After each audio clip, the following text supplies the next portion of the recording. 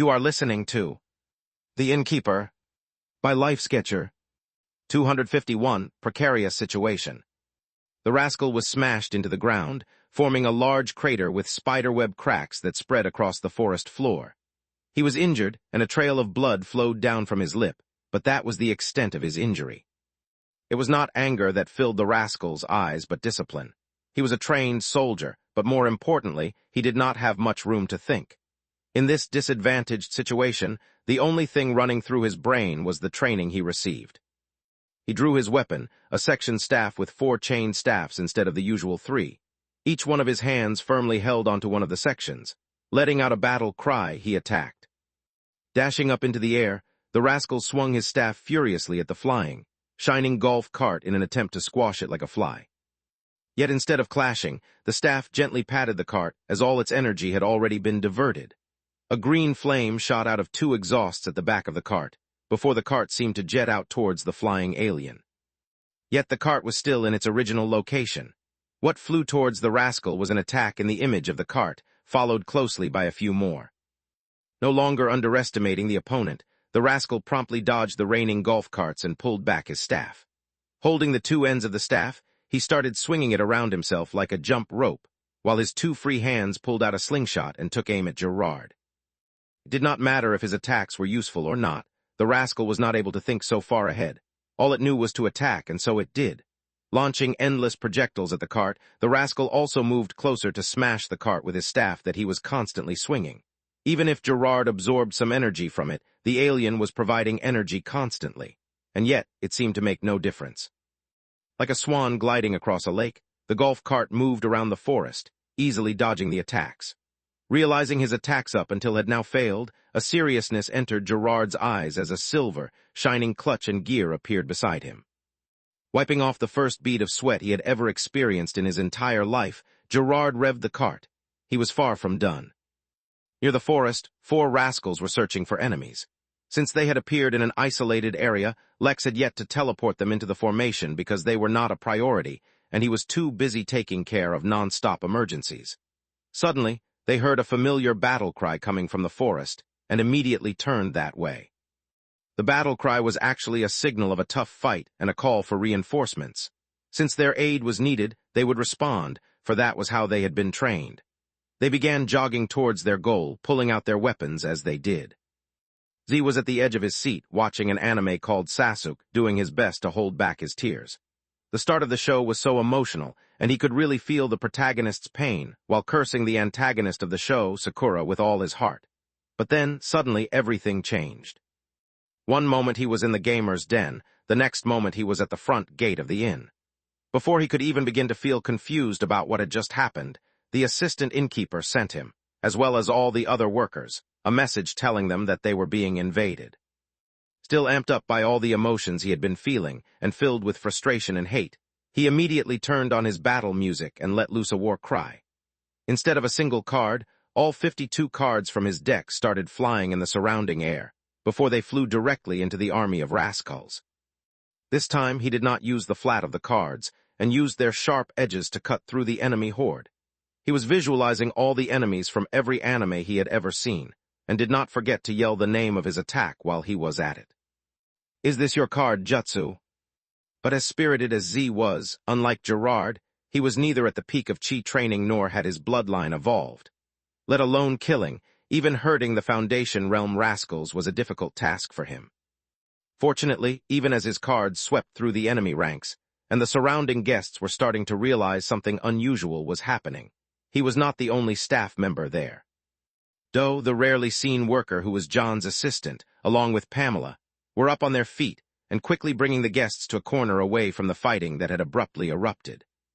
Gerard's fellow chauffeurs were also doing their best at separating the enemies and the guests, even as Lex began teleporting them away one by one. The caretakers and staff from Avalon were doing their parts as well. On one side, Harry was frozen in fear, unable to fight because he was just a normal human until recently. Not. He was standing still because he was using his sorcery and literally burning the souls of any rascals that dared near him. He was born and bred in New York. Something as mundane as a fight to the death could not faze him at all. But even with all their help, as well as the hundreds of vines that started to emerge from the ground to attack the rascals. The inn staff was but a single strong attack from the nascents away from being destroyed. So far, the only reason the strongest of the rascals hadn't attacked yet was because, according to their training, they had to let their subordinates test out the enemy's strength first. They would wait 2 whole minutes before attacking, unlike what they would have done if they were alone, in which case they would have attacked immediately. The Golden Core rascals would attack after 1 minute. While these intervals were short, they were enough to analyze the enemy's battle strength. Fortunately for the inn, this is where their lack of intellect played in. The strategy they employed was for direct or pitched battles, and not a surprise raid, in which case they should have used their strongest attacks first. This gave the inn's staff, Mary and Lex, enough time to respond. While Lex was still teleporting his guests away, managing to move several each second, Mary was not resting either. She was controlling the vines, yes, but she was also doing something else equally important. John had not even begun to torture, to interrogate his attacks when she appeared right before him. "John, the inn is under attack. I need you to go to the front gate and help out," she said in a commanding tone. John, however, was not too keen on it.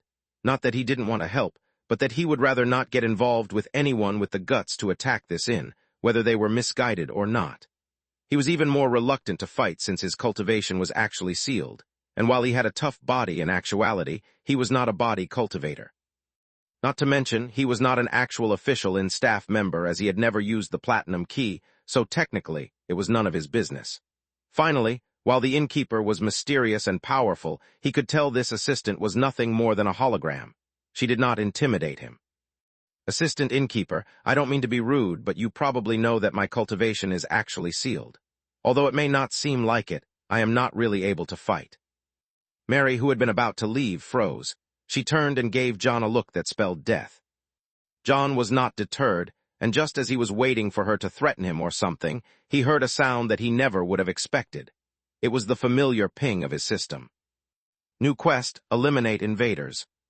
Quest time limit, 5 minutes. Quest reward, Jericho puzzle piece. Quest failure punishment, permanent drop in cultivation by 1 major.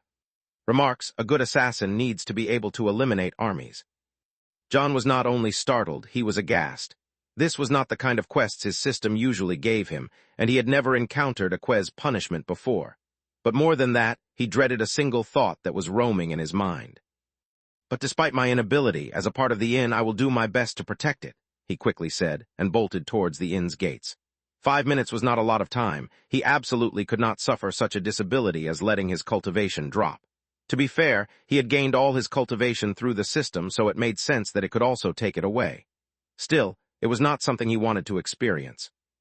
Especially since, in the back of his mind, he could not stop imagining the death stare Mary gave him moments before his quest popped up. Could she have? No, it was impossible, he thought to himself, but his grimace only worsened. 252, punishment. From the moment the rascals entered the inn to Mary telling John to fight, roughly 40 seconds had passed. In this time, Lex had teleported nearly 100 guests away and coordinated with Mary to have her attack certain areas with the delinquent Viper Vine. With the immediate threat to most guests and his staff gone, Lex started going through his various new permissions to see the best way to resolve the situation. Back in his tent, Lex had gone pale and his entire body was drenched in sweat. His mental exertion had gone beyond anything he had ever experienced before. Between constantly scanning the inn, coordinating, teleporting, and ensuring everyone's security, in these few seconds, he had already done hundreds of tasks, and he was not done yet. The quicker he found a solution, the better, so now all his focus was on searching for an answer. Gerard was already panting and his hands were trembling, but his grip on the steering wheel never loosened. Even now, he had not suffered a single attack, but he was showing signs of exhaustion. After all, regardless of how powerful his bloodline was, he was facing an enemy 3 major realms higher than himself. But despite his severe disadvantage, surprisingly, the rascal was in a worse condition. He was not bleeding or hurt, but his leathery skin was pressing against his bones as if he was malnourished. The frequency of his attacks had dropped, and he had stopped flying, deciding instead to stand on the ground. There was no time for hesitation, so Gerard sped his cart towards the rascal in an attempt to ram it once again. Suddenly, as if out of thin air, a massive ball of flame appeared in Gerard's path, threatening to crash into him, but just as it touched the cart, it seemed to vanish, as if siphoned into the cart itself. The four rascals that had worked together to set up the ambush were dumbstruck, as that attack should have worked. The next thing they saw was two jet blue flames erupting from behind the cart as it smashed into the nascent rascal, once again launching him into a crater. Gerard was not surprised at the presence of the additional enemies, for he had identified them as soon as they started using their techniques. He was, however, concerned about facing more foes. Velma, fortunately, had already retreated somewhere, so at least he didn't need to worry about her. It wasn't that she didn't want to help, but that she was too weak compared to these enemies to make a meaningful difference. Quite sure that he hadn't managed to deal significant damage to the first rascal, Gerard instead turned his attention to the other four that had just arrived. Two of them were in the Golden Core, and two of them were in the Foundation realm. They, at least, shouldn't be as much of a challenge. Gerard reversed the cart without looking back and swiftly made a turn, changing the direction of the cart to face where the rascals had been hidden amongst the tree branches. Not giving them any time to evade, he promptly launched the long-range attack that traveled forth in the shape of the cart. The two Golden Core rascals managed to evade, barely, but the two Foundation ones were hit dead-on, blowing up their bodies in the process. An attack hit the golf cart from behind, as the nascent realm rascal climbed out of the crater, but it was impossible to surprise Gerard as he was aware of all changes in the surrounding energy. Like all the others before, this attack vanished, and the energy from it was channeled into another attack that Gerard launched towards the other Golden Core experts. At this point, despite his best efforts, Gerard was having a tough time keeping his eyes open. It might be a good time to retreat. Oh dear, you rascals really know how to make a mess," the Galactic Sovereign Turtle said as it walked through the woods. Somewhere behind it stood Velma and the gardener. Velma was looking at Gerard with worry and concern, while the gardener, well, he was crying over the trunk of a broken tree. His art, it seemed, would never see the light of day.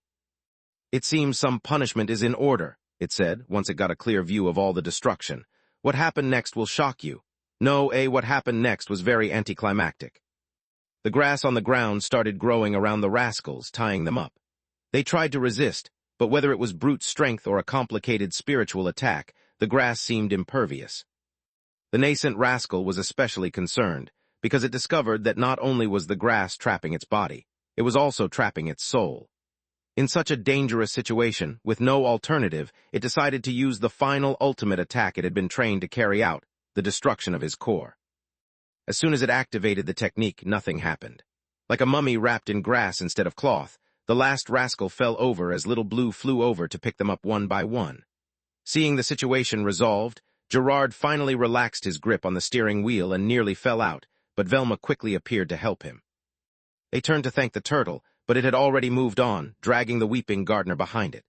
As for the rascals, back in the day, Lex had made an interrogation room near the greenhouse where Little Blue went and deposited the still struggling rascals. There were already a few in the room, neatly stacked in a corner. For the first minute of the fight, the inn staff managed to hold their own against the small army of rascals. But, as the second minute started, they immediately fell into a disadvantaged situation. After all, on one side was a trained army, and on the other side were waiters and waitresses.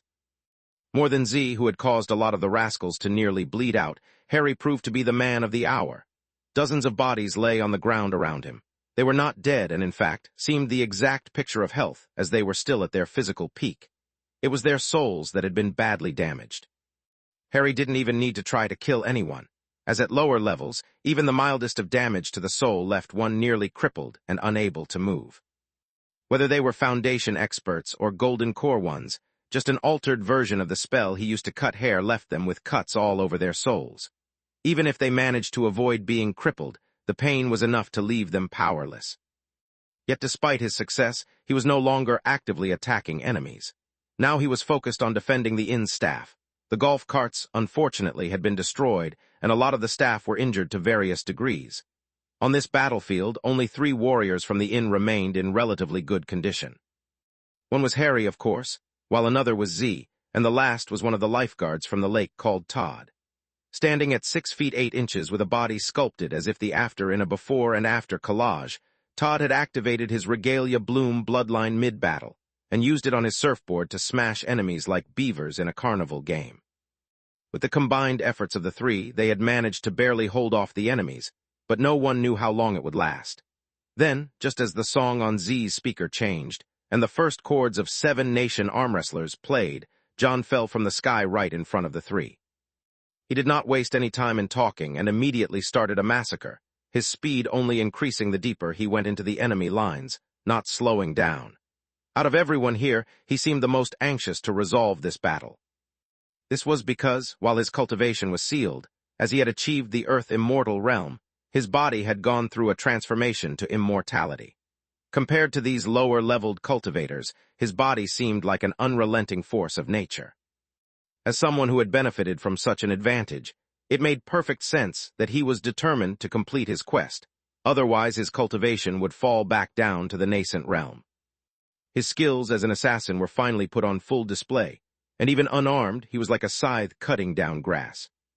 For a moment, it seemed like the tide had turned, but then the strongest few of the rascal army decided to change their plans. According to their training, when fighting an enemy much stronger than themselves, they should focus on causing as much collateral damage as possible. Following that logic, they gave up on observing the fight and all ran in different directions, determined to kill as many people as they could manage before John got to them. 253 Lex, the harbinger of loopholes. In his tent, Lex was completely drenched in sweat. His shirt was stuck to this skin, and his eyes were squeezed shut because he could not continuously wipe them. Right now, it was only due to his flow state that he was not panicking. No matter what his authority, the inn never provided him with a single direct way of defending itself. There were a few very specific defensive formations he could buy, but he had neither the MP nor the energy to power them. Every few seconds he would scan the inn to ensure everything was not deteriorating into a mess, and fortunately, things had taken a positive turn. John had joined the fight and was rampaging amidst the enemy army. If only he could buy guards similar to that who could just fight alongside him, but the inn prevented him from doing that. The only way he could buy anyone with any fighting ability. Eureka! Lex literally yelled out as his mind quickly moved to implement his idea. 20 nascent rascals invaded the inn. Of those, one had fought Gerard and one was currently exploring the Midnight Mountain, unaware of what else was happening, and the remaining 18 were on the battlefield.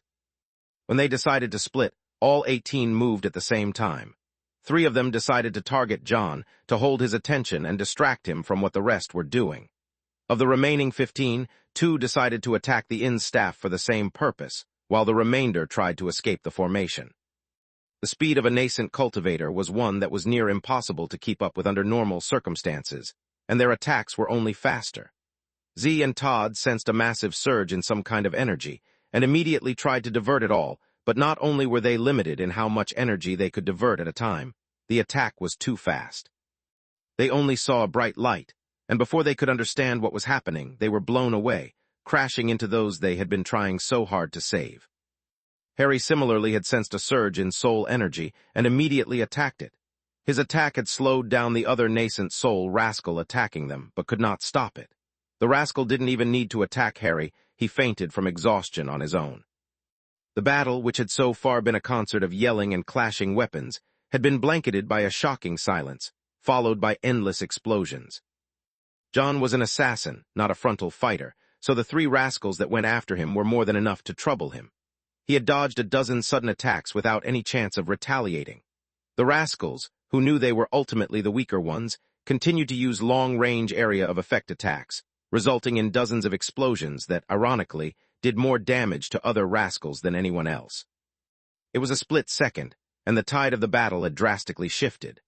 The worker who was holding onto Z's bloodied and unconscious body had only just recognized what, or rather who, he was holding when their assailants flashed in front of them. The workers could not even respond. They only looked at the 4-armed, leathery alien like the harbinger of death. The rascal did not waste any time and gathered a shining white energy in its arms to attack when a shadow fell over its body.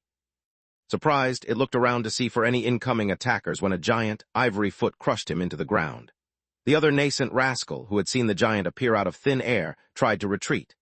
Unfortunately for it, the giant's size did not diminish its speed in any way, and before the rascal could move but a few feet, the giant kicked it, breaking dozens of bones and incapacitating it. The appearance of the giant caused a huge disturbance, as almost everyone turned to look at it, as neither the rascals nor the workers had seen it before. But after the initial shock, Many immediately realized that the giant strongly resembled the faceless training dummies in the training room. But while the other training dummies had been made of wood and did not do much other than attack physically, this one seemed to be made of ivory and actually used various techniques. The ivory giant did not wait around to observe or give his opponents any time to react. It identified its next target and rushed, breaking the sound barrier as it did so, before seriously damaging each one of its targets. The dummy did not kill any of the rascals. Its sole purpose was training after all. Instead, it helped them train their willpower by leaving them with broken bodies and extreme pain. Just as drastically and quickly as the battle had begun, it ended, and the dummy left the formation to pursue the remaining few rascals, except that no one clapped or wooed as the crowds usually did after a tournament. They were still in shock. "What are you just standing round for?" Mary asked as she appeared in front of the workers. "Take all the injured to the recovery room quickly. The danger has ended." She quickly started organizing those that were uninjured or less hurt, and after giving one look to the ruined landscape of the inn and a kneeling, panting John, turned to her duties. The rascals were not killed, and if left alone, they could cause more of a mess. Fortunately, Lex let her know that the Galactic Sovereign Turtle was on the way, and that he would take care of imprisoning the rascals and fixing the damage from the battle. She had to focus on only a few things now. First, she had to make sure no one died by immediately sending them to the recovery room. Second, she had to apologize to all the guests who were caught up in this mess and give them all a 1-week free stay at the inn, as instructed by Lex. Of course, it wasn't really free as he could pay for their stay. Thirdly, and perhaps most importantly, it was her job to oversee the interrogation of the rascals and find out exactly why they had come and what was their goal.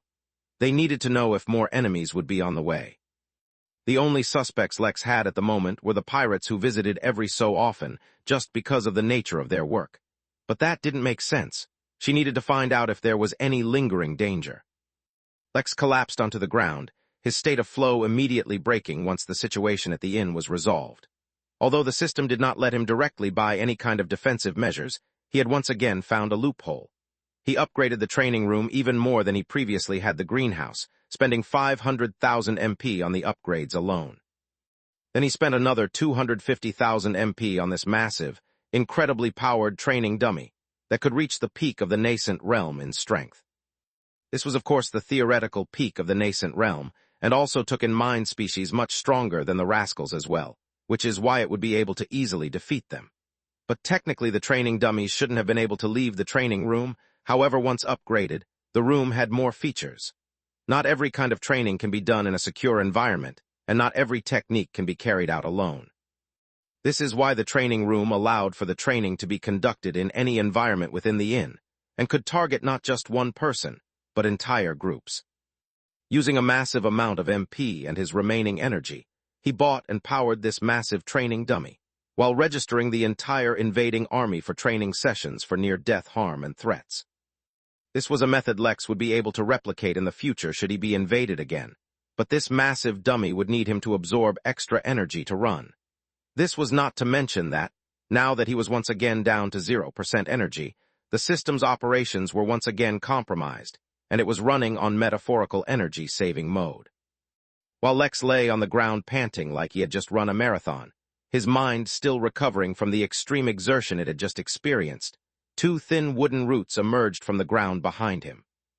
At first they froze once they left the ground, as if to see whether they would be detected. But after a few seconds, when Lex didn't show any reaction, they slowly continued to pull out of the ground silently and stealthily moved towards Lex's neck. The 2 roots slithered in the air, as if snakes, slowly approaching helpless prey, and only took a few moments before reaching Lex. Too tired and too caught up with the invasion at the inn, Lex was completely unprepared when the roots wrapped around his neck. 254, bro. Lex was so mentally drained that at first, he didn't even notice the increased pressure around his neck. But when his head actually moved a little because of one of the roots, he promptly realized that someone was giving him a massage. Alarmed, he jolted up and turned around to see 2 roots bending upwards, as if someone was holding up their hands to explain they meant no harm. "What the?" Lex murmured while he tried to make sense of the situation. Brosif, Brobert, Brosolini, relax, you're so stressed. It's totally killing my peaceful vibe." The voice seemed to be coming from the roots. Lex saw no mouth and no one else, so it could only be that. "Are you a trellop?" Lex asked, suddenly remembering something from one of his classes. Trellops were one of the main 7 races of this realm, but the information about them seemed to be vague. What he could firmly conclude, however, was that they were some kind of sentient plants. "Bro, of course I'm a trellop. The name's Karam, nice to meet you. I must say the negative vibes you've been giving off got me shook, bro. You need to relax, it doesn't suit your aura." "Karam, like the forest is named after you." "Bro, why you gotta do me like that? If you must use my full legal name, it is Karam Alejandro Forest I. I'm the forest, bro, it's not named after me. Well, I'm the forest up until the Deadfall Cliff. After that is my cousin, Goalie Malevolent Forest. Don't let his fresh maple appearance fool you, that bro is a racist. He don't deal with no one other than trellops." Lex was once again confused, but he tried to let go of his normal precepts about living beings, since he was in a new realm now. This was a forest full of hundreds of different species of plants and probably hundreds of thousands of trees. Yet Karam claimed to be the whole forest itself. How was that possible? But it seemed that it wasn't that the definitions of trellops that were vague in his class, just that he was unable to comprehend them properly. "Well, it's nice to meet you too," Lex finally replied, getting a handle on the situation. "In the future, you shouldn't wrap your roots around someone's neck without asking. It can be considered rude." "Bro, can you blame me? You're the one that laid down on my roots. If anything, that was rude. But it's fine, I get it, you humans are weird. I keep telling that other human as well that Goalie won't like it if you pass through him, but he's adamant. Well, it's no bark off my trunk what you guys do. Say, bro, you wearing some cologne or something on your back. It smells really nice." "No cologne," Lex replied briefly as he sat back down on the ground. The surprise of having roots around his neck gave him a boost of adrenaline, but now that the situation had calmed down, Lex was once again reminded that he was tired. Furthermore, he suspected the nice smell that Karam was referring to was from the lotus on his back. There would be no way Lex would share any information about that. Just another 500,000 years and the lotus would give him a 5-star world. "Damn bro, that sucks," the roots replied as they slumped, looking disappointed. "I was hoping to use a cologne to impress some meadows. My mom's been on my case about getting a girlfriend. It's true what they say, even when you move out of your parents' forest, they never stop trying to control you. She says if I don't get a girlfriend on my own, she'll set me up with a swamp. Swamps are too clingy, bro. Trust me, you don't want to get with a swamp." "Is that the reason you came to me? To ask about the cologne?" Lex was a little protective when it came to matters of the lotus, predictably, and this was the first time anyone had shown any indication of sensing the lotus. "Partially, you smell nice, so it won't be a problem for you to get along with most trellops. Not Goalie, though, so don't even bother trying." Lex nodded and continued. "This other human you're talking to, his name wouldn't be Ptolemy, would it?" "Yes, bro, Ptolemy. He reached out to me a few weeks ago, and we cut a deal. I'll be moving the trees out of his way until Deadfall Cliff, and in exchange, he brought me some very rare seeds for my forest. Bro, once I'm done renovating, you won't recognize me anymore." On some level, Lex had to admire how well-prepared Ptolemy was for this expedition. In that case, he should take a page from Ptolemy's book and start making his own preparations. "Hey, Karam, since you can cover a much larger area than me, I have a question for you. Do you know about any spirit stone mines or large reservoirs of energy nearby?" "Many, bro, and they're all underground. But I can't tell you, bro, because I need them. But I don't mind telling you of a few in Goalie's territory. If he had to move away, I would be so happy, bro. He's so annoying." Unexpectedly, just like that, Lex learnt the location of several spirit stone mines. If their expedition could uncover even one, it would be considered a success, which is why Lex knew that it shouldn't have been so easy learning about them. He spent the rest of the day chatting with Karam, asking him indirect questions to learn more about trellops. He refused to believe that there wasn't more to it, and that a living being could be something that should be a part of the landscape. It was too strange. When he went out for dinner, Karam did not follow as he was not used to talking in front of too many humans. When Lex left his tent, he was surprised to see how much the area surrounding the camp had changed. The trees had started moving out of the way on their own, and as if that wasn't enough, they were using their roots to stamp down the ground where they moved from to create an even and level road. He could see the relatively straight road leading deep into the forest, but some moving or shuffling of trees in the distance made it clear that the path wasn't complete yet. After dinner, when he returned to his tent, Karam was missing, which Lex was completely fine with. He scanned the inn once to make sure everything was in order before he went to sleep. He needed rest, for tomorrow the expedition would once again start moving. Mary stood silently in the interrogation room near the greenhouse, her expression frosty. A part of her, admittedly, was slightly upset that they weren't able to properly interrogate the rascals. This was because the sovereign turtle had done something to them that turned them into mindless puppets. Since she hadn't seen him do anything, she wasn't sure exactly what he had done. Regardless, the result was that the rascals would answer any question that was asked obediently. What she learnt was truly frustrating. The rascals had no idea what organization they worked for, simply because they had never been curious about it. In a way, they were the perfect soldiers because they could not retain any valuable information to leak. They did not know the reason for the attack, nor did they know if there would be any follow-up. All they could share was that their objective was to destroy the inn, plain and simple. She resisted the urge to rub her forehead as she thought of the problems that lay ahead. Let alone the fact that Z and Todd were injured, and that they would have to remain in their respective RPs for the night, they had no effective measure against any subsequent attacks. Whoever attacked should not give up so easily, and if that were the case, they would need to prepare. If there was any bright side to all this mess, it was that the turtle was planning on using all the dead rascals as fertilizer, and was thus very satisfied. They should help speed up the delinquent vine's growth, or so she was told. Just as she was struggling with indecision about what to do, she noticed something wonderful. The Lick Anita had completed her trial and had officially become a member of the inn's staff. A wide grin painted her face. Lex had told her about Anita's strength, and it would definitely come in handy should they suffer another attack. Quickly, new plans started to form in her mind as she decided to get to know Anita a little better. This way, when Lex woke up, she would at least have something to present. 255, don't do me like that. After a much-needed rest, Lex woke up to the sound of shuffling and moving. At first, he didn't pay much attention to it as he yawned and tried to summon the energy to get up. But then, all of a sudden, it occurred to him that the sound was way too close. He jolted up to find a small clump of humanoid shape of leaves, munching through some of the dry rations from Lex's backpack. Hey bro, you finally exited from your hibernation. I was getting bored. Karam, Lex asked as he looked at his ransacked backpack.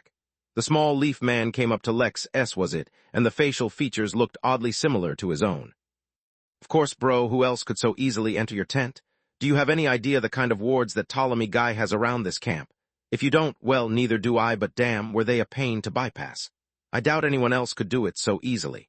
Anyway, I have like a serious proposition for you, Karam said as he shoved another protein bar in his leafy mouth.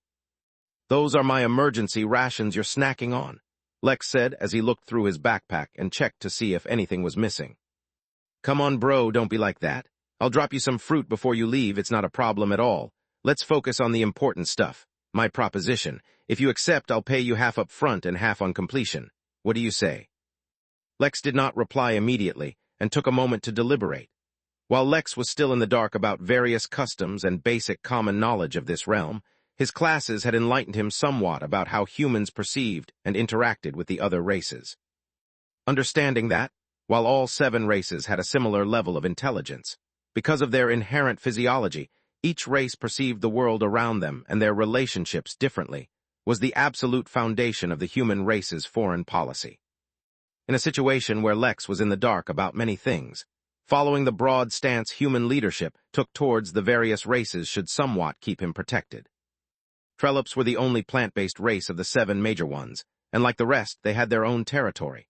But unlike the rest, they were also widely spread across the regions for the rest of the races, as they usually had good relations with all races, for they had strong influence over plants which could aid any race, not just the main 7. But this did not mean that their population was huge. Quite the contrary, they were probably the race with the smallest population. Anyway, all of that was unnecessary information for Lex. What his focus was on were the major trade deals of the Hum Nation with the Trollops, which usually had to deal with food, mostly. After going through all the information he had received in his political relations class, he suddenly realized how important that class would come to be if he stayed here long-term. First, tell me what your proposal is. Yes, bro, I knew I could count on you. Karam fist pumped as if the deal was already done. It's quite simple, really. My roots have been getting a little stiff lately, and I need to expand my territory a bit or I won't really be able to reach adulthood. I was just musing about where to spread my forest. You know, I have neighbors on all sides. It's the humans on one, my cousin Goalie on another, some really, really hot dudes in the radiation wasteland, and then my Auntie Gina. Now, bro, trust me when I say, ain't no one got the acorns to mess with Auntie Gina, bro. And bro, I really want to hang in the wasteland, but since I haven't reached adulthood yet, it's bad for my complexion. I have a really good thing going with the humans, so that just leaves my cousin Goalie. The Trelop paused and threw another protein bar in his mouth, then continued. Now, I remember you asking me about some spirit mines, and I told you about some in my cousin's territory. But how will you ever get to them? Bro, not to look down on you, but they're at least a dozen miles below ground. Lex did not answer, for technically even he didn't have an answer. He had hoped that maybe he'd be able to buy something from the system gift shop the way he kept on buying Botlamdu, but with 0% energy, currently he couldn't even buy that. Karam continued, which is where my proposal comes in. I'll help you find a way to get to those mines and you. Out from the ground, a root came out, holding a bag full of acorns, and handed them to Lex, and Karam explained the deal he wanted. Just as Lex had suspected, Karam wanted Lex's help to take over parts of his cousin's forest. Won't that hurt your cousin, though? Lex asked, out of curiosity. Bro, it's no hard feelings, bro. Bro, it's a strategic acquisition of property of declining value, bro. Yeah, man, I know big words, too. I once attended human business school as a potted plant for the class. I know all about assets and stuff. If anything, Goalie will appreciate my help. After all, I doubt you just leave those spirit stone mines alone after finding them. Once they disappear, the fertility of the land will quickly decline. In human terminology, that healthy part of Goalie's body will quickly turn into cancer. In that case, why do you want it? Lex asked, curious. He did not comment on Karam's suspicions about what Lex would do to the spirit stones. Strictly speaking, by taking those mines for himself instead of declaring them, Lex was committing a crime. But by helping Karam expand his territory of control without letting anyone know about it was also not something easily shrugged off. Both of them had a vested interest in keeping their deal secret, and such a mutual threat would force them to be good allies. Don't do me like that, bro. Have some faith, I have my own plans. Karam shared more of his proposition, and in the end, considering Lex's dire need for energy, Lex said yes. This first half of Karam's payment was the method to reach the crystal mines in Goalie's territory. Lex stuffed his acorns, as well as his payment and the fruit he delivered, into his backpack and finally exited the tent. Now that he had a plan to get some energy, Lex felt much better, and he could finally focus on other stuff. One major part of making a positive impression on a group of new people is to constantly reaffirm it. He had to go socialize with the rest of the expedition while they were still at camp, because it would be too difficult once they started moving. After a hearty breakfast that he shared with the group of meteorologists, and gaining some basic understanding of the kind of weather he could expect coming up, he started going around camp and spending some time with various groups. It was easy to spot Lex. He was the only one amongst heavily clothed people to wear a half-sleeve shirt. The character of ice on his hand was giving off a gentle sheen, but it only continued to absorb all the cold energy. Some of the members of the expedition thought it was a unique tattoo, and he didn't bother to correct them. Finally, after lunch, Ptolemy called for a group meeting and explained the next part of the expedition. They would leave shortly, and their next camp would be at Deadfall Cliffs, the border for human exploration. He explained their goals for the expedition once again, though everyone was quite familiar with them, the safety measures that would be needed, and what kind of cooperation he expected from everyone. Lex couldn't help but notice that he never mentioned Karam or his cousin Goalie. He had understood enough of Ptolemy by now to know that the man must have made some preparations to face the upcoming hostile Trelop, and Lex was curious. It did not hurt Lex's ego to admit that he found it quite insightful to study how Ptolemy operated. But, since the other person had clearly drawn a metaphorical line in the sand between them, if Lex were to go up and ask him now, he would stir up the possibility of trouble. After a moment's consideration, he decided to go ask anyway. Of course, he wouldn't directly ask him the question. If there was anything Lex learnt from being the Innkeeper, it was to hold the power and authority in a conversation.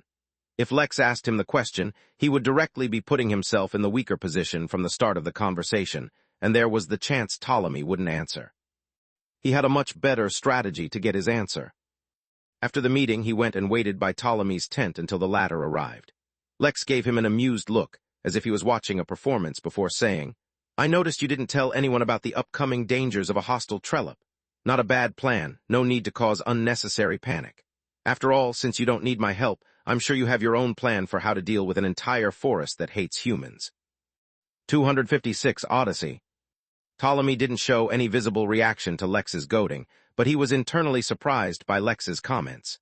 Information about the Trelops was not exactly roadside knowledge, and to a certain degree, it was even kept hidden. This was because trollops more often than not played a significant role in food production. The human population was not small, with it being quite common for counties to have several billion humans. Even as organized as the Hum nation was, arranging for food at such a scale was a massive undertaking. In the scenario they were facing, there were a few neighboring trollops, with Karam being one of the weakest, and hence the most cooperative.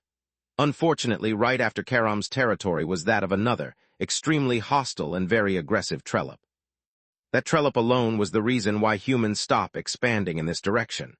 Of course, that didn't mean that this trollop was so strong that humans couldn't fight it at all, but that high-leveled cultivators didn't usually take care of things like these. Not only did they have their own duties, the Hum nation felt strongly against the idea of becoming used to having others take care of all your problems. While it was true that higher-leveled cultivators could take care of everything, first of all, they were not omnipotent and couldn't be everywhere all the time. Secondly, if they did everything, then what would the lower-leveled cultivators' contribution be? They were not living in some utopia. Humans needed to become used to the habit of facing trials and dangers to achieve what they want, instead of having someone hand it to them.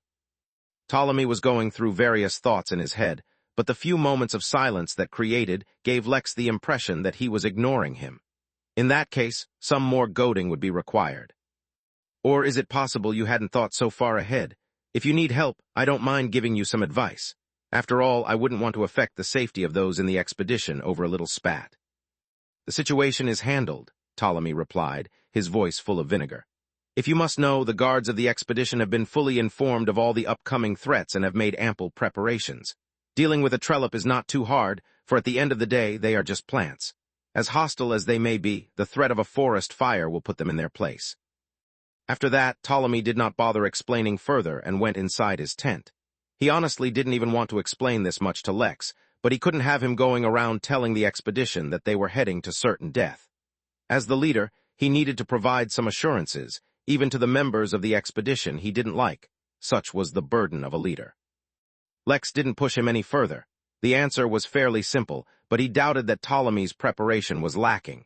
Still, it was interesting to know that sometimes he did not need to search for complicated solutions to everything. Lex returned to his tent and packed up his stuff. Since this was their first camp and was built even before they arrived, it would stay here even after they left. Ptolemy had hired a small group of guards to maintain this camp for their return journey, but that was for later.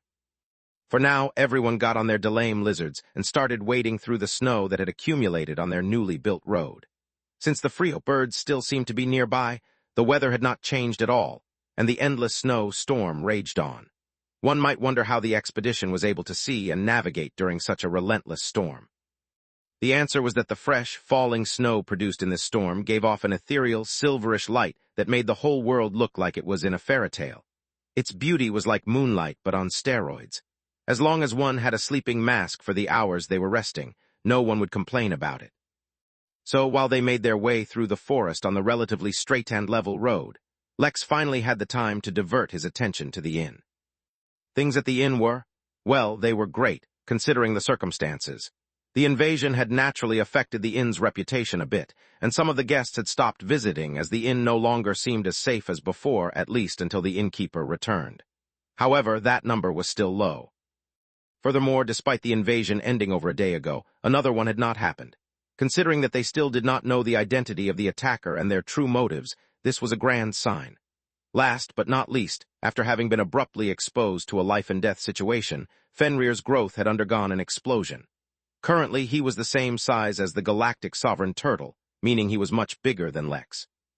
Moreover, while his cultivation growth was the same, he had unlocked various abilities from his bloodline. One of them was the ability to change his appearance, though size was still not an option. This had helped him tremendously, as, by sheer coincidence, one of the slimes Fenrir had befriended back on X-142 was teleported to the inn through a golden door. Fortunately, Fenrir was not alone at the time, and as soon as he recognized the slime and was about to greet it, he was stopped. Then Mary explained to Fenrir that it could not expose its identity, and unexpectedly the dog understood and complied. Lex wiped some metaphorical sweat off his brow, as he completely forgot about the whole identity issue when he summoned Fenrir to X-142 with him. He would have to be more careful in the future. His giant training dummy had assumed the role of a statue beside Midnight Mountain, since there really wasn't any energy to control it. Fortunately, people were used to the inn changing all the time, so no one questioned it. His staff was recovering nicely, and surprisingly, none of them seemed to have any mental trauma about going through such an incident. In fact, many of them seemed to consider it normal. That made Lex realize that he had seriously underestimated his workers, and especially the ones that had unlocked their bloodlines. The fact that Gerard was able to hold his own against a nascent-level rascal while in the Chi realm, he did not think such an ability could be easily replicated, even in the vast universe.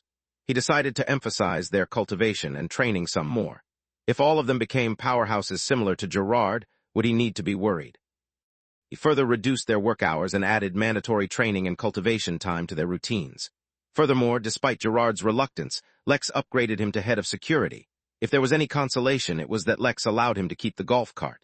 Furthermore, he told Mary to approach the drake that had upgraded the cart and see if it was willing to work for the inn. Of course, actual hiring would have to wait for now, but there was no harm in testing the water. Which finally led to their newest hire, Anita the Lick. While due to her amazing cultivation prowess, she was an important member of the inn, Lex's real purpose in hiring her was actually very different. Once Lex's tumor was removed, he finally became aware of the real weight of what it meant to be a cultivator, as well as the innkeeper. He had no intentions of being mundane whatsoever, which meant that he had the expectation of reaching a very high cultivation realm. Along with such a cultivation came a long lifespan. He had already seen many of his guests who had lived for thousands of years, let alone Anita herself, who had lived for a ridiculously long time. Currently, his experience made it impossible for Lex to imagine what living for so long would be like, but he understood the importance of history and recording it. So, among the many other things Lex had planned, Anita's first and most important role was to record the history of the inn. He told Mary to have her interview all the workers and start recording a detailed account of all the events that happened within the inn itself. This history would be highly classified, for now, and Lex had an idea for he would make it accessible in the future, but that would have to wait till he had spare energy to use. Once she was done with recording the history of the inn, he told Mary to have her start recording the histories of the planets that were connected to the inn, one by one. This seemed like a tedious and endless task, one with no seeming purpose or reward, but not only did Lex have a plan on how to use all this, Anita herself, as a person who had once created history, had a strong interest in learning and recording history. As someone who had firsthand experienced how the events of her time were changed from memories to stories, to legends, to myths, she was endlessly intrigued by learning other myths and trying to figure out the stories that had inspired them. It seemed that coming to the inn was the correct decision, at least for her. And so, it was with this giddy enthusiasm that Auntie A began recording what would one day be known as the Odyssey of the Innkeeper. 257 Sinister Intentions. The ride from the camp to Deadfall Cliff was long and monotonous. It was difficult to talk to those around you unless you were in a carriage or sharing the lizard with another person, for you would end up having to yell over the blowing wind. For most, this was a boring part of the trip that was necessary, but for Lex it gave him much-needed time to catch up on what was happening at the inn. After he was done distributing tasks and making important decisions, he spent some time just catching up. Unfortunately, Mary could not spy on guests' conversations the way Lex could when he was at the inn, so he had no idea how Earth was doing these days. Had the political instability finally calmed down, or were there new issues now? Had the Jotun Empire finally reclaimed all of the Vegas planets, or was the war still ongoing? How was the harvest back on X-142 doing? How was Nibiru progressing?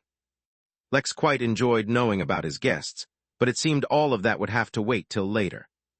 Eventually, when he ran out of things to check up on even at the inn, Lex decided to use the time to continue reading the book in his ring on arrays. He would have preferred to cultivate, but that wasn't something you could easily do while riding a traveling lizard. They traveled continuously much longer than a day, but fortunately, the physique of everyone on the trip could handle such exertion without issue. When they finally arrived at their destination, it was abruptly made clear by the drastic change in scenery. A steep and sudden cliff appeared, marking the end of the forest, as well as the border of human exploration. Hundreds of feet down below was a forest of orangish yellow maple trees, the leaves moving gently in the wind as if welcoming everyone down below.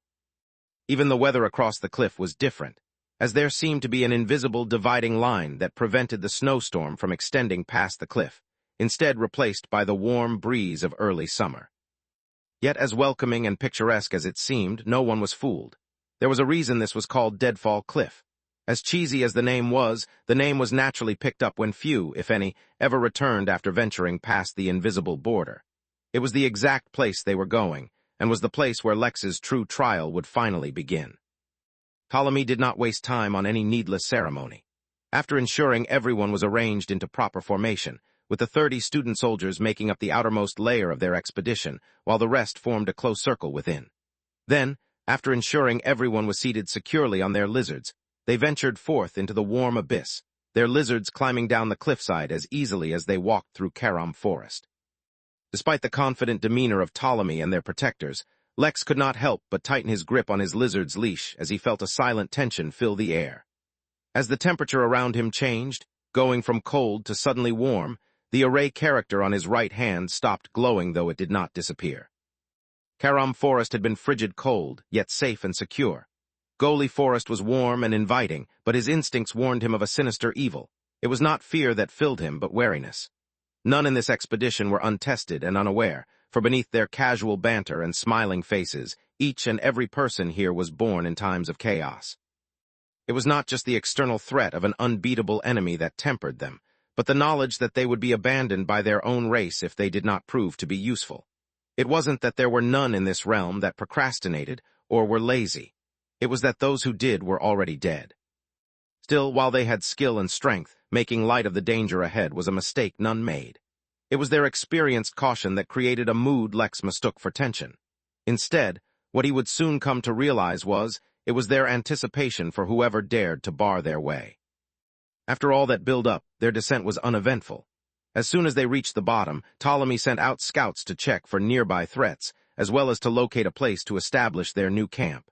Before wading into danger, they needed to create a secure base of operations. In a way, staying beside the cliff was both very dangerous and the most secure. This was because, if they built their camp in the forest, they would have to deal with a hostile Trellop. Lex did not fully understand how dangerous Trellops were, but he was not looking forward to fighting a forest. But if they stayed by the cliff, then they would literally have their backs against a wall should they come under attack. The situation was bad either way, so it depended more on how they responded. A short, tension-filled wait later, the scouts returned, stating that there were no signs of any dangerous predators nearby. But at the same time, there was no source of running water in the vicinity either.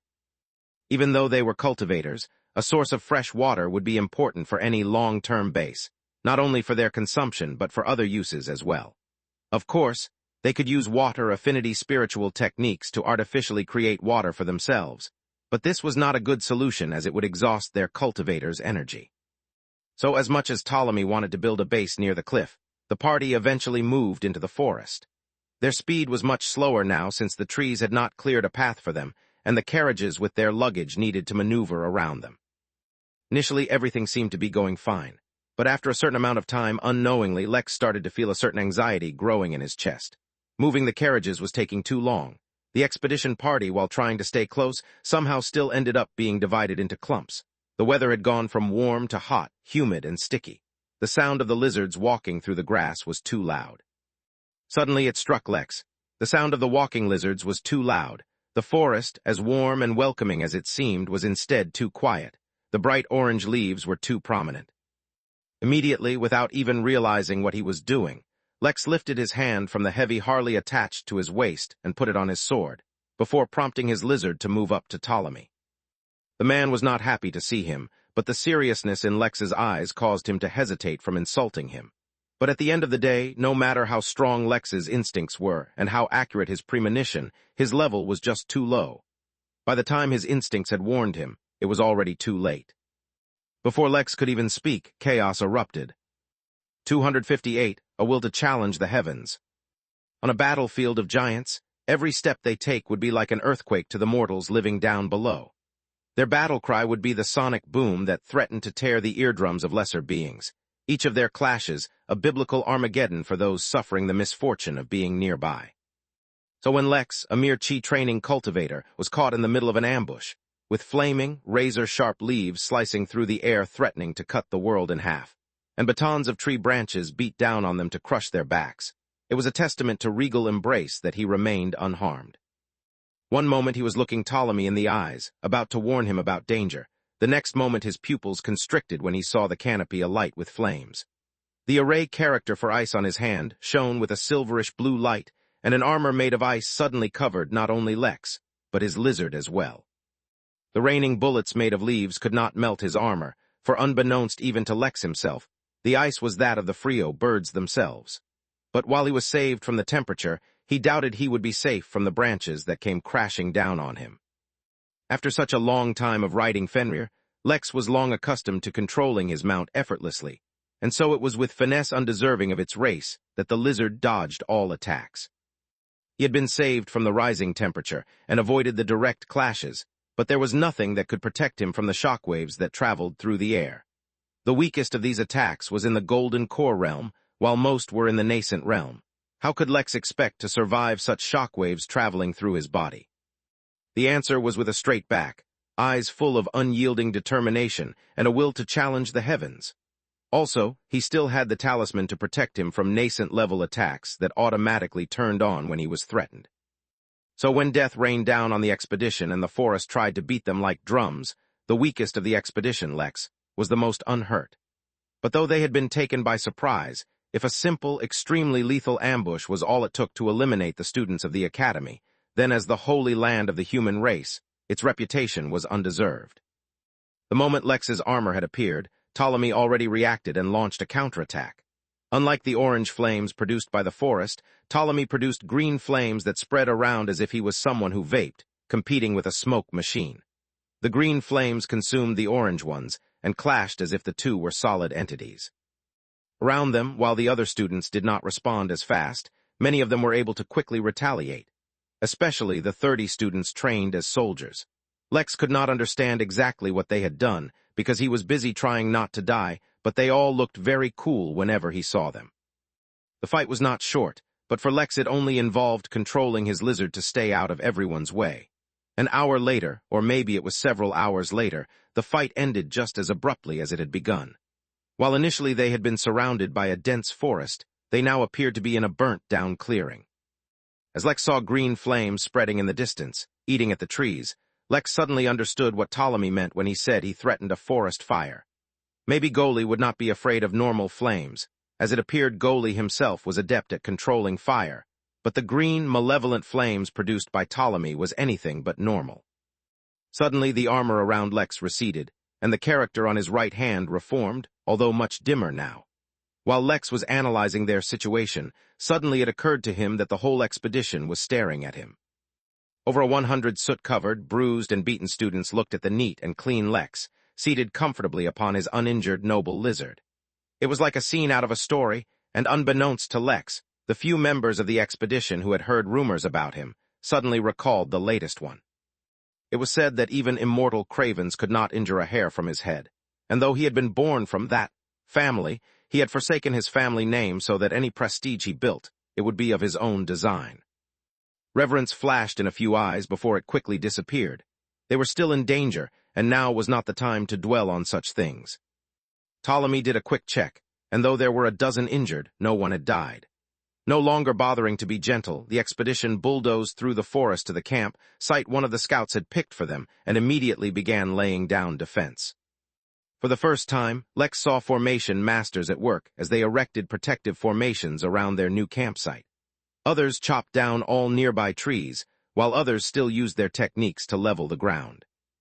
In a few hours, the expedition managed to monopolize a sizable pond with fresh running water from multiple small streams, put up formation reinforced, wooden fences, and built watchtowers. The efficiency with which they worked was only matched by the nonchalance of the students. None of them were at all bothered by the ambush, and even the injured had conveniently taken sedatives and gone to sleep so as to accelerate their healing process.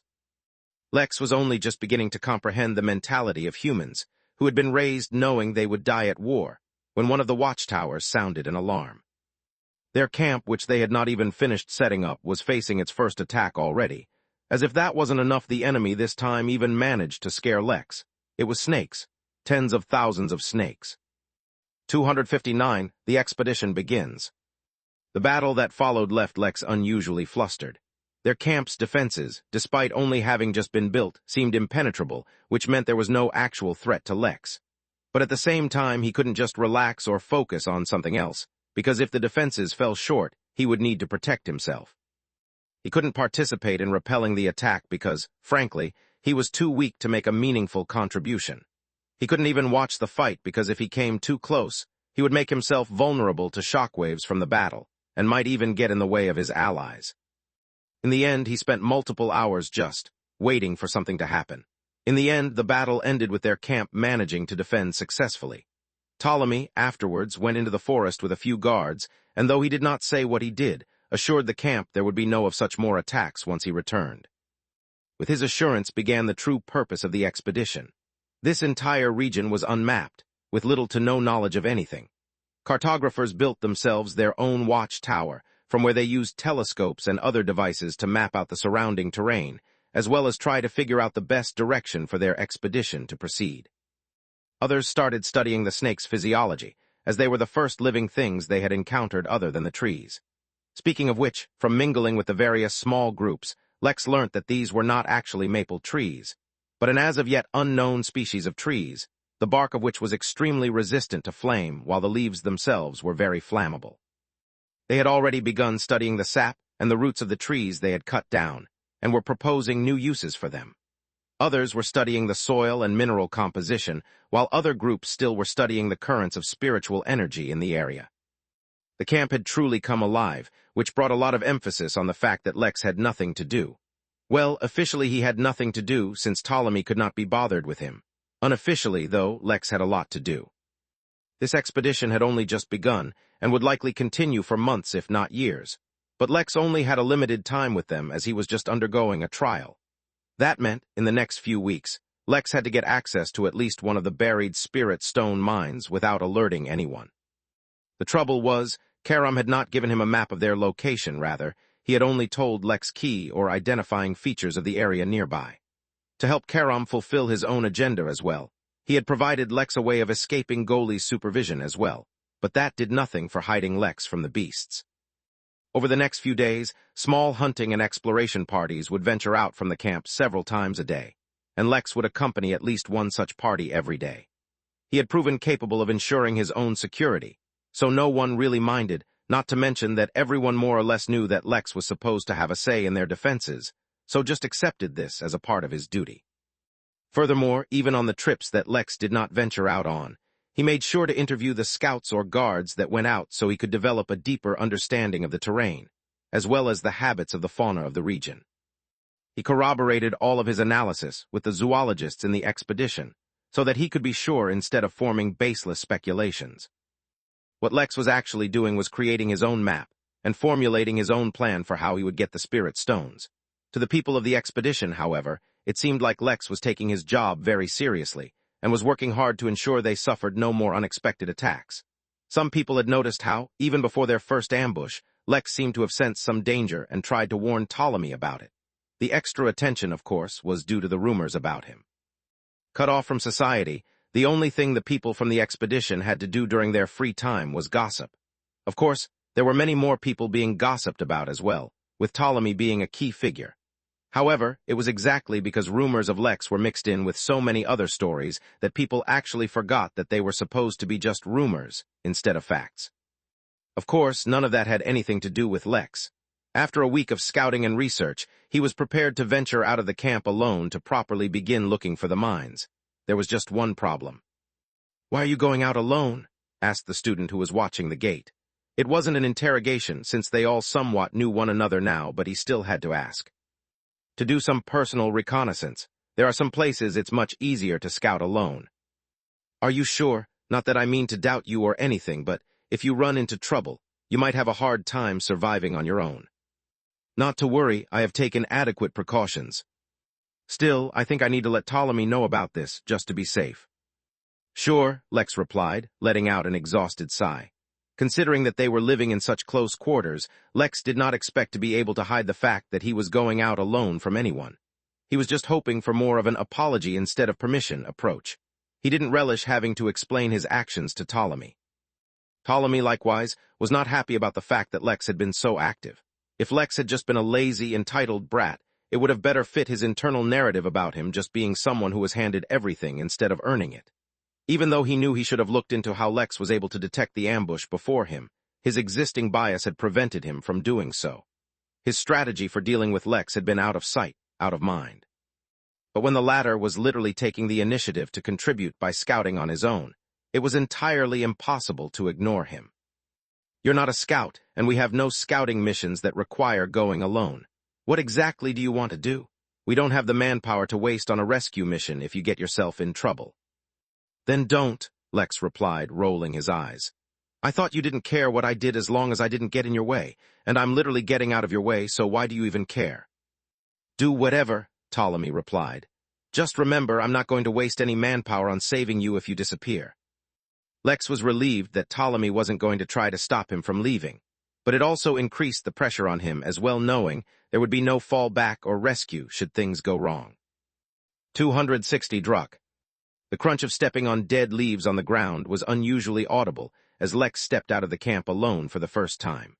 While normally he would have admired the satisfaction of such a crisp sound, this time Lex could only worry about the fact that he was not trained to move silently through a forest or without leaving a trail. But there was no room for self-doubt on this journey through a sentient forest, stuck in a realm that was not his own, without so much as a GPS or even a compass for that matter. No, there was no kind of hand-holding going on. The only way Lex would ever get back was if he took the steps and risks necessary. Anyway, who needed a GPS when he had the fancy monocle? Fitting the monocle in front of his left eye, Lex quickly departed.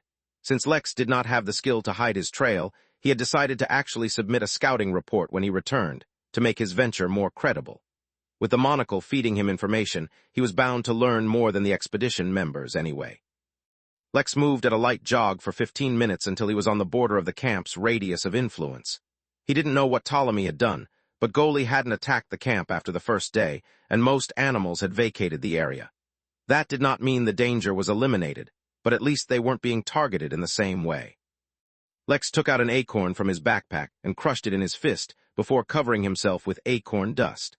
This acorn provided by Karam would allow Lex to hide from Goli's senses and eliminate much of the danger for him. But moving forward, he would still need to be more careful. The best he could do to stay hidden was move close to trees and crouch between the tall grass or behind random bushes. That would in no way hide his figure, nor would it prevent the sound of his footsteps on crunchy leaves. Fortunately, things were not as bad as he made them seem, as he had gotten somewhat used to moving through the forest while he accompanied previous scouting parties. He was currently following a stream of water, hoping to find its source. One of the mines nearest to him was deep underneath a lake, Karam had told him, but no one had as of yet found one. It was hard to tell how much time passed in the forest, as there was no concept of the sun rising or declining in this realm. Instead, the leaves seemed to always emit a warm, candescent yellow light that made it seem like the forest was stuck in perpetually at noon. At least that made it easier for Lex to identify any creatures in his path. Up ahead, he saw a small, scaly creature that looked somewhat like a grasshopper, only about 3 feet wide, drinking water from the stream. Not wanting to take any chances, Lex moved around the creature as he had done so many times before when the monocle showed him something interesting. It identified gold. Hidden behind a few bushes was a naturally formed tunnel that seemed to descend underground at a 30-degree angle. Right at the mouth of the tunnel, however, was a small rock with bits of gold in it. Having worked with the weaponsmith for so long, Lex learned an interesting tidbit that he suspected fed the actual reason for the value of gold back on Earth. It was a great conductor for spiritual energy, and when mixed with other metals in the manufacturing of weapons, or any item really, it served to enhance its capabilities greatly. Could this be a gold mine? Lex put the gold-infused rock in his backpack and decided to carefully explore the tunnel. The immediately dark tunnel was a sharp contrast to the ever-bright forest, but while it troubled Lex, the monocle was in no way impeded from functioning. As Lex slowly descended, the monocle started to detect other valuable ores and minerals. Lex was congratulating himself on making a huge discovery when the monocle flashed a familiar red sign stating danger. Thankfully, the danger was not in the usual bold letters that meant Lex was about to be attacked. Up ahead in the cave, hidden in the darkness, was some kind of creature asleep thankfully that the monocle did not have any information on in its repository. But while it could not identify the creature, it gave Lex plenty of information on it. It was massive, with the length of its body at 20 feet, 6.1 meters, nearly a dozen short and fat legs, 2 scythe-like claws, and a face that seemed to exist directly on its torso. Its body was not scaly or lethargy, but instead consisted of an unusual blend of metals and minerals. Whatever it was, it weighed a few tons, and Lex thought that the metals that made up its body were extremely valuable. Deciding not to take any more risks, Lex silently exited the cave and grabbed a few more rocks on the way out. Lex spent another few hours searching for any identifying landmark that could help him locate one of the mines he was looking for, but when he could not, he decided it was safe to share the story about the tunnel with the camp. With this, if the tunnel proved to be valuable, their attention would be focused here, making it easier for Lex to explore other places in the forest. Once he returned to the camp, much to the relief of the student on gate duty, Lex first went to someone called Bari and told him about the tunnel and showed him the rocks he had brought out. Bari was a sort of jack-of-all-trades kind of guy, and had deep knowledge of geology, metallurgy, energetics, thermodynamics, and a bunch of other fields Lex did not know the meaning of. Initially, Bari was listening with interest, but as soon as LX began to describe the creature, he jumped off his seat and yelled, "Druck! You found a Druck lair? Rich, we're going to be rich. Quick, someone called Ptolemy. Tell him we're going to be rich." Lex was startled and confused at Bari, who was laughing like a maniac. "Bari, what the hell is a Druck, and why are we going to be rich?" "Drucks are creatures that live in spirit well, Lex. If we can confirm the presence of a spirit well, then the Academy itself will reward us for this discovery." Suddenly, Lex felt like cursing Karam from the bottom of his heart. 261 Spirit Well. In the dead of night, which was to say, during the well-lit and fairly active portion of the day that Lex usually slept, since it was never dark in this forest, Lex stood alone in front of the deadfall cliff. It had been 3 days since he visited the tunnel, and this was the first opportunity he had gotten for some privacy, mainly because everyone was focusing on the tunnel so much, Ptolemy included. Of course, because of all the hubbub created due to his discovery, Lex had learned a great deal about spirit wells, which is what caused him the most frustration. Some people at the camp had started calling him their lucky charm, but he didn't feel lucky at all. After ensuring that he really was alone and that there were no animals or beasts around, Lex withdrew one of the many acorns in his bag and crushed it against the cliffside. A short while later, a thin and weak-looking root emerged from the cliff. "Everything all right, bro? You contacted me a lot sooner than I was expecting. Don't tell me Goli discovered you." "No, Goli did not find me, but why didn't you tell me about the spirit well? That would have helped even more than a mine. Because I didn't know what it was, I ended up telling the camp about it, and now neither I nor you will be able to benefit from it." The root froze for a moment as it tried to process what it had heard. Spiritual energy tended to flow from one area to another, and had currents much in the way there were ocean or air currents. Of course, the flow was not based on going from regions of high to low concentration, as this energy had its own sets of behaviors, but that was besides the point. Sometimes these currents faced an obstruction, and instead of flowing, spiritual energy started to gather in spots with increasing concentration. At this point, there were many ways in which spirit stones could be formed, and the way in which they would be formed would dictate their purity and concentration. What was more important to Lex, however, was the fact that, even after the spirit mine was created, the concentration of energy did not drop but continued to increase. There were chances of a well-being formed. If scientists from Earth studied this phenomenon, their attention would be most attracted to the fact that, following this logic, spiritual energy being contained in a liquid state of spirit water had a higher concentration than in the solid state of a spirit stone. The truth behind such an occurrence was that spiritual energy was a lot more complicated than it seemed at a glance, and many more matters were at play here, but at Lex's level there was no need for him to know of them. All that mattered was, a single spirit well was better than several spirit mines put together. If he had known this matter beforehand, he would have directly used the method Karam gave him to dig underground and bypass the Druck. Eventually, Karam spoke hesitantly. "I was there when Goli moved in. I swept the whole area myself. There was no spirit well anywhere that I recall." "Well, how long ago was that?" Lex asked the question that really had him feeling frustrated. It occurred to him that an oversight on his part was treating a Trellip similar to humans when he clearly recalled that due to their different physiology, they treat the world differently. Trellips especially. "It was some 60,000 years ago, I think," Karam said, as it was counting the years in his mind. Lex let out a defeated sigh, as his suspicion had proven true. Trollops had a very different sense of time, since their lifespans were infinitely longer than humans. The amount of time Charon was talking about was more than enough for a spirit mind to turn into a spirit well, not to mention all the landmarks he knew to change that could be used to identify the location of the mines. There was no point in explaining to Charon how it had messed up. Lex would rather move on to the next issue. All right, listen up, Charon, the situation has changed. There's no way of knowing if the spirit mines you knew about still even exist, let alone being able to find them. On top of that, if they end up really discovering a spirit well, then it'll only be a matter of time before the Academy takes over. When that happens, I won't be able to get any spirit mines, and you won't be able to absorb any of your cousins' forest land. So if you want to go ahead with your plan, we need to come up with a solution and act on it within the next few days, or at most a week. Charon was once again silent for a while before he answered. I understand, bro. I will think of something, come back in a short while. Make sure you confirm with me before doing anything, Lex told him, not at all trusting the sensibility of the Trellop. In the end, although Charon agreed with him, Lex ultimately decided not to rely only on him. Hey Lotus, if there was a spirit well there, why weren't you able to sense it? Lex asked, after tapping his back. Mr. Innkeeper, I can only detect spiritual energy if I physically feel it. With mines and wells, their energy is completely shielded and blocked from escaping, which is what causes a mine to develop in the first place. Otherwise, not only me, but everyone would easily be able to detect mines. Figures, Lex muttered as he made his way back to the camp. His trip to the cliff had not been so simple, and he had to hide and run from some predators a few times, but even when he came back to camp with his clothes clearly having suffered damage, no one batted an eye. Instead, whoever saw Lex let out an excited cheer. He was the man of the hour, the good luck charm, and some even called him the noble prince. Lex naturally maintained the banter with everyone, but did not stay for long as he needed to get back to his tent and rest up. The backup plan he had made was fairly simple. He had already shown everyone where the tunnel was, but they had not proceeded to exploring it yet, as a Druck was not an easy foe to face, even assuming there was the only one Lex saw instead of a whole family of them.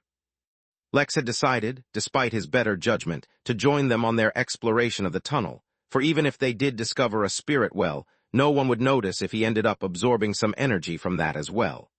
Right. He figured, as long as the well wasn't completely drained, he would be all right. Ptolemy, on the other hand, took Lex's insistence on accompanying them as a form of mistrust, as if he would deny Lex's role in finding the well if he didn't accompany them. He felt so frustrated, in fact, that a part of him even wished that there was no well to begin with. While all of this was going on, back in his own domain, a small humanoid clump of leaves that sort of looked like Lex walked back and forth trying to figure something out. Charon had spent too long as an adolescent, and unless he could find a way of expanding his territory, he would be stuck like that. Brew-woo-woo-woo, I got it, he suddenly yelled, as an idea came to him. If the humans were too preoccupied to determine the existence of the well, that would give Lex more time to find spirit mines and lay down his seeds. Why was he stressing out over such a minor issue? All he had to do was distract the humans, maybe even trap them for a few years.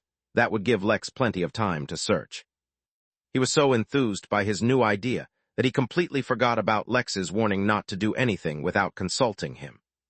Dear Auntie Gina, he started to write down on a rock, preparing to send it as a letter. You will never guess what I just saw. Goli has been meeting with humans. Charon wrote down his own version of the latest gossip of how Goli had decided to embrace the humans. The fastest way for Trollops to grow stronger was to absorb parts of other Trollops. This was why there were so few of them, not to mention the fact that so few of them ever remained close to one another. Charon did not specifically lay down any allegations, but the fact that he was so nonchalant about Goli deciding to work with humans would obviously insinuate that Charon was not the target of Goli's and the humans' cooperation. How this beloved auntie would take this news, he did not bother speculating. Soon, a massive boulder could be seen being pulled by hundreds of roots through the forest, its body entirely covered in writing. 262 heartbeat. Instead of sleeping, Lex chose to cultivate to recover. He needed to be in top shape to protect himself while the rest of his cohorts fought the Drucks or any other enemies that might crop up. A benefit of all the exertion he was experiencing was that his cultivation was progressing quickly. While the concentration of spiritual energy mattered little for Qi training, since he was absorbing individual strands of Qi, The indirect benefits he was receiving of being in an energy-rich environment, such as eating healthier food or recovering from fatigue quicker, were speeding up his cultivation nonetheless. The whole process of forcing a higher number of chi into your body, and then having your body get accustomed to it, was apparently greatly facilitated by being beaten up and then recovering quickly. Considering Lex's defense, this was not how should have been cultivating, but just based on the fact that he was always surrounded by higher realm enemies made it so that the effect of his defense was always mitigated. Lex firmly entered the 6th level of chi training and was already on his way to the peak of it. The good news was, if he continued to get hassled the way he was, it would speed up his cultivation. The bad news was, the protection talisman he had to protect him from nascent realm attacks had limited energy. While it had sustained itself so far, it was because he had not yet taken any direct hits and mostly suffered shockwave damage. Even so, eventually it would run out. While it was not a concern yet, it was something Lex had to keep in mind. Finally, it was time to explore the tunnel. The group going would be the largest group that ventured out into the forest yet, since the camp was founded. Other than Ptolemy himself, 20 of the 30 guards would be joining, as well as another 10 students that would serve auxiliary purposes to help in the combat of Drux. Lex and Bari were the only purely non-combatants joining in Lex because he insisted on going, and Bari because, should the tunnel end prematurely, or instead form an underground maze, he would be the one to guide them and carve out a new path should it be needed. Their party set out, once again mounted on their lizards since there was no hope of being discreet with such a large group. Many animals would run away as soon as they saw the size of their party, but some of the stronger beasts still fought with them. However, no matter how much they fought or how much noise they made, the forest no longer made any moves on them. Lex genuinely wondered what Ptolemy had done to achieve such a result. A few hours later, they finally reached the mouth of the tunnel. At the sight of the descending path, a new mood overtook the group. It was not anxiety or fear this time, but that of excitement. One of the group members ventured ahead while the rest stayed back and secured the area. A small concealing formation was set up so that no other beast would accidentally discover it and attack them from behind. A short while later, the group member that ventured into the tunnel came back out, a grim look on his face. According to the probe, there's 3 Drux down there. The group members had various reactions, with most grimacing as well, but a few jumped up with ecstatic faces. What happened? Lex asked his fellow non-combatant Bari. 3 Drux means the size of the spirit well is large enough to support 3 of them. But at the same time, each Druk is ridiculously difficult to defeat. They eat various metals and absorb them into their body, augmenting their defense. Adolescent Drux, like the one you saw, get their tough body as a result of the metals, but adult Drux form a unique alloy that is even more difficult to penetrate. 3 Drux signifies that 2 are probably parents while 1 is probably a child. Facing 2 adult Drux, it's not an exciting concept, but at the same time the reward will be all the greater. Lex silently watched as Ptolemy discussed the plan with the rest of the combatants. He silently wondered, should he use the distraction from the fight to reach the well? If someone found out, it would be highly suspicious. Once they were done with their plans, the group continued into the tunnel. Their primary plan was to try to capture the younger Druk, if possible, to use against the older ones. However, if capture seemed impossible, they would find ways to fight the beasts one at a time. They held no illusion that fighting all 3 together would be their demise. It did not take long, barely a few minutes, before they once again ran into the Druk that Lex had encountered, still asleep. The built-up anticipation mixed with anxiety as the group quietly assumed their positions. Bari and Lex were farthest back, while a few went ahead to ensure the 2 adults weren't nearby. The longer they took, the greater the tension that built up. Lex suddenly became very aware of his heartbeat. It was not beating fast and maintained an even pace, but suddenly he felt like each beat was like a hammer trying to break through his chest. Ba-dump, one of the guards, a female, moved close to the Druk holding a rope made of bark. Ba-dump, 3 others surrounded the group trying to set up a suppression array. Ba-dump, everyone drew their weapons, the sheen of their blades cutting through the darkness of the tunnel. Ba-dump, a drop of sweat rolled down Ptolemy's brow. Ba-dump. A nod so subtle one could have missed it if they weren't watching for it, from one of the group members was all the confirmation they needed. The adults were far away. Ba-dump. Just as they had been ambushed so suddenly a short while ago, the group ambushed the Druk this time. Any kind of metal was useless against Drux, so the weapons they used were made of special synthesized materials and should have been harder and sharper than steel. Despite the surprise, though, their attacks failed to pierce the beast all the way through. The Druck did not roar angrily when it opened its eyes. No, the tunnel itself released a sharp wail at their blasphemy. The walls shivered under the weight of the beast picking itself up, and then shivered again as all the metal ores were pulled straight out of them and fell to the ground like melting ice. The sight of a massive, angry beast glaring them down with murder in its eyes would have intimidated a lesser group, but not this one. So far, things were going according to plan. As soon as the beast stood up, various members of the group swung their ropes through the beast's legs. Their intention wasn't to tie it up, but rather flip it.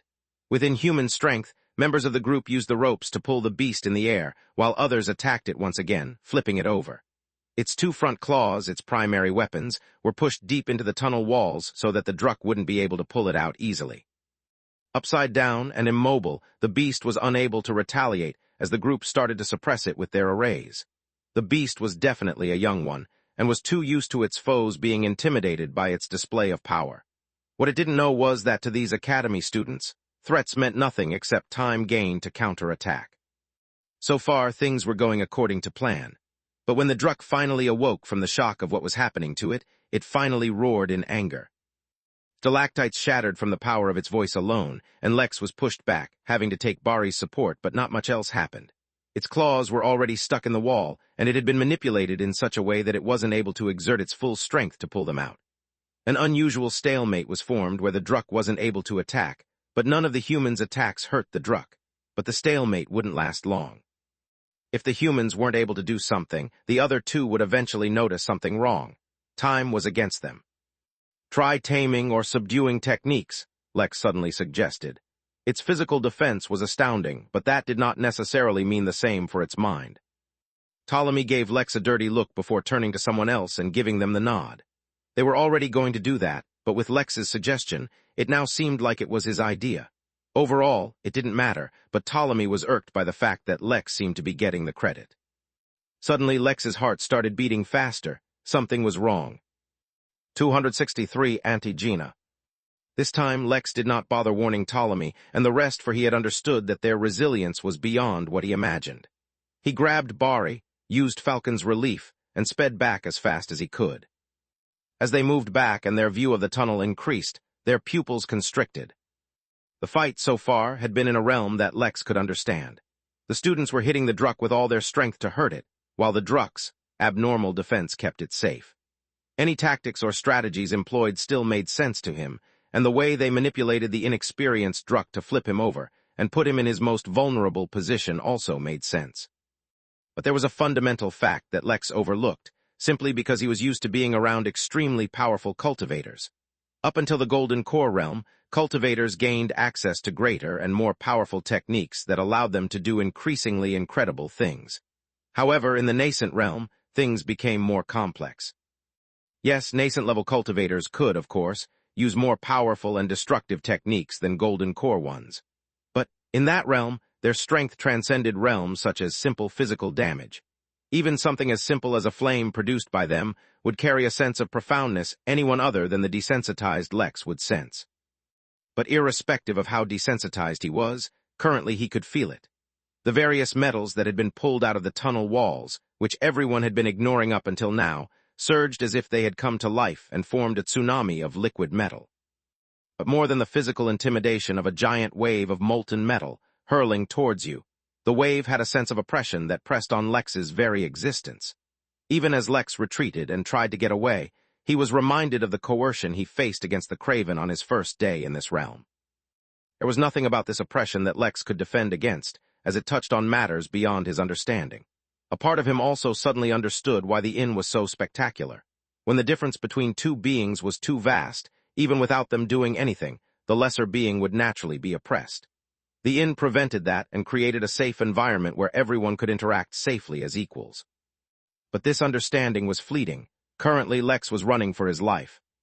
He did not turn to see how Ptolemy and the rest would react to the attack. He was sure they had contingencies. He was only concerned about saving his skin. If they hadn't left their lizard mounts outside the tunnel, he might have escaped quicker, but the entrance of the tunnel was too small and narrow, and so now he had to rely on his 2 feet. "Let me," said Bari, as soon as he realized what was happening. Instead of being pulled along by Lex, he grabbed the ladder and ran at a speed dozens of times faster than Lex. In a few seconds, they had completely escaped the battleground. "That was really something," Lex said as he tried to catch his breath. "Yeah, it really was. I had heard rumors about your incredible foreshadowing ability, but seeing it in action as something else entirely." "My what?" asked the distracted Lex. "Your foreshadowing ability. Your ability to sense danger. I heard that when we were ambushed on the first day, you detected the attack beforehand and managed to warn Ptolemy. This time again, you detected the Druk's attack before anyone else." "Oh, it's just a gut feeling, no ability or anything," Lex said dismissively. Bari did not comment further, but all it took was a single look to detect that he had other thoughts on the matter. "What now?" Lex finally asked once he had gotten over the shock of the coercion. Mentally, he was planning out how he should get Bari to help him find the spirit well. However, it seemed like he didn't need to do anything. "They'll take care of the Druk, don't doubt them, but it might take some time. My objective, however, has always been to find the spirit well. Since we've already gone deeper into the tunnels, I suggest we don't waste our time and continue searching. I'll leave covert tracks so that the main group will be able to follow us once they're done." "I agree," Lex said promptly.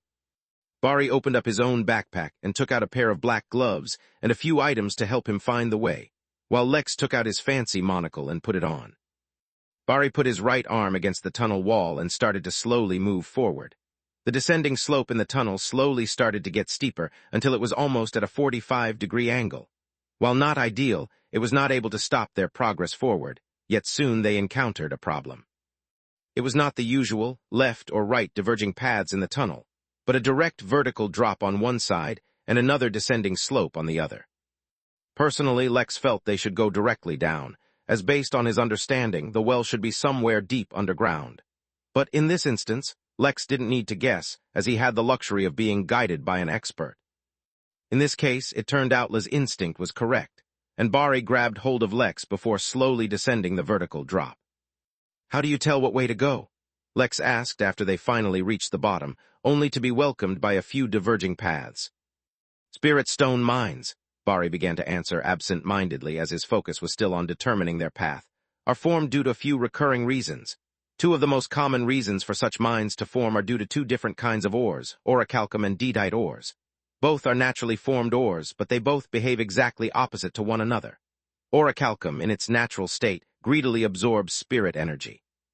When enough of it is found together and absorbs enough energy, the ore automatically turns into spirit stones." Lex was suddenly reminded of the red gold dust, a specific kind of metal found on Mars used by the Morrison family that was great at absorbing spiritual energy. He wondered if it was the same thing. Deedite, on the other hand, is an excellent insulator for spiritual energy, and blocks, or in some cases, even traps spiritual energy when it encounters it. Eventually, if enough energy is absorbed, spirit stones naturally begin to form automatically. There are a few more ways in which mines are formed, but they are relatively rare. Anyway, this is not an exact science, as more often than not, these ores can be found without the presence of any mines. But if you ever suspect the presence of a mine, just go to the area with the highest concentration of these ores. If such a mine exists, it's bound to be located there. Of course, detecting specific ores through several layers of dirt and rocks and other materials is not so simply achieved. Even I need special tools. Lex asked no more, but he tried to use the monocle to pick up traces of these ores Bari mentioned.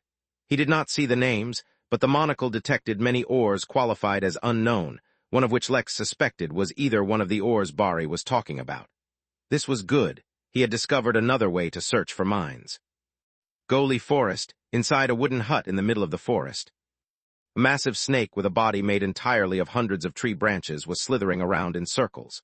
Goli was furious, but there was not much it could do for now. The cursed human had some kind of evil flame that could not only feed on Goli's own flames, but could even attack any of Goli's spirit attached to any plant Goli controlled. Until he found a solution to that flame, attacking the humans would only end up hurting it instead. There was a knock on the door of the hut, breaking Goli from his reverie, but more than curious, Goli felt afraid. What kind of entity could reach his hut without him even realizing he could even think of one? Before his thoughts could continue, the door to the hut fell onto the ground, and in walked the most lascivious rose bush Goli had ever seen. "Auntie Gina," he croaked, chills running down his wooden spine. "What brings you to my humble home?" He could not stop his voice from quivering or his body from trembling. The smell of roses filled his hut, and Goli, despite his subdued plant nature, started to feel urges that were more human than plant.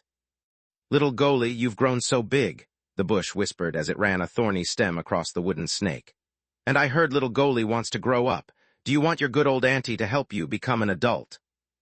264 buried. Goli trembled so hard his snake form almost unraveled.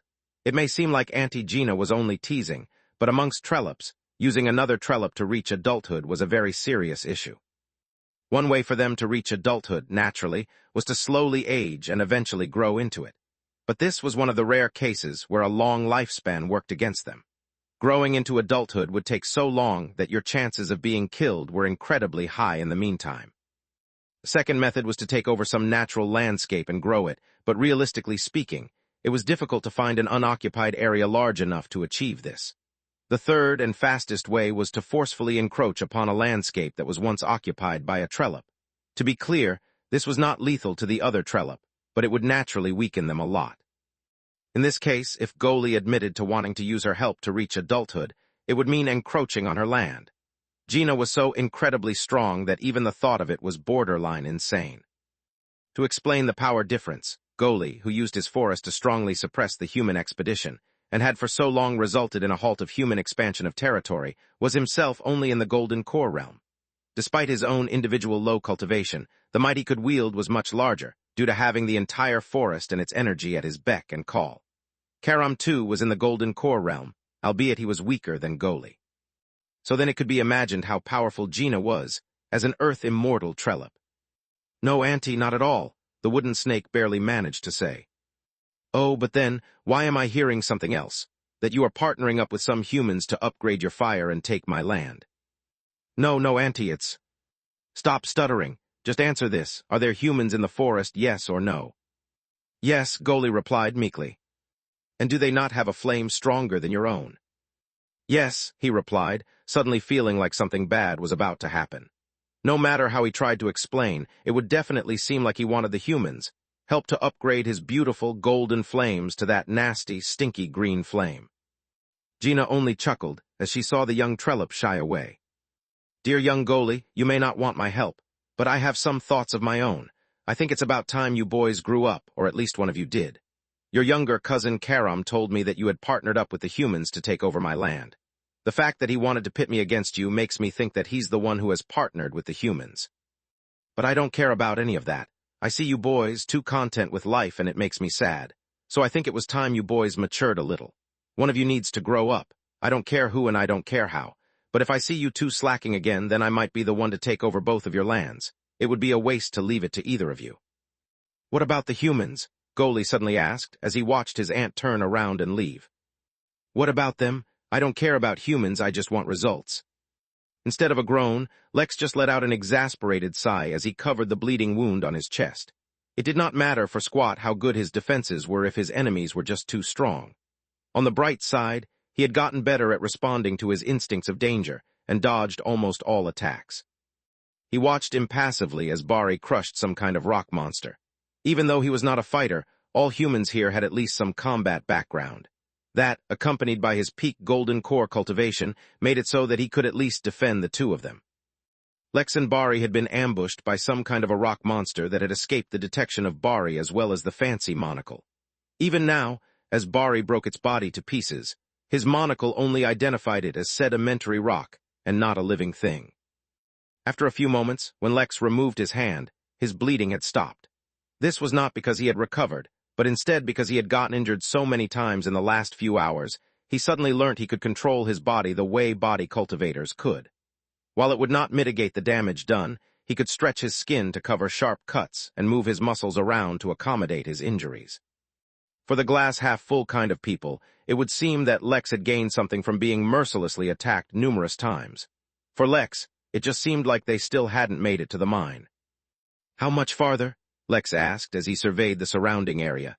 Suddenly more rock monsters would be fine for Bari, but they could spell real trouble for him. "I cannot detect the ores that deep. I can only progressively move to an area of higher concentration of the relevant ore." "Then we should keep moving."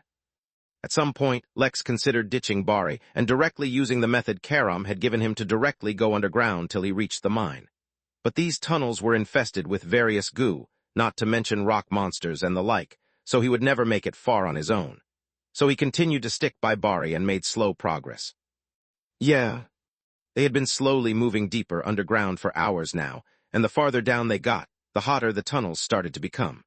They also started getting wider and larger, and Lex had come across many more rocks containing gold. A part of him was sad that he couldn't carry all that gold with him, even though he didn't really have a need for gold. 20 minutes later, they reached a dead end. This wasn't the first dead end they had been faced with, but this one was different because... "I think we've reached the mine," Bari said with excitement. "Then why are we stopping?" "Because it's most likely that the other 2 druks we detected are in the mine. Are you sure you want to go ahead without waiting for the rest to catch up?" Lex could not reply as his mouth was left open. He remembered how strong the juvenile druk had been. He didn't want to face 2 adults alone. Instead, he limited himself to looking at the wall fondly. In truth, he was trying to see if the system could detect the energy yet. But the world, or rather the crystal realm, never truly cared for the plans of others. While Bari was content with waiting for the rest, the situation would not allow it. The ground began to tremble, and the walls of the tunnel started to groan. There was an earthquake, and the tunnel didn't really seem to be handling it well. For once, even Lex was caught off guard, and had no idea how to respond. But as the tunnels started to collapse and they suffered a cave-in, he quickly moved next to Bari, which ended up being the right move. Bari's training and forethought suddenly failed him as his first true life and death situation filled his mind with panic. He used his digging technique to push through the wall towards the mine, trying to escape the collapsing tunnel. No matter how strong he was, he couldn't tolerate hundreds of tons of earth crashing down onto him. Despite his panic, his speed was incredible, and he tore through the supposed dead end until he reached another open cave. Bari and Lex were both hit by a sudden gust of wind, and Lex grinned as the system finally let him know it could detect a massive store of energy. Just as he told the system to absorb some of the energy, the situation went from bad to horrifically apocalyptic. The earthquake hadn't stopped, and while they had entered the outermost layer of the spirit mine, or well, instead of tunnel walls filled with shining spirit stones, or caverns full of spirit water, they were welcomed by erupting lava. Bari let out a scream filled with fear and horror as the lava enveloped them, and before they could even think of retreat, the cave-in caught up with them, pushing the duo firmly into the lake of lava. Up above, the Trelop Goli was shifting the roots of all the trees in the forest, pushing and pulling the ground with an endless fury as he prepared for a decisive battle with its cousin. Hundreds of trees that were thousands of years old pulled out their roots from the confines of the ground, causing countless artificial quakes and drastically changed the landscape. Goli channeled all the energy of the forest, whether it was held underground in his mines, or in his trees or treasures, all into his emerging army. He was as furious at Karam as he was afraid of Gina. Someone would definitely pay for disturbing his peaceful life. 265 Annihilation. In movies, being burnt by lava was a slow and agonizing process where the person exposed to the lava was slowly absorbed into it as if he were being pulled into quicksand. The truth of it was quite different. Lava was thick and heavy, and being pressed against literally thousands of tons of it felt just about as solid as being pressed against a wall. Of course, this wall was on fire, and the air was on fire, and the ground was on fire, and basically everything other than Lex himself was on fire. His protective talisman had turned on, and sandwiched between the lava and debris, Lex remained unhurt, even if only for now. Acting on instinct alone, Lex quickly pulled up his backpack and quickly opened it to find the acorns given to him by Karam. While at a glance all the acorns looked the same, they all actually served many purposes. The only one he had used so far was to hide his special scent from Goli, but there were others in here as well. Some of them were meant to be crushed by Lex once he was inside a spirit mine, while others would drill down and bring him deep underground.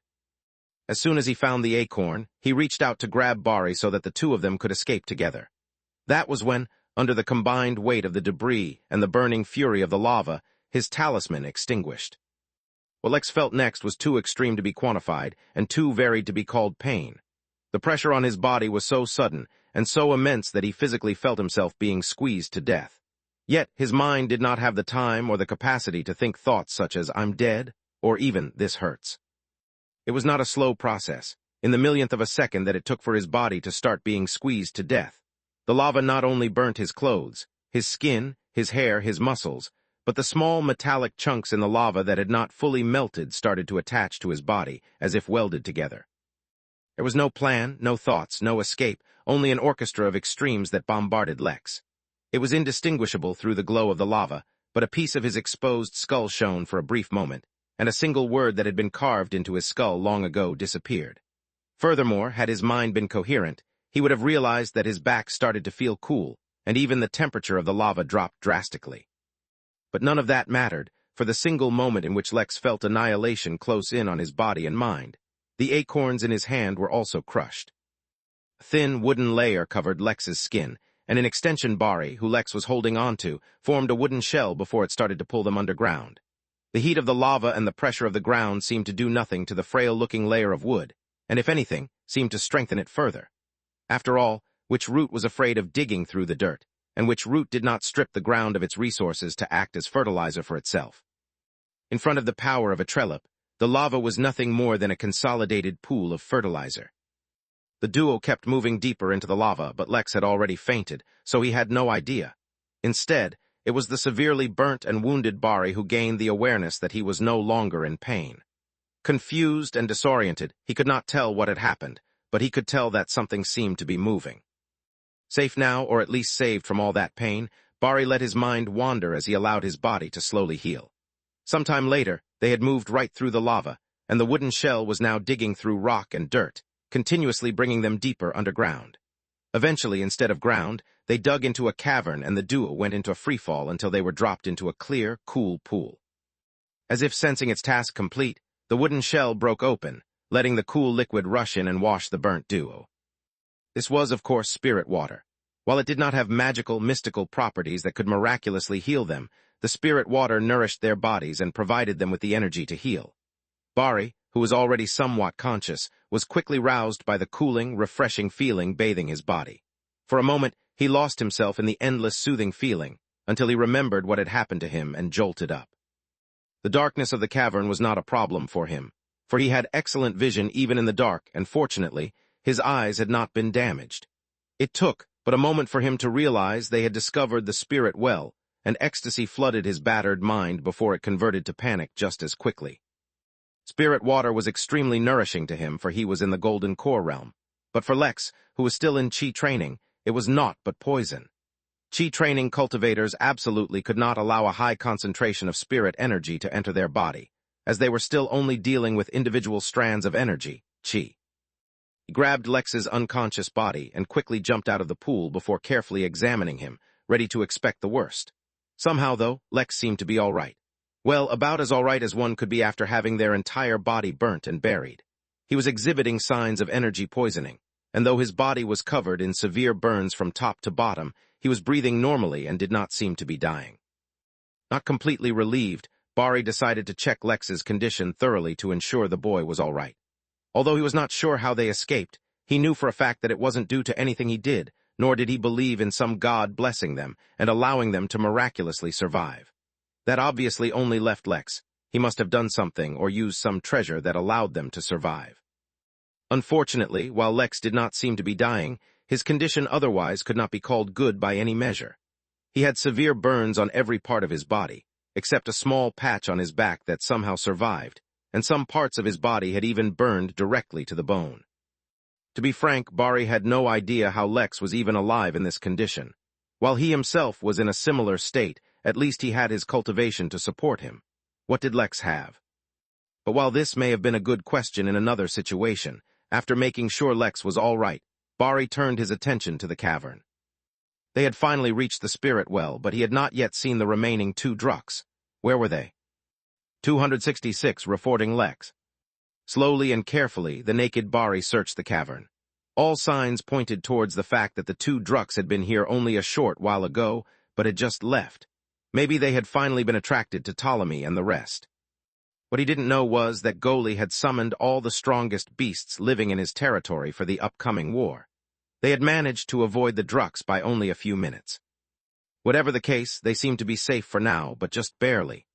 Bari had none of his treasures with him. They had been lost, except for one of the gloves he previously wore and had melted right into his hand.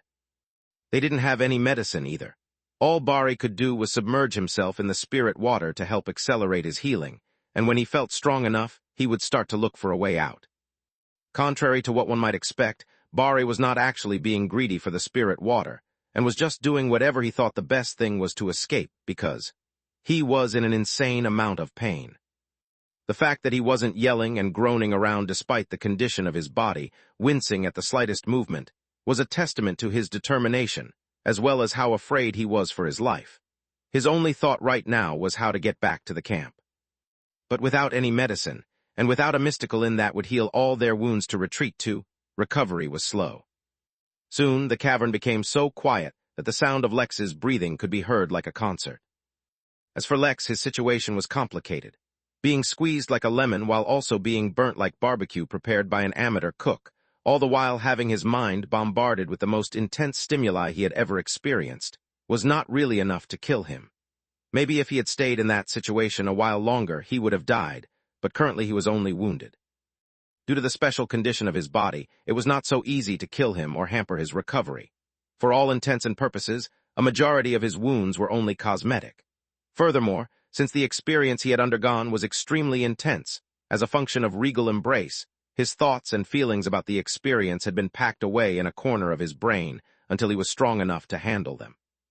This didn't mean his memory was erased. It just meant that when he thought back to the experience of being cooked alive, he would only feel emotionless. So Lex was alive and not in mortal danger. Then what was his current situation? He was extremely, severely physically exhausted and so had fallen asleep. It would take him exceptionally long to heal, or it should have if his body was only operating under the influence of the regal embrace. But while it only appeared like a tattoo on his back, in truth, his body was housing a world seed lotus. The most basic function of this lotus was to create a 5-star world, but was that it? Was such a function enough for the seed to this flower to be considered rare in the entire universe? That would be like saying 5-star worlds were rare in the universe, which was not the case. But while the other functions of the lotus remained a mystery, just its ability to create a world, any world let alone a 5-star one, was more than enough to give the lotus the energy to help heal a simple chi-training human body. But it could not create something out of nothing, so it began to absorb the bits of metal from the lava that had welded onto Lex's body into Lex's body. It absorbed the melted remains of the fancy monocle that had covered Lex's left eye into his left eye. It absorbed the spirit water into Lex's body to replace some of his blood that had boiled away. It absorbed the ash from the numerous acorns Karam had given Lex into his body. It absorbed the clump of metal that had once been the heavy Harley.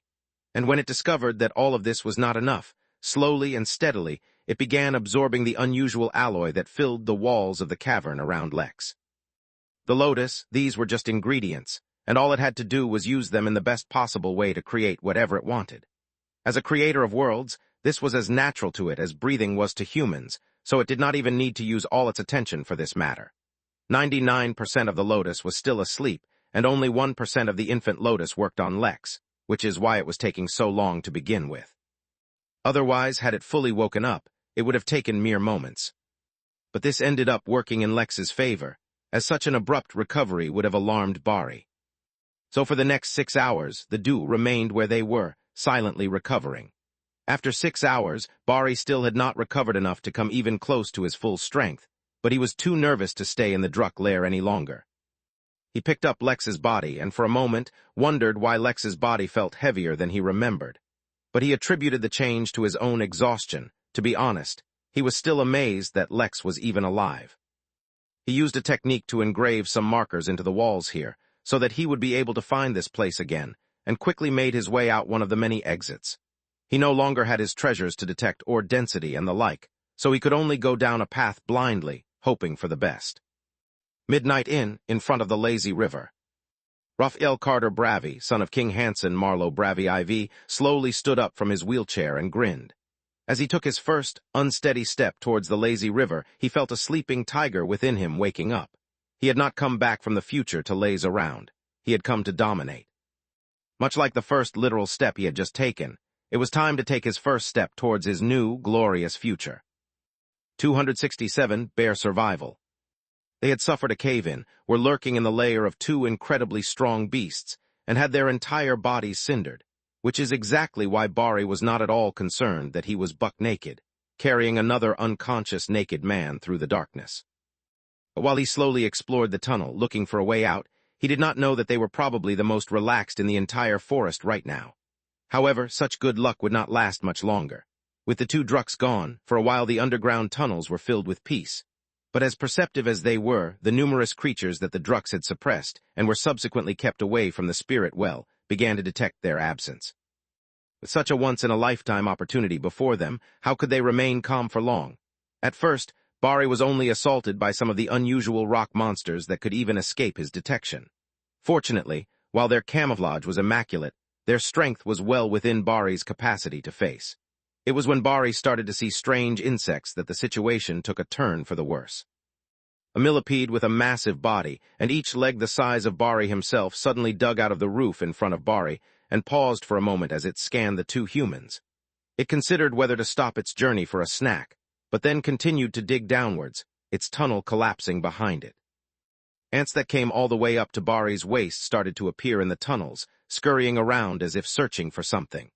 They were still ignoring them, but Bari began getting more and more nervous. It was only a matter of time before some decided to attack him, and while he could hold his own for now, he would easily get outnumbered. It was while Bari was having this crisis that Lex, who had been asleep so far, suddenly opened his eyes. His instincts were screaming death, and time was too short to communicate.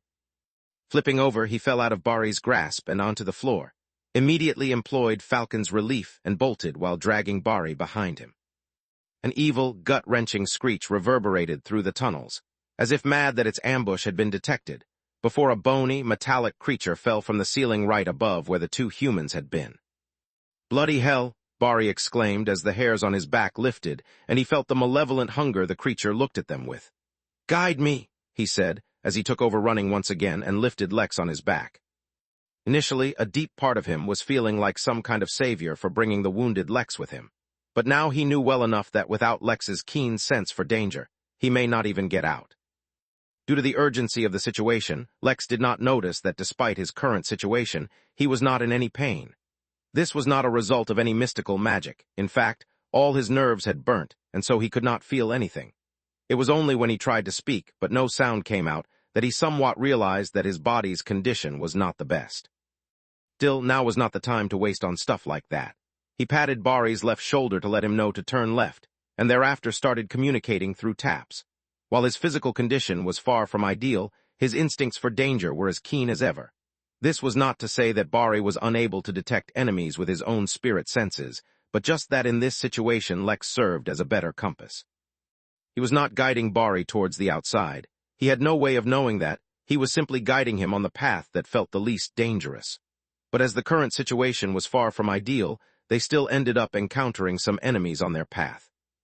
This was when Bari showed his real ruthlessness. He had no time for a careful, drawn-out fight. He used the most direct and overpowering methods to bulldoze his way through any obstacle. There was another earthquake, and despite himself, Bari paused to look at the ceiling. Even the many monsters and insects that were fighting paused, though for entirely different reasons. Up above, on the ground, the war had begun. Since he made the first move, Goli caught Karam unprepared and managed to deal a considerable amount of damage. But Karam had a strategically superior position that made it easier for him to retaliate. While the bro was not able to drive out Goli's invading forces, he could easily counterattack while he defended. The matter was as simple as hurling a massive boulder off the cliff. Just the force generated from gravity was enough to deal considerable damage. The quake that they felt was the result of one such attack. The insects and monsters, however, were not responding to a call for arms by Goli. Instead, they, or at least the leaders for their respective colonies, were realizing that the situation might be more beneficial than they thought. Unlike the beasts, the insects, or goo did not have a cooperative relationship with the Trollops. A situation in which the Trollop was distracted was the perfect opportunity for them to plunder. Lex suddenly squeezed Bari's shoulders hard, a sign that they were in intense danger. And indeed, the moment Bari began running once again, a cacophony of celebratory shrieks filled the tunnels and chaos erupted. The insects were not even chasing after the humans anymore. They were outright destroying the tunnel walls and eating any ores or roots that they discovered. Of course, if Bari and Lex came their way, they were more than delighted to add them to the menu. Tunnels started collapsing left and right, and more quakes seemed to follow. Suddenly, when Lex went from squeezing Bari's shoulder to digging his nails into him, he knew the situation called for drastic measures. "Hold on," Bari yelled, and activated a technique he was trying to avoid using. A violent surge of spirit energy erupted from Bari and coated the two in a bronze light. Like a bullet, Bari shot directly upwards even as the ground collapsed under him, and instead of crashing into the ceiling, he fell into the rock as if he were diving into a pool. They were moving at incredible speeds, but the already wounded and exhausted Bari could maintain the technique for only a few seconds, bringing them much higher and closer to the surface. Once the technique ended, Bari's legs crumpled as his exhaustion caught up to him. But instead of falling on the ground, Lex swapped positions and put the man on his back. Not wasting any time, Lex began running. His skin and nerves were burnt so he could not feel the warm breeze, and his nose was broken so he could not smell the scent of burning wood. But his vision had improved, though he hadn't realized that yet, and even in the darkness he could see the grooves of the rocks in the tunnel walls. For some reason, looking at them and observing the shape and direction they were bent in, he could determine the direction the tunnel met the surface. He did not know the nuances behind why he knew this, but he was not in the mood to question anything right now. He attributed it to his instincts and ran for his life. But just because he was the one running now instead of Bari did not mean the insects disappeared or ignored him. That would have been too coincidental and fortunate. No, the chaos was only increasing, and the attacks Lex faced were even more numerous than Bari had.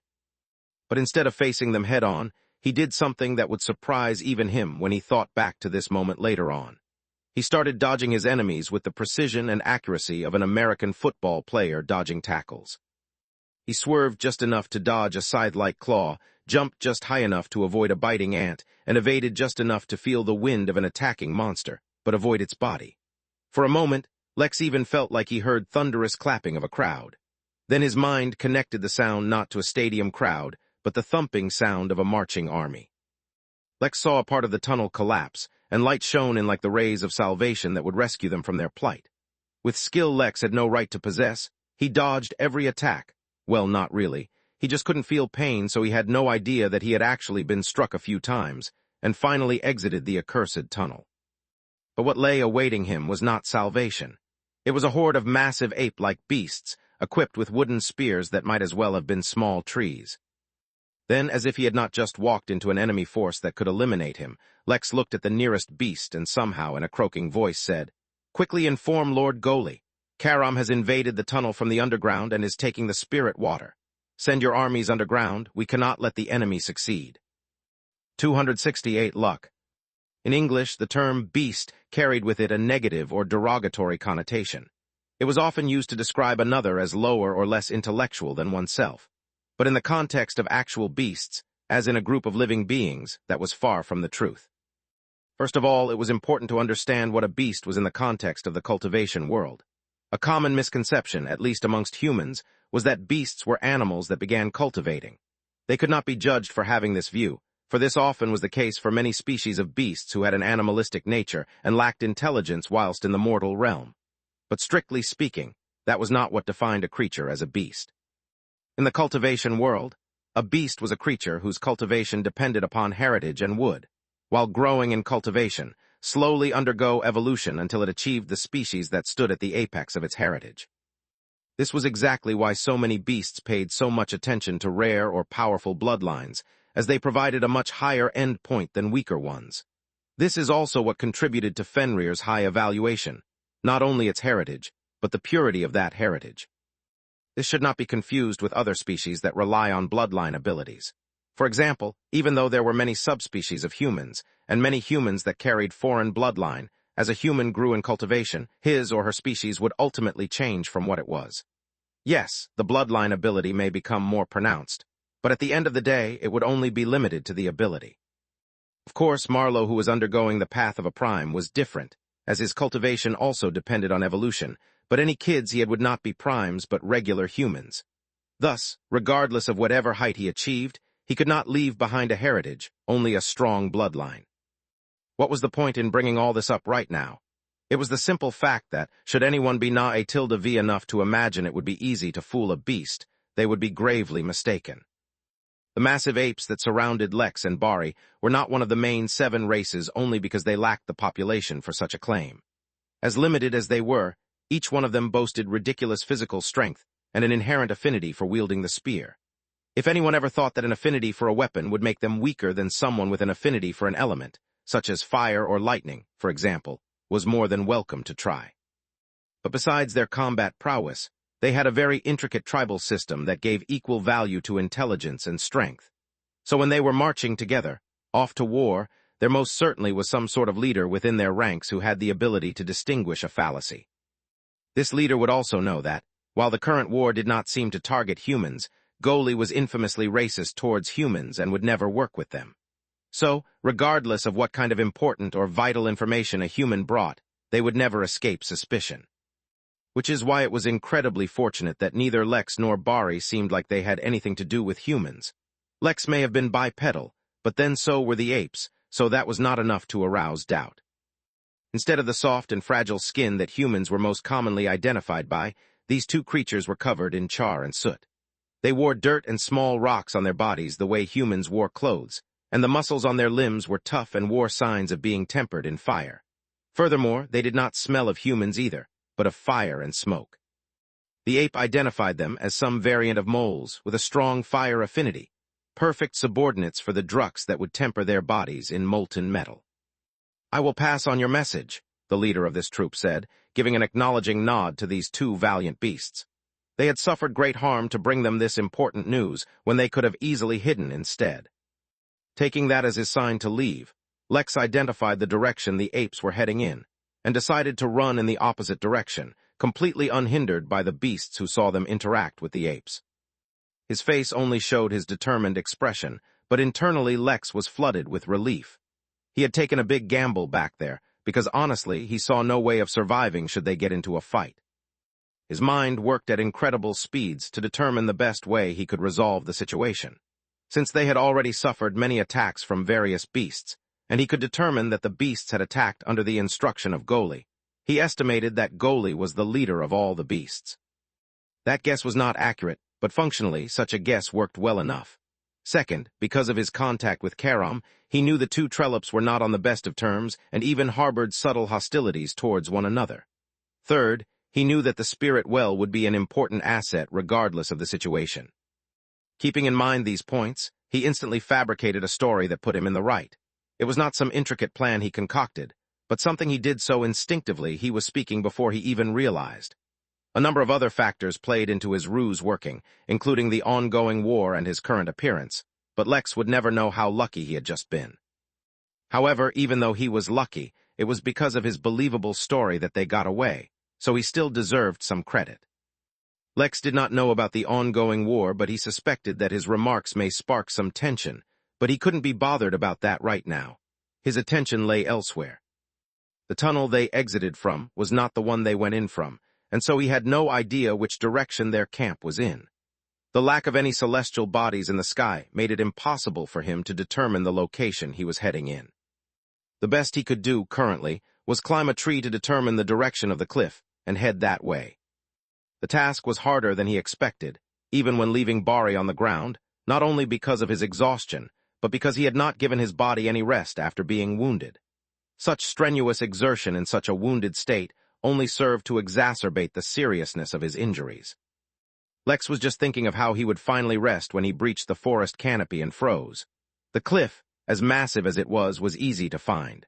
The searing clash between two forests, one aflame while the other fiercely resisting, was not a sight easily overlooked. If he ignored the trees that had uprooted themselves and seemed to be climbing the cliffs, and the hordes of birds that clashed in the skies, and even the countless beasts that seemed to be using the cliff as a battlefield, the boulders being flung towards Goli Forest were not so easy to escape, because one could fall on him at any time. "Safety consultant my arse, I'm going to be a painter when I return." While scouting the forest, Lex suddenly noticed another area in the forest that seemed unusually devoid of trees. After focusing for a bit, he realized it wasn't that there were no trees there, but that they had all been burnt down. He found the camp. For the first time ever, Lex praised Ptolemy and his green flames as he climbed back down the tree. He wasn't too far and should be able to reach it fairly quickly if he ran. 269. The Legend of Lex. The expedition camp was filled with an eerie silence, as everyone who was able stood guard with their weapons drawn. At first, when Ptolemy and the rest set out, all was normal. But when the war began, Goli's first target was the humans. They faced an assault the likes of which could fit in with the greatest legends in human history. Beasts, trees, flames, all assaulted them with passion hitherto unseen. But against all odds, with the fury of the world against them, the humans banded together and proved their resilience. There was no fear of death in their eyes as they battled the horde that had no end, no reluctance, only the one core value all humans in this realm had ingrained in them from birth. If they were going to die, then the enemy would die with them. In history, it is said that humans fought their greatest battle in the darkness, abandoned by the graceful light of the Saul birds, abandoned by hope, abandoned by any notion of tomorrow. It was in the darkness that they forged the greatest of their legends, and it was from the darkness that the humans had clawed their way to becoming one of the 7 great races. But these students fought under the light of their enemies' burning leaves, under the glare of senseless hate, so that when their end came, they would see it coming.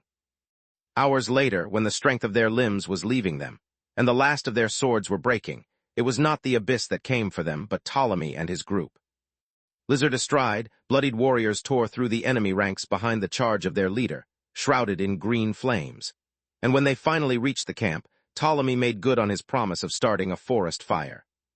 A flame so greedy it absorbed the yellow color of life itself engulfed the forest that surrounded them, and the wails of beasts filled the skies. Unable to counter such a sinister villain, Goli abandoned the area around the human camp and focused solely on Karam, for now. But even abandoned, the flames roared for hours until every last shred of life surrounding the camp was erased from existence. In the end, the humans finally had their rest. Many of them fell onto their knees and then onto the ground. How many of them would ever get back up was a question no one had an answer to. No one asked about Lex and Bari, for in the chaos, who knew how many of them had gone missing? No, they only rested, as the camp doctors made their rounds, doing whatever their failing strength allowed. For who knew when the next battle would come down upon them? The once green and lush camp was now carpeted in ash, with tendrils of smoke rising up into the air all around. Movement from the front! A yell from a watchtower broke the silence, rousing all to their feet. They had come to the expedition as specialists in their fields, as geologists, doctors, cartographers, and more, but none would regret ending the expedition as warriors dead on the field of battle. Ptolemy stood at the forefront of the camp, looking out towards the trees in the distance. Normally, his vision would allow him to see unabated even at a greater distance, but through the gray smoke he could only see vague figures. Slowly, a crowd gathered behind him, swords and spears drawn, arrows nocked, shields at the ready. At the moment, no one blamed the expedition for being a failure. The truth was, if expanding to regions where entire human settlements had withdrawn from was easy, then it would never have been their turn to complete this task. Everything that happened, to some extent, was already expected. With the ever-present threat of the Craven hanging over their heads, the human race needed brave men and women to face the dangers of the unknown and carve out the path to their survival. Just as Ptolemy tightened his grip on his sword, thinking about the fact that he had not yet recovered enough strength from the previous battle, a dark shape was outlined in the smoke. All the warriors turned their eyes to that approaching shape, as the scouts on the watchtower looked elsewhere to ensure they were not ambushed from another side. The dark figure in the smoke looked too alien to identify what creature it belonged to, but if it was following up after the previous attack, there was no doubt that it must be the forest's champion. Yet just as they hardened themselves to face whatever monstrosity emerged, from the smoke emerged a thin, charred creature that stumbled more than it walked. It seemed to be carrying something on its shoulder. But it only took a moment before the confusion was swept away, and Ptolemy recognized that damned figure. More of a walking charcoal than a person, he would have never recognized the figure if it wasn't for those damned, determined eyes. Suddenly he recalled the rumors he had been hearing in camp, the stories that made him spit on the ground and somehow hate Lex even more. No, not rumors, legends. Legends of a lone human who walked through the carnage of Gristle and gathered a group of survivors, fighting an endless horde of enemies until they were saved by the representatives of the Academy. Legends of how, when they faced an ambush, the human stood tall and strong against the flesh of an immortal craven, teeth bared as if ready to bite, his knees unwilling to bend even in the face of death. He recalled the legend of the human thrown in the path of the Coulter Flood, to a village destined to be erased from memory, which, ironically, became a village whose name people would never forget. It was the village where that human stood his ground against a calamity of nature, and even dared to attack the strongest Coulter Flood that caused a vice-dean of the Academy some trouble, all to protect his fellow humans. Ptolemy recalled legends of the man so distraught with his weakness. He worked all day and all night to grow stronger, so he would never fail again. He recalled the legend of the human that had forsaken his surname so as not to rely on the prestige of his forefathers. He recalled the legend of Lex, noble son of Gristel, suspected heir of Cornelius II. Despite all the frustration he had felt towards the man, as he watched the charred body of the irritating plebeian that refused to die, carrying on his back a cultivator much stronger than himself, he couldn't help but believe the legends for a moment. "Call the doctors," Ptolemy told the crowd that was still ready to fight. "They're with us." 270, the return of booty. Lex's journey to the camp was, for the lack of a better word, boring. A few times he ran into a few beasts, and just as he was preparing to give an explanation to avoid a fight, or perhaps even run away, the beasts would only nod at him and move away. How was he supposed to know that he was being identified as a mutated mole? So in the end, the return ended up being him carrying the exhausted Bari through the forest for hours until he finally reached the camp. He hadn't had any time yet to think about his future plans, but this incident would surely affect them. Just as he was about to enter the camp, though, Mary gave him an update about something happening at the inn that put him in a foul mood. He was cursing and whining internally, not realizing that he had made it to camp. This led to the misunderstanding where his eyes full of frustration were mistaken for unwavering determination by Ptolemy. This was a misunderstanding destined to never be cleared up, for when would two men actively talk about the expression in each other's eyes? As matters at the inn didn't actually require his attention, he put the matter behind him as he refocused on the matter at hand. It was only when the doctors came and wrapped him and Bari in blankets that he actually realized he was nude. They started testing him and applying various salves on his skin, but it was only when he saw them prick his skin and he felt nothing that he realized that he had no sensation. Well, maybe considering the circumstances, that was for the better. The doctors asked him some questions, and when he tried to answer, he discovered once again how difficult it was to speak. If he forced himself, like he had with the apes, he would release a grotesque, hoarse sound that did not sound human, so in the end they stopped asking him questions for now. During the entire process, Lex felt nothing, and in fact was once again bored so much so that he hoped he could fall asleep or at least faint so he could in a way fast forward this process. To his viewers, Lex showed a silent resilience and refused to utter a single wince even as his burnt and battered body was treated. Surrounded by valiant warriors who had fought off death and destruction with tooth and nail, it was instead Lex who did nothing but run, whose legend once again began to grow. Accompanied by the already positive impression everyone had of Lex, everyone was more than happy to fill in the blanks of his no doubt perilous journey with the most arduous of trials. Of course, Ptolemy refused to be one of those. So what if he was the heir to Cornelius II? The king had lived for hundreds of years, had thousands of wives and concubines, and literally had tens of thousands of children. He never favored any until they made real, quantifiable contributions to the human race.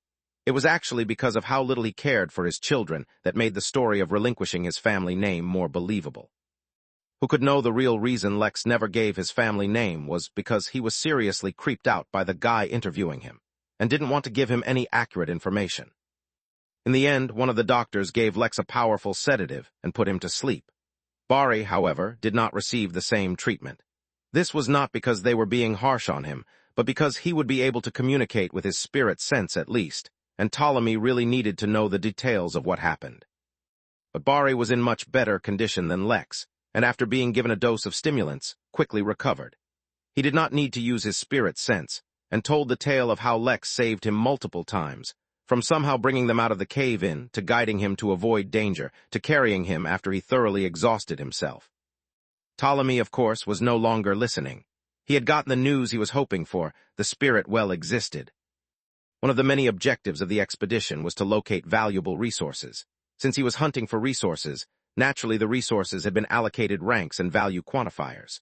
Spirit wells, while not being the highest value target, were still high on the list since about only 1 in 100 mines ever even had the chance to become one. It was high enough that, using the potential danger to the well due to the ongoing war, he could request Academy intervention. Naturally, the Academy would not interfere in the struggle between the Trollops, but as this was still the human domain, they retained the rights to any valuable resources. Distribution rights would be discussed later, for that had nothing to do with Ptolemy. He only had to report the situation back to the Academy, and they would send someone over to secure the well, and hopefully take that irritating Lex away considering his situation. Midnight Inn Gamer's Den. "I'll murder your whole clan," roared a wrinkled old man dressed in traditional Daisic clothes. His beard, hundreds of feet long and previously wild and untamed, now bore the signs of having been treated by Harry and braided in Viking fashion. His weapon, an 8 feet, 2.4 meters long spear, leaned against the wall, gathering dust. Instead, the tool he was using to inflict damage was a controller.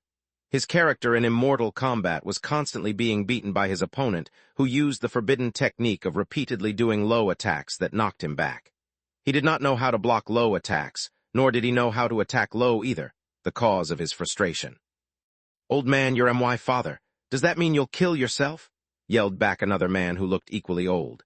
In fact, he was also dressed similarly and had a weapon that looked almost identical to his father, so that the two looked more like twins than parents and child. He was instead fighting using a mouse and keyboard, the superior option. Hundreds of viewers gathered around them and hooted and chanted for the ones they supported. The group looked like they were taken from a Comic-Con convention, as they were too varied and unique to look like they came from the same place. In the end, the son won the round, using his forbidden technique, launching his supporters into a frenzy. "Do not be so smug, child, for the journey to victory is long and filled with obstacles. The proverbs of a failure who could not even get past the qualifying rounds mean nothing to me," replied the son, as he ran his hands down his new beard braid. The father, enraged, snorted before he left with his weapon. While the father-son match ended quickly, many matches in the gamer's den were still going on. A gaming tournament organized by Booty, the pirate, was taking place. After the Iron Heart pirates discovered the inn, they began using it on and off until one of them had the idea to sell the keys as treasures. Their business was good, since they visited numerous space stations and planets on their journey to loot and pillage. After they had distributed the keys to many places, however, it occurred to Booty that they could take things a step further. Immediately, he sent out a message to his entire network, and they organized a friendly tournament over some of the video games Booty liked. The idea was an instant success, and hundreds of people paid a good deal of money. It made sense, for not everyone who was a cultivator was highly motivated. After living over 100 years, most people would actively pursue new forms of entertainment. Of course, Booty specifically targeted the non-problematic people from his network for this tournament. He didn't want to risk a fight breaking out over disagreements, and then being blamed by the inn staff for it. It was the entrepreneurial efforts of Booty that saw a sudden spike in new inn guests, and what's more, ended up in a gaming tournament for contestants from around a galaxy. Lex was extremely bitter over missing the tournament, for he wanted to be there for it. Z was also bitter because the gamer's den had never been more popular, and he didn't like being around so many people. Another round of cheers erupted as an intense match finally came to a close. As for what game they were playing, Call of Money, Modern Capitalism II. There were a few tournaments happening concurrently, and this game was the one that had the highest anticipated finale. That was because in one qualifying bracket was a team from Earth formed by famous YouTubers who just happened to be visiting the inn, while in the other, soldiers trained to remotely operate combat robots in active war zones. To them, this was more than just a game. It was a matter of pride, and good quality content for their channels. No one would back down. 271 Peculiarities. 3 days passed before the representative for the Academy finally arrived. The war did not cease for even a moment, but fortunately, the humans were left alone during this time. The rep had a long meeting with Ptolemy wherein he conducted a detailed interview of everything that had happened so far, as well as the reason for summoning him. Once he learned about the spirit well, he picked up Ptolemy to guide him, and directly flew over the forest until they reached the tunnel. The original tunnel that Lex had discovered had collapsed, but it was not a problem for the rep to dig it up once again. Not bothering with any of the creatures in his path, he zipped through the tunnels as he followed the marker bar he had placed down by the well. When he reached the well, he checked the authenticity of the well, and then sealed it using a special talisman. No one would be able to access the well until the seal was removed, which was easier said than done. Naturally, any goo or monster or beast that protested against the seal met with a swift end. The details such as figuring out the size of the well, how it would be used, who would be allocated the rights to harvest the water, all were someone else's responsibility. He was just there to verify the report to the Academy. It would not help the expedition too much, as this was also a kind of graduation test for these students, nor would he interfere with the Trollops War, as that was not his job.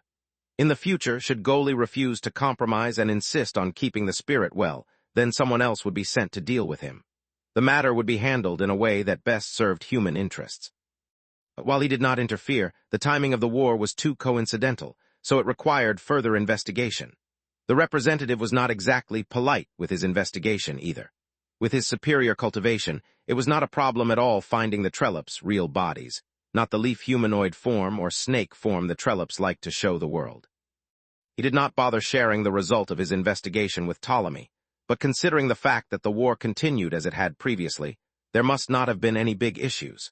It was time for him to return, and he was supposed to bring all the seriously injured members of the expedition as well, as they were no longer fit to continue. But one of the doctors stopped him. To be more specific, the doctor that had been looking after Lex. "I have to report some special circumstances relating to the patient," the doctor said, with a lot of hesitation in his voice. "What's the matter?" the rep asked, without dismissing the doctor. Normally, it was unlikely for something like a patient's condition to be relevant to someone like him, but he trusted the competence and professionalism of the academy students.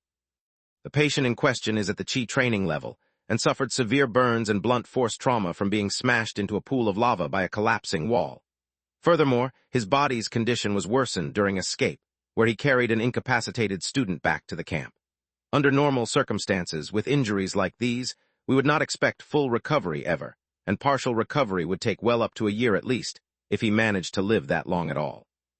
However, not only is the patient's recovery the fastest I've ever seen, there are a few factors that don't strictly adhere to common medical logic with the patient. "Show me," the rep said, reserving his final judgment until the report was complete. The doctor led the red into a medical tent, where Lex was being treated separately from all the other patients. His body was floating 3 feet in the air over a white marble platform on the ground, and various tubes were connected to his body. He had been kept sedated this entire time, as the doctors expected Lex would go into shock if he saw the actual situation of his body. With all the char, dirt, and grime cleaned from his body, you could now see that he looked more like a diagram for the human cardiovascular system than a living person. This was because he had nearly no skin left and was wrapped in a white gauze that was mostly see-through. Where his skeleton was exposed, visible cracks ran through the bone. The rep was not a squeamish man, but even he was surprised by what he saw. "You say he's recovering the fastest. What was he like before this?" "Much, much worse," the doctor replied gravely. "A lot of the meat on his body was cooked, rocks and dirt had stabbed through his organs, and he had completely drained all his chi. I honestly have no idea how he was even able to run from the tunnel all the way back to the camp. A normal man would have died 1,000,000 times over just from the exertion from breathing, let alone carrying someone else." Silence once again filled the tent for a moment, before the doctor continued. "But that's not why I brought you here.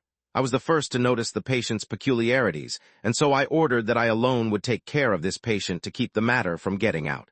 Let me show you the first peculiarity," the doctor said before turning Lex around. Since Lex's body was floating in the air, turning him around was easy, but the moment his back was exposed it became evident what the issue was. Just because his back hadn't been directly exposed to the lava didn't mean it suffered no burns. But while his back carried various degrees of injuries, there was a patch of skin on his back completely unblemished, except for a tattoo of a lotus on it. Not only did his skin around the tattoo not suffer any burns, the doctor said, his eyes stuck on Lex's back, but even his spine directly below the tattoo remained completely unharmed. I suspect this played a major role in him being able to come back to the camp on his own 2 feet. The rep, now truly curious, scanned Lex's back and his body thoroughly. But the system was able to hide itself even from Balaam. This rep was no obstacle. The lotus, on the other hand, did not even try to hide. Its existence was on a completely different realm compared to the rep, let alone the lotus. The rep could not even sense the various energies the lotus was always absorbing to feed itself. "What else?" the rep asked, when he was unable to find anything out of the ordinary in Lex's body. "This next bit is truly remarkable. Like I told you, the patient is recovering faster than I've seen anyone recover, and that was no exaggeration. You see all these tubes connected to him? Only one of them carries any medicine, the rest are all nutrition solutions. This is because any medicine we give him, no matter what kind, is thousands of times more effective on him than it should be, and is actively recovering his body so fast. If we don't feed him with these nutrition solutions, he will literally starve to death. I have a theory about why this is so, but I can't think of a way to prove the theory yet. You see, when we administer medicine, any medicine, not all of it is being used. If we're really lucky, maybe a few % of the medicine will be absorbed and properly work as intended while the rest never makes it to the targeted area, or is even excreted from the body as waste. Yet based on my study of the patient, I believe that regardless of what kind of medicine we administer, it is being used up to 100% of its capacity. The doctor had excitement and fervor in his eyes, but this was much less impressive to the rep than the back tattoo.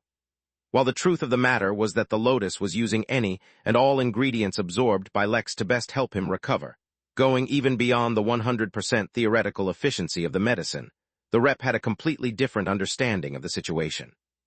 "This is a gap in your knowledge," the rep patiently explained to the doctor. "You focused your study on general medicine and so have a limited understanding of the various cultivation techniques. Your patient is clearly a body cultivator. There is nothing unusual about him having elevated recovery and absorption. Was there anything else you meant to report?" The doctor naturally understood the advantages of body cultivation and knew this went beyond that, but could not argue with the rep. "The final thing is about the patient's cultivation. Considering the state of his body, I thought it would collapse, but if not, the best should have been him being able to keep his cultivation. However, based on his absorption rate of qi and the state of his body, I estimate that by the time he recovers completely, he will have reached the peak of qi training. I and many others from the camp can verify that he was not at that level at the time he entered the tunnels." "All right," the rep replied impassively, giving nothing of his thoughts away. "If that's everything, I'll be taking him back to the academy now." With his tasks completed, the academy representative returned, flying out of the forest and over the ongoing war. While he was flying, though, he started to write a letter from his personal terminal to Vernon, the crazy man responsible for Lex's insane tests. "I think I found an interesting one for you," he wrote, not knowing that Vernon had long been paying attention to Lex. 272, Oh honey. Lex woke up feeling extremely well rested. There was no stiffness in his body, no bed sores, and if anything, he felt thoroughly reinvigorated. He drowsily picked himself up and stretched while letting out a massive yawn that forced him to close his eyes. When he was done stretching, he wiped the accumulated sleep dust from his eyes. He just felt like he just woke up from the best nap of his life. He looked at his fair, spotless hands and felt there was something strange about them. It took him a moment to realize he had no hair on his arm. Had he waxed recently? Just as he tried to recall, memories of what he had last experienced came flooding back. The emotions he felt from being boiled in lava were still locked away, so after impassively going over everything, Lex focused on the next important thing. He checked how much energy he had managed to accumulate after all that hassle, and was pleasantly surprised to discover a huge 2.5% accumulation. The accumulation was not bad at all, but in the process he had also lost a lot. The heavy Harley was gone, the fancy monocle, that one really hurt Lex. More than once the monocle had directly saved his life, and it had helped him tremendously otherwise as well. In fact, had it not been for the monocle, he would have never found the tunnel leading to the spirit well in the first place. He would need to figure out some other way to detect or scan things. He had also lost basically every other personal item that he had. The expensive inks he bought for using arrays. Just as Lex was wallowing in the losses he suffered, the white curtain around his bed was pulled aside, and a familiar, smiling face welcomed Lex. "Good morning, sleepyhead. I know I asked to see you again, but you can see me too without coming in as a patient," said Honey, the nurse that took care of Lex the last time as well. "I'll keep that in mind for next time," Lex said with a smile, but his hoarse voice ruined the effect he was trying to create. Honey giggled as she approached Lex and started giving him a checkup. "You've recovered quite well. I thought it would take months at least, but it's barely been a few weeks and you're as good as new." "A few weeks?" Lex asked, suddenly realizing he had no idea how much time had passed. Honey stuck out her tongue, realizing she had made a mistake, but then slowly explained Lex's condition on arrival, the treatment he received, and how long it had been. Throughout the course of treatment, Lex was kept unconscious on purpose to relieve him from the pain he would feel during the healing process. Many things that Honey told Lex surprised him. Learning the true condition of his body surprised him, because honestly, he genuinely didn't feel like he was on the verge of death like everyone kept claiming. This matter went beyond not being able to feel pain because of lost nerve endings. As a cultivator, he had an inherent understanding of his body and the seriousness of his wounds. He could only attribute the situation to how his body was a combination of his body, spirit, and soul. He was much more resilient than it seemed. The matter that shocked him most, however, was how quickly he healed. This was contrary to his understanding of his body and genuinely confused him. He didn't even need to ask to know that it wasn't the system that helped him, for that was not how the system worked. But even with his relatively quick healing, when he calculated the amount of time he had spent, Lex could not help but let out an audible sigh.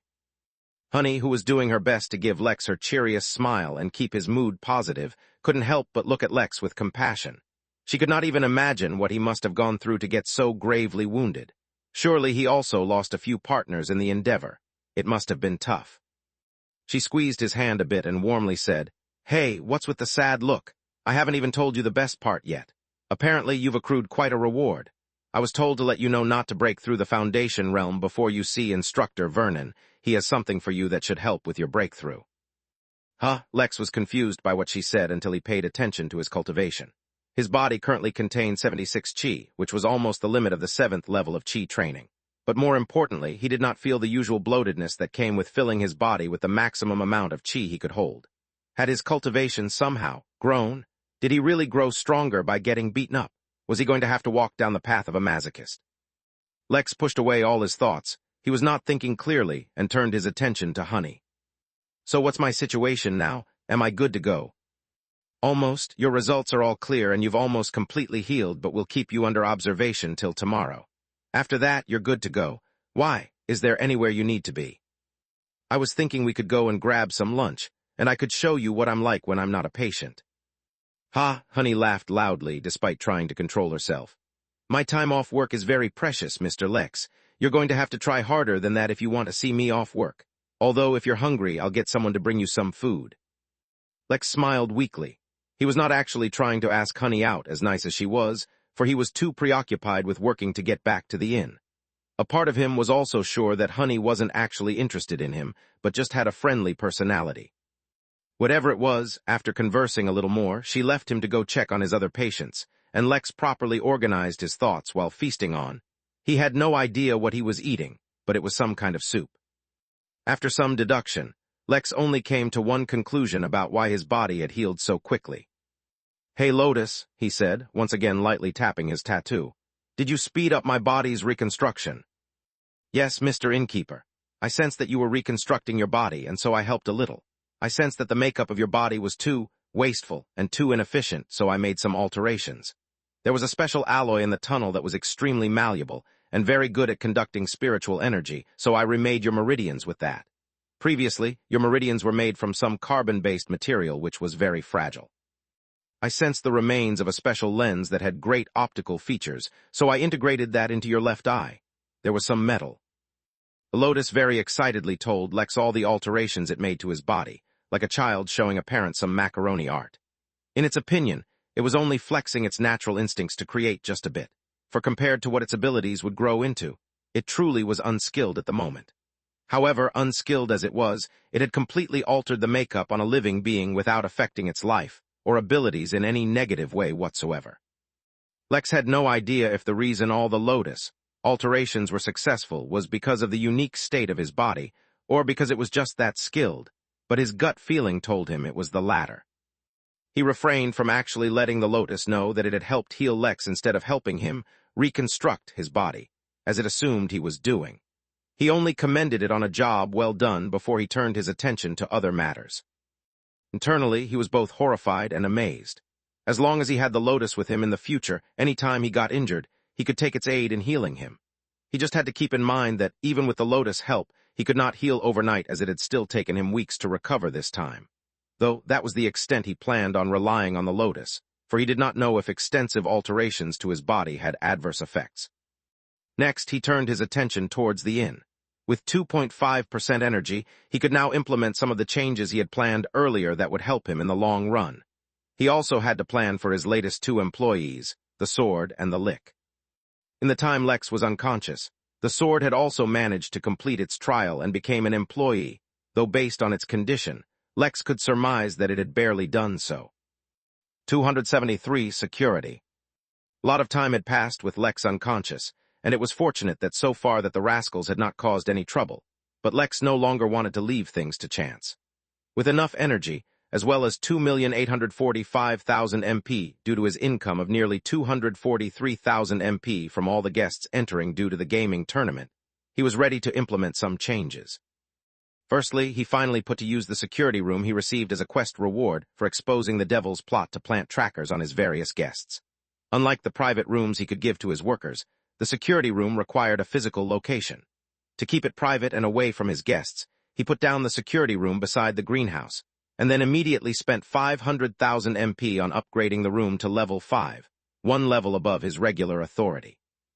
The security room had a few vital functions, and the upgrades not only strengthened them, but also added a few new ones. First and foremost, the security room could immediately detect anyone who had any malicious intent, not only towards the inn or its staff, but towards other guests as well. How the security room detected them was beyond Lex's understanding, but after identifying a threat, the security room could perform a very basic form of the scan function to let security best decide how to deal with the threat.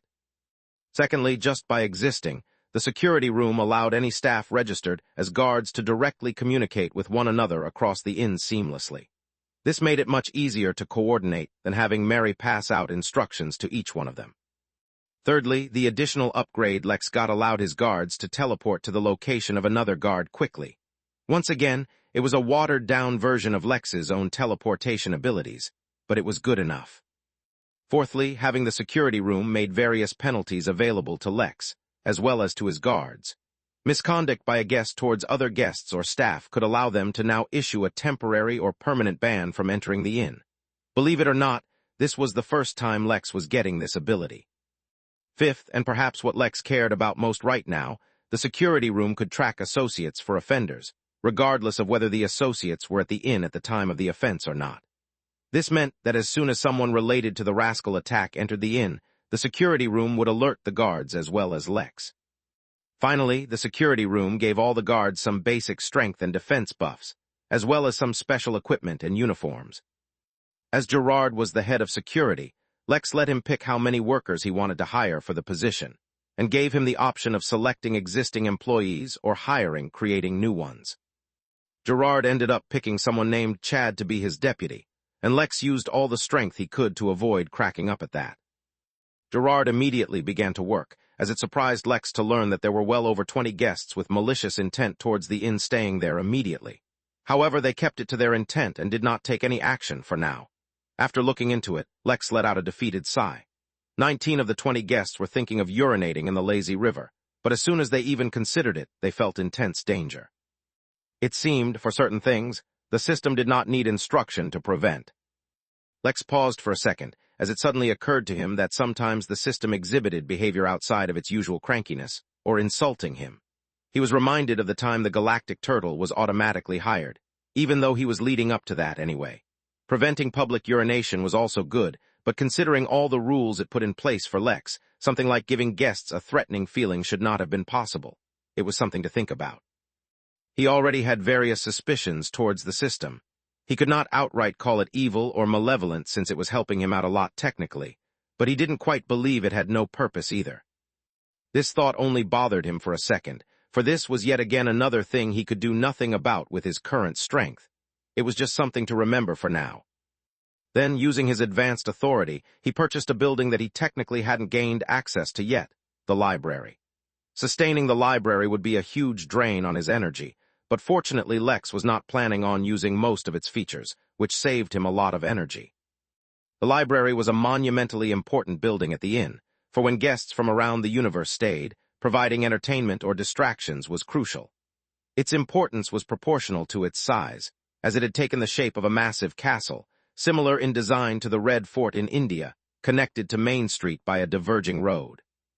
The majesty of the building and the intricacy of the artwork spoke volumes about the importance it was given. It was not an invisible pedestal of importance that the inn gave to the preservation and impartation of knowledge, but a structure too glorious for even kings. The library, when it was operational, required a librarian, for which there would be stringent requirements, as well as knowledge on topics far and wide. Lex did not think for even a moment that he had even 1% of the knowledge required to open the library. He did, however, have a historian. A single branch of the library would be open, and would contain the history of the various planets and star systems connected to the inn. The purpose of opening a library for Lex was twofold. Firstly, the commonly known history of each planet would be openly available for any of his guests to peruse, after Anita filled it in, of course.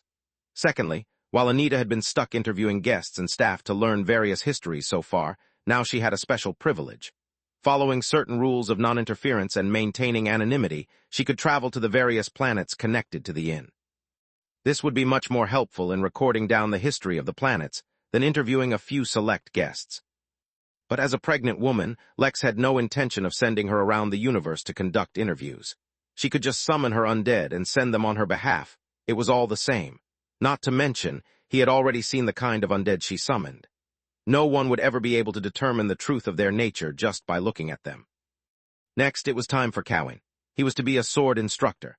Guests could hire him for guidance in helping them learn special techniques, figuring out their flaws, or just pointing them in the correct direction for exponential growth. Of course, while his services could be paid for, it was completely at his own discretion.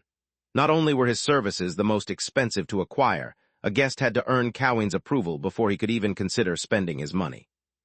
Unlike his wife, who had a location provided by the system, there was no integrated swordsman room or anything of the sort ready for deployment. So, after having Mary consult the sword itself, Lex created a very dramatic spot for Cowan's dojo. A sword slash cut vertically across the entire body of Midnight Mountain was formed, leaving behind a dark and narrow yet prominent corridor.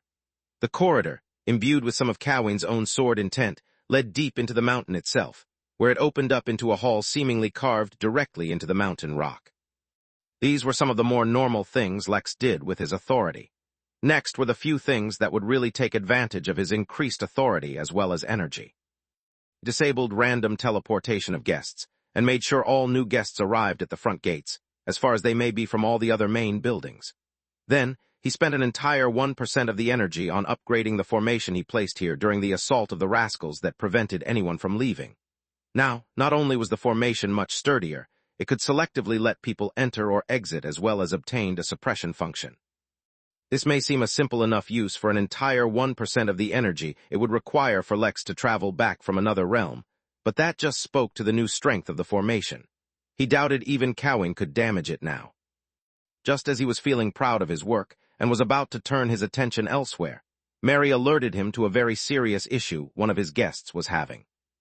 The guest was a proud centaur from Nibiru called Fthr Blaze, and when Lex scanned him, he saw in his eyes a look of a man on the verge of death. 274, a deal with the devil. Lex observed the centaur for a moment, for he had yet to see one before. He fit the build of every cartoon or animation of a centaur he had ever seen, except that he never realized how big they would end up being. Fthr Blaze had long, red hair falling down his human back, their fiery color perhaps the inspiration for the blaze in his name. The centaur, of course, could not see Lex, as he had just made his complaint to his personal assistant and was waiting for a response. "What's the issue?" Lex asked as he inspected the guest. His hands were clenched tight and his jaw was squeezing hard, showing the veins running down his neck. "The guest needs to use the restroom, but the toilet is designed for humans." Mary could not look Lex in the eyes as she gave her report, and Lex was not drinking anything, but he felt like he just sprayed out something anyway. Remembering the deathly look in the centaur's eyes, Lex felt a tide of sympathy for the guest and quickly looked at the system, and found an upgrade for his toilets.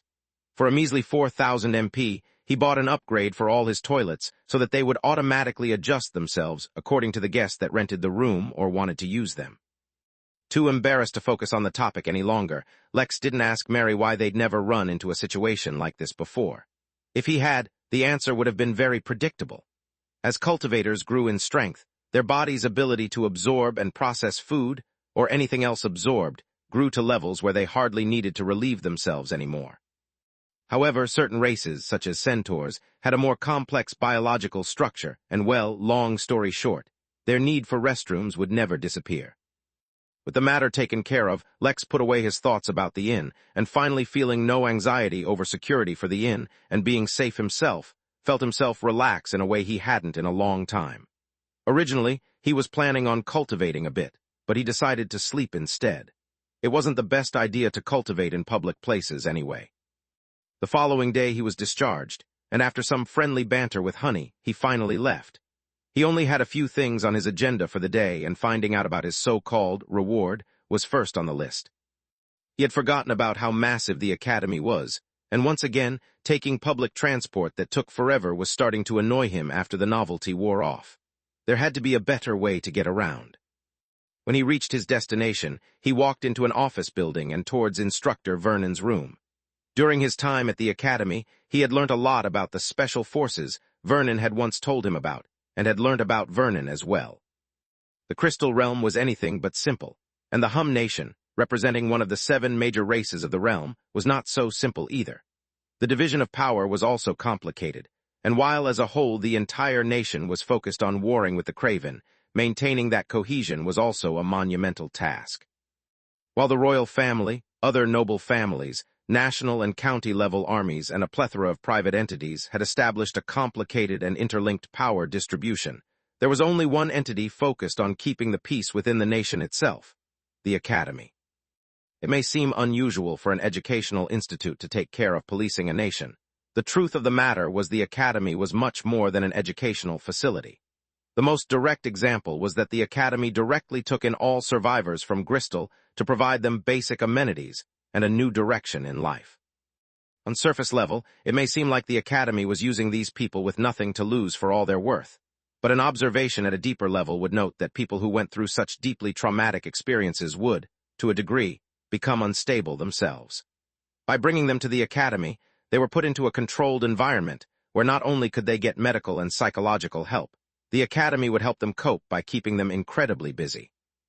If they were too busy to think, they were too busy to wallow in regret. Similarly, the Academy took care of numerous issues plaguing the nation that weren't directly related to the Craven, and somehow, in the process of dealing with them, did not forget to propagate their narrative about the war. These were not things anyone told Lex. These were conclusions he made on his own. This was because the Special Forces designation was a general term, and both the military and the Academy had their own special forces that dealt with various issues. Lex naturally did not know that Vernon had already pegged Lex to enter the special operations group called Red Hands. In his opinion, Vernon wanted to guide Lex into the kind of special forces that would deal with high-risk human targets within the nation. In a way, Lex's evaluation of what Vernon wanted was actually safer than what was actually planned. Still, Lex had no intentions of getting dragged by the maniac into his schemes. He just wanted the reward, and that's it. Putting on his passive, emotionless face, Lex knocked on Vernon's door and entered when he heard an excited "come in." The office looked quite mundane, very unsuited for the unstable man who occupied it. Steading comfortably behind a desk, Vernon was holding a physical file with the name Lex printed out in bold in one corner.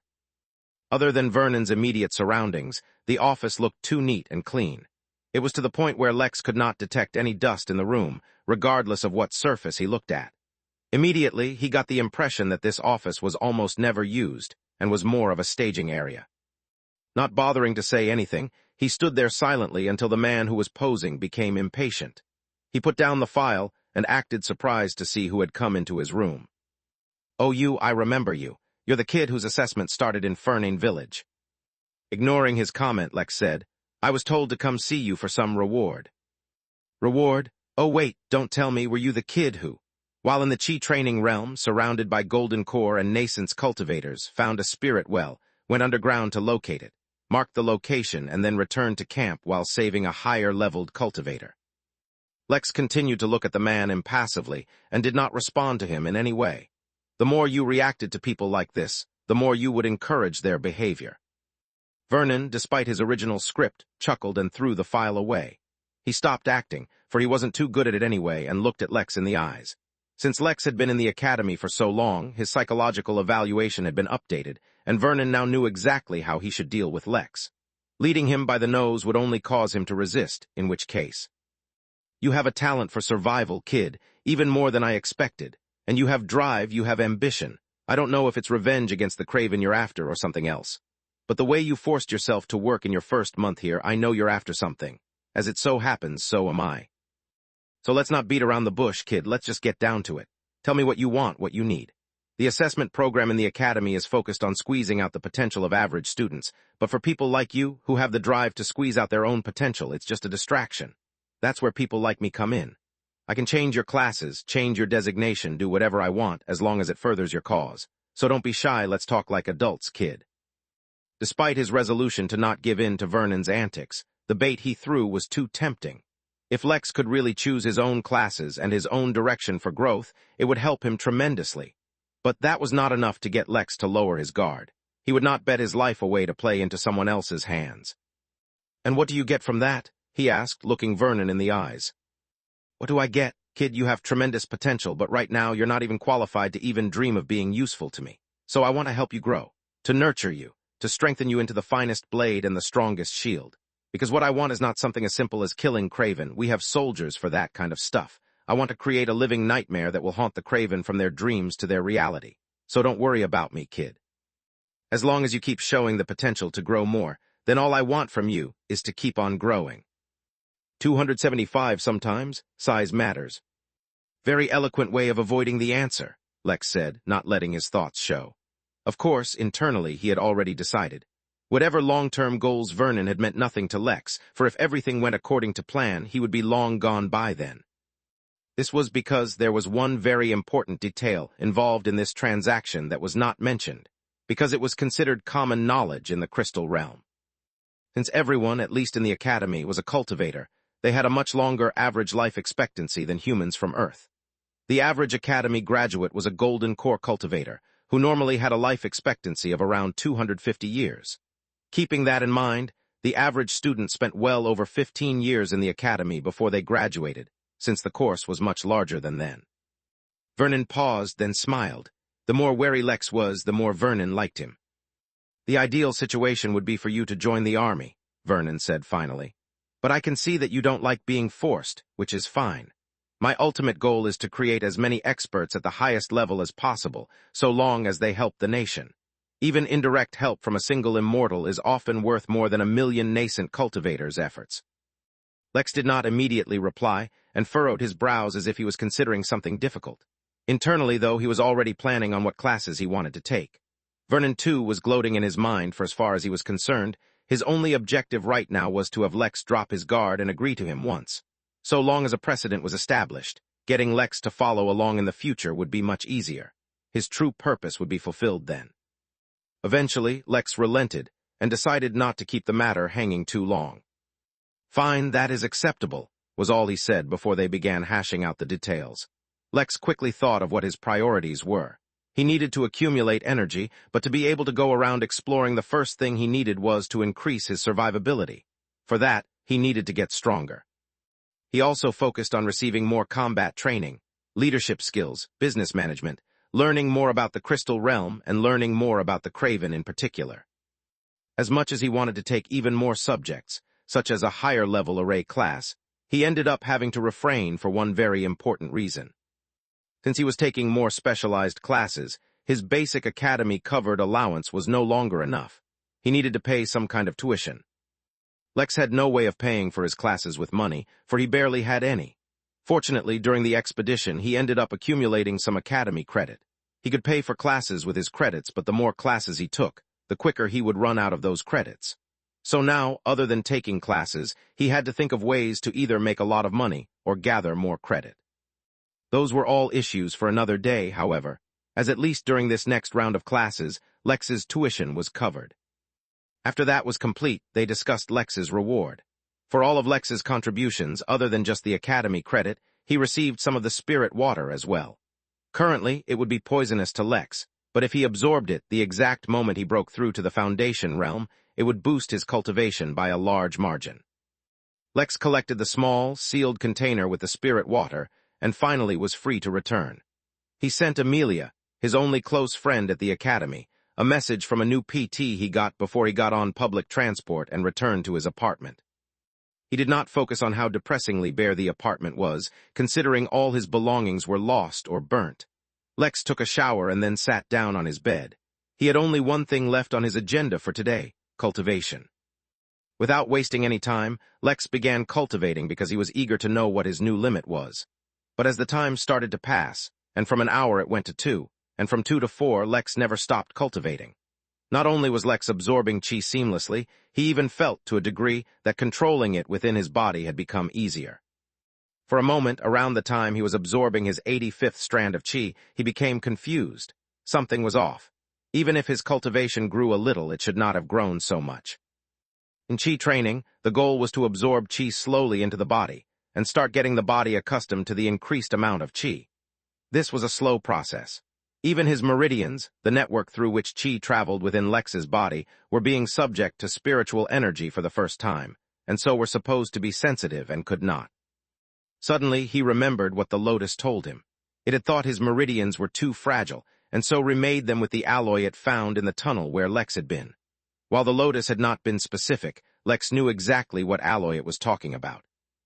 An adolescent druk strengthened its body by absorbing various ores, but an adult druk refined them into a special alloy that not only strengthened its body immeasurably, it was an excellent conductor for spirit energy, something they severely needed since having their body covered in metal made it difficult for them to sense the energy in the first place.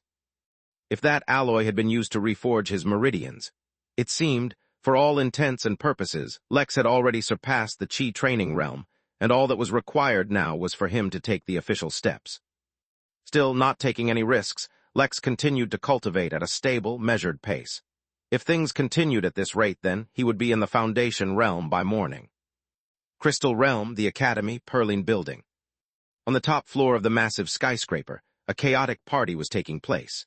There was a band playing live music, hundreds of students dancing, a fighting arena right in the center of the dance floor, and hundreds of flying thimble fairies, not only absorbing the ever-present glare of the Sol birds, but replacing them with a mellow, auburn light.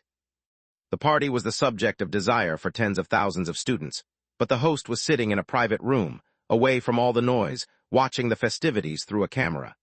She was a young girl, maybe 17 or 18 years in age, with extremely prominent features. While she had long hair, on the right side she had shaved all her hair off, revealing a tattoo of a wolf curled behind her ear. She had a couple of piercings on the left side of her lip, a scar that ran across her jaw and down her neck, as well as clear green eyes. Were she not radiating charisma and confidence, some may have considered her appearance too much. As things were, however, the worst thing one could possibly say about her appearance was that she only captivated them for a short while. That, too, was only because anyone who got caught staring at her would usually have their faces bashed in by her. "See, Wenhild, I heard some interesting news," said one of the dozens of followers she had. "It seems another one of your brothers has joined the academy." See, Wenhild gagged, as if to demonstrate what she thought about that. See, Wenhild Cornelius could not care less about her many siblings even if she actively tried. While the whole nation swooned after her father, she actively hated him, and she was not subtle about her feelings. In fact, she had never even met the man. That's not the part that's interesting. What's interesting is, no one knows anything about his past except that he's a war veteran and survivor of a Craven invasion, facing off even immortals. Oh, and, somehow, he managed to drop his last name. Before the follower could even continue, he felt himself lifted into the air. "Who is he? Where is he? How did he do it?" See, Wenhild screamed, not in anger but excitement. There was nothing of her usual dark demeanor, only the giddy excitement of a child about to open some presents. It had been a lifelong dream of hers to take up her mother's name instead of her father's, but even she dared not drop the name, for fear of the consequences. Outside the Vegas star system, on a juggernaut ship. It was ahead of schedule, but that was the way he liked it. With the Jotun Empire claiming control over all three invaded Vegas planets, he could now turn his attention to his new task. Of course, he did not leave the planets unattended. Between soldiers, administrators, workers, educators, and more, Ragnar had left some 30 billion humans behind to expand their presence and integrate the Vegas natives into their empire. But that was all in the past now. His vision turned to the command carrier, the forward operating base for Jotun expeditions, and the ship that he commanded. The vessel was so large that it had to remain outside the star system at a safe distance, lest it affect the gravity of the system and destroy the delicate equilibrium. How would one even begin to describe the size of this vessel that he used to travel across and even between galaxies? A comparison could be made with planets. The surface area of the planet Earth was around 197 million square miles, 510 million square kilometers. But just the ship hangar of this blimp-shaped vessel, where smaller spaceships such as the Juggernaut ships were parked, was bigger than that. Perhaps another comparison could be made by comparing it to a star. If the command carrier crashed head-on with the sun, it would continue to move, almost entirely undamaged, with the star being completely decimated. To explain the size and strength of this vessel, to say it was beyond the comprehension of mortals was enough. How many barren star systems had been mined dry to make this vessel, even Ragnar did not know, For why would he care? This was just one of many command carriers owned by the Empire. On the battlefield he was heading to, he would probably see more of them. 276, a little bit. As the Juggernaut vessel docked into the command carrier, Ragnar thought back to his most recent visit to the inn. He just learnt that the innkeeper was gone and for the first time felt a little curious what the innkeeper did when he was away. Was he opening up another inn? Or maybe he was dealing with a few problems. Well, it was a pity that they could not meet, but there was always next time. But perhaps it was for the best that Lex was not there for Ragnar's last visit. Otherwise, he would have drowned in a sea of sorrow for not increasing the price of the golden keys, even just a little more than their cost price. After all, Ragnar just bought 300 million keys to distribute among some of the important personnel on his command carrier. After all, in a war zone, having a safe place to retreat to was invaluable. Lex cultivated all night long, and just as he suspected, reached 99 chi seamlessly. 99 chi strands was the absolute limit of chi training. There was no such concept as Lex absorbing more chi strands than normal just because his body could sustain the pressure, mainly because it was redundant. Whether it was 100, 200, or even 1,000,000 strands of chi, individual strands of chi could do nothing against spirit energy in its natural state. Which is why the process for the breakthrough to the Foundation realm began at the 100th strand of chi. Once it was absorbed, under the careful guidance of one's cultivation technique, the remaining 99 strands would blanket it, until the strands began to merge, and instead of chi strands, they would form a spiritual energy stream. Once the stream was formed was when the actual process of the breakthrough would begin, as the single stream would attract more and more spiritual energy. One might think that, since only a short while ago, even a moderately high concentration of spiritual energy was poisonous, absorbing so much energy would be bad for the cultivator.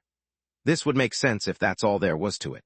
It was important to remember that cultivation and cultivation techniques were actually quite complicated, and a description of the behavior of chi or spiritual energy was just the surface-most layer of what was actually happening.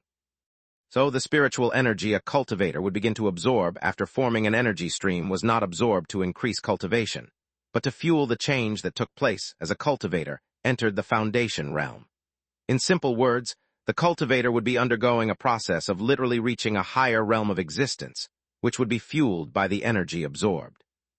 This is also why Lex was given spirit water for his breakthrough.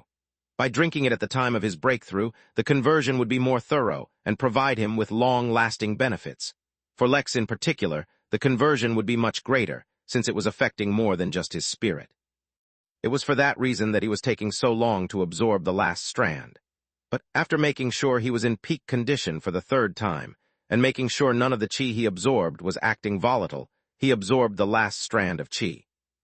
Everything that followed seemed to happen on autopilot. The chi was guided to his chest, and the rest of the strands that were spread throughout his body started to move towards it on their own. The chi strands began to join together, and in the smoothest way possible, fused to form a stream of spiritual energy flowing throughout Lex's body. It was an endless stream, with no beginning and end, and flowed through Lex like an endless loop. Spiritual energy ebbed and flowed into the meridian branches leading to Lex's extremities. Lex almost lost himself in the ecstasy of spirit energy filling his entire body, but somehow managed to remember to drink the spirit water. That's when the hurricane began. Normally, the absorption process of spirit energy would be slow and measured, since the attracting force was exuded by the limited energy within the cultivator's body. But, fueled by the spirit water that Lex drank, the pull was turned from a gentle breeze to a natural calamity. The flow of spiritual energy in Lex's entire building was affected, and many people had to stop cultivating because the energy had gone into a frenzy. Lex could feel every inch of his body slowly getting stronger, somehow being enhanced into something beyond what he already was. This was also true for his meridians, which were already incredibly resilient, made from the special alloy as they were. He felt his consciousness being altered, and amidst the bizarre sensations that flooded his body, he felt more alive than he had ever been. Considering the fact that life was a product of a soul, and that his soul was literally becoming stronger, his feeling was technically true. The breakthrough, even as bombastic as it was, would not last too long, and then it would be time for him to get accustomed to his new realm. But fate had different plans. Melia finally checked her message after one of her classes and was ecstatic to learn about Lex's return. She made her way to his apartment to catch up and ask him all about his trip. Since she was coming directly after a class, she was dressed quite normally, but someone familiar with her may notice a light sparkle around her eyes and a gentle blush on her cheeks, an unusual addition. She was wearing something called fantasy skin, the equivalent of makeup in this realm. She noticed a particularly eye-catching girl enter the building before her, with beautiful brown hair and captivating green eyes. Amelia only caught a glimpse of her, so she did not think much of it, but when she reached Lex's floor, she saw the girl again. The girl was not alone, and was discussing the unusual behavior of spirit energy nearby with one of her two followers. When Amelia entered the floor, she and that girl exchanged glances for a moment, before looking away again. Neither of them were interested in the other, as they were not in the habit of snooping on random passers-by. But when they both stopped in front of Lex's door, they realized they had the same destination. Amelia froze, for she did not recognize this girl, but she knew all of Lex's acquaintances well. Since he was such a focused and dedicated worker, he barely socialized with anyone other than her and her friends at the academy, so who was this? 100 different thoughts ran through her head, of which 99 were some form of girlfriend. Wenhild, on the other hand, deeply analyzed Amelia quite openly. She recognized the fantasy skin, as well as the fact that Amelia was quite an amateur in the field based on the way she used it. She checked her cultivation, her demeanor, her appearance, and everything else before she snorted mentally. As a daughter of Cornelius, she had lived her whole life surrounded by people trying to get close to her because of her father. As such, she was extremely skilled in detecting people who had such intentions, and currently, Amelia was ticking a lot of boxes. "Hello, my name is Wenhild. I'm looking for Lex. Is this his apartment?" she asked politely. This was absolutely not Wenhild's normal attitude, but since she was coming to see Lex, a person who had pulled off something even she could not, she humbled herself a little. "Hi, I'm Amelia, Lex's friend. Yeah, this is his apartment. How do you know him?" "I have some business with Lex. He has an impressive record." Amelia felt this girl was strange and clearly had some kind of agenda. She looked a little younger than Amelia, but her piercings and tattoos screamed that she was bolder than her age would predict. Deciding to simply nod, Amelia knocked on Lex's door, which was followed by an awkward silence where no one responded. "Maybe he's in the restroom," Wenhild commented as she stayed put, not indicating any sign of wanting to move. Naturally, if their cultivation was high enough, they would be able to detect that the spirit energy was being pulled into his room and deduce that he was having a breakthrough.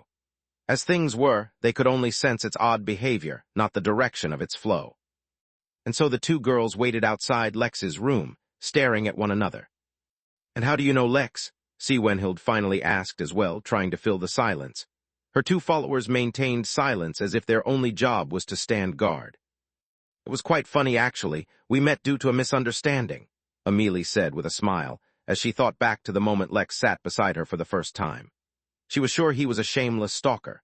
Lost in memory, she didn't even realize as she began to regale Wenhild with her story, filling in the blanks with her own misunderstandings and commentary. Did it seem like she was trying to show off the depth of her friendship with Lex to a potential rival? A little bit. 277, the food has arrived. Lex's breakthrough took around 20 minutes. The moment it was completed, Lex was momentarily overwhelmed by the immense burst of information he started receiving, but quickly adapted. His senses had become infinitely more sensitive, to the point where on his skin he could even feel the subtle vibration of the blood flowing through his veins. He could hear his own breathing like a gale and see everything in such detail that he could not comprehend it. But the sensory overload lasted only a moment, for his brain quickly adapted, and as if he had been doing so his entire life, he started filtering out the information he didn't need subconsciously. It was exactly for this reason as well that he immediately picked up the muffled sounds of a prolonged conversation, even through the insulted material that made his door.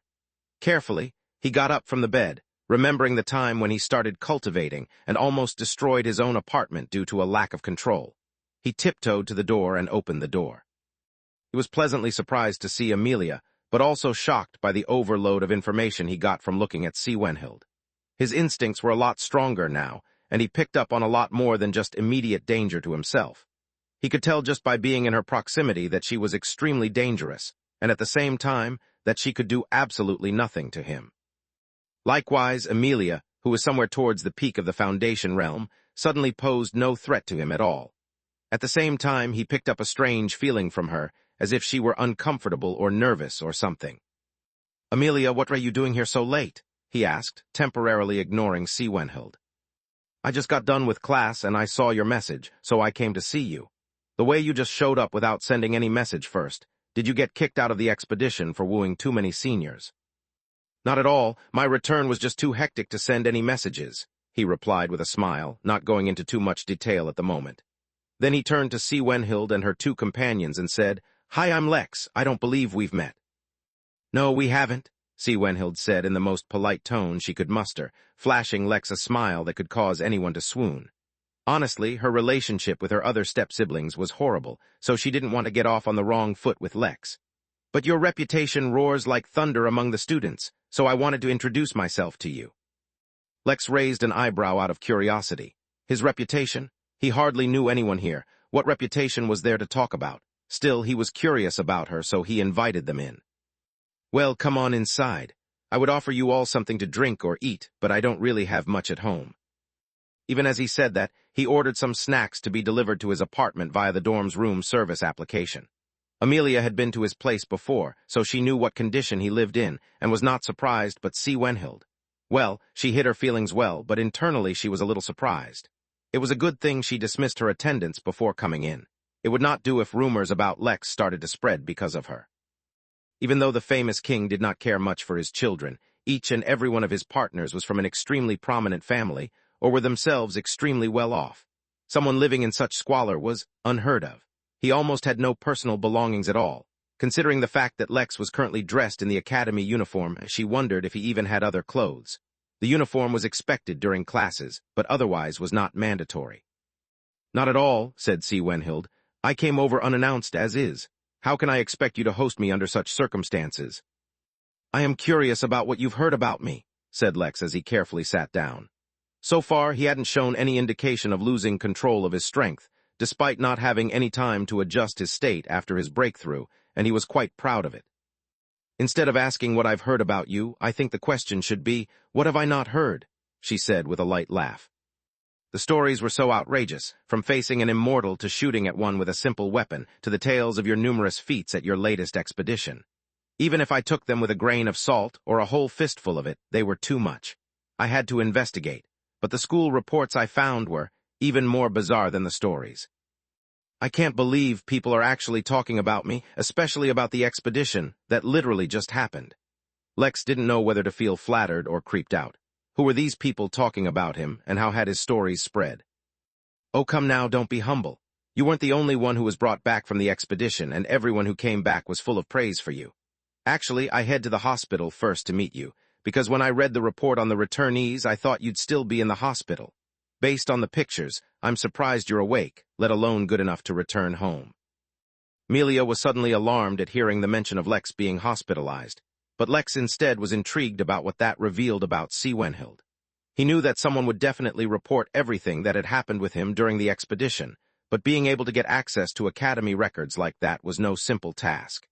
Even among school personnel, one would need relevant authority to read files pertaining to things like this. In a situation where a spirit well was involved, Lex imagined the authority should have been even higher. "You've heard a lot about me, but I don't seem to know anything about you," said Lex, shifting the focus of the conversation. He didn't think a simple introduction warranted someone like her looking for him all over.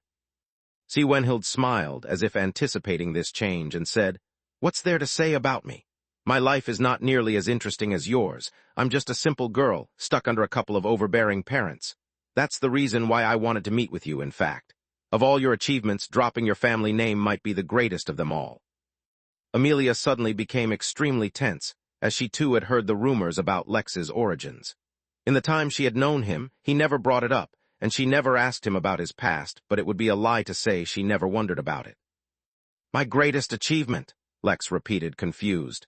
Suddenly, he felt a little offended. There was no shortage of incredibly insane things that he had done since he came to the Crystal Realm. How could claiming he had no last name be a greater achievement? It was ridiculous. Seeing that Lex continued with the facade, C. Wenhild smiled. "Well, isn't it? The rumor is you dropped your family name because you were dissatisfied with your father, that you wanted to carve out your own legend and create your own legacy, unrelated to the Cornelius name."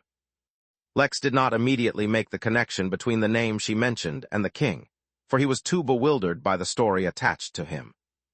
"Me carve out a legend," he said, laughing. I have no interest in legend. I am no— Wait, did you say Cornelius, as in the royal family?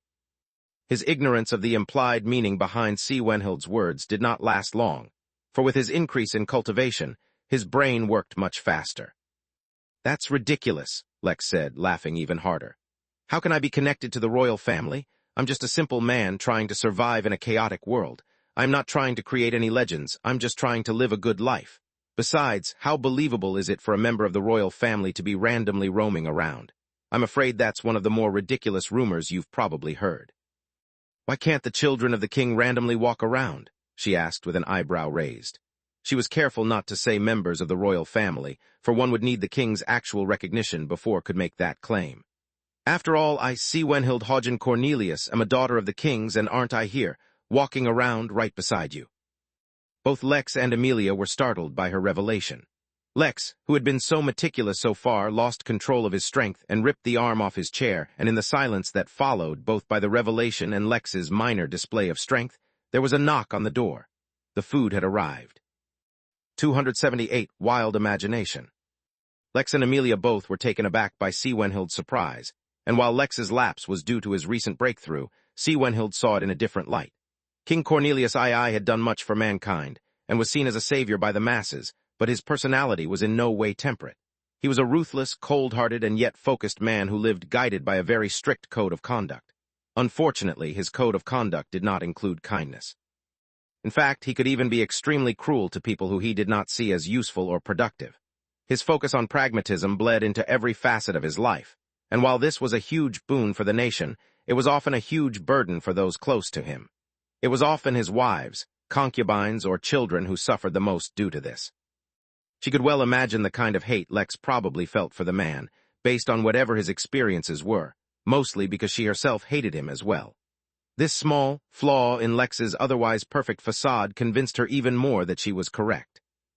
"Excuse me," Lex said awkwardly as he put down the broken chair handle and opened the door. He grabbed the food and turned back but froze again. Was he really about to serve royalty rice pudding cups? Lex did not doubt for even a moment that Wenhild was lying about her parentage, mostly because how crazy would you have to be to make such a claim? Back on Earth, in his youth he had traveled the world, and he remembered strongly how ardent people who lived in monarchies were about their ruler. This was mostly because, if you dared to insult the monarchy in any way and word got out, no one would even know how you disappeared. Here, in the Crystal Realm, he couldn't imagine things were much different. Yet Lex's feeling of awkwardness did not last long.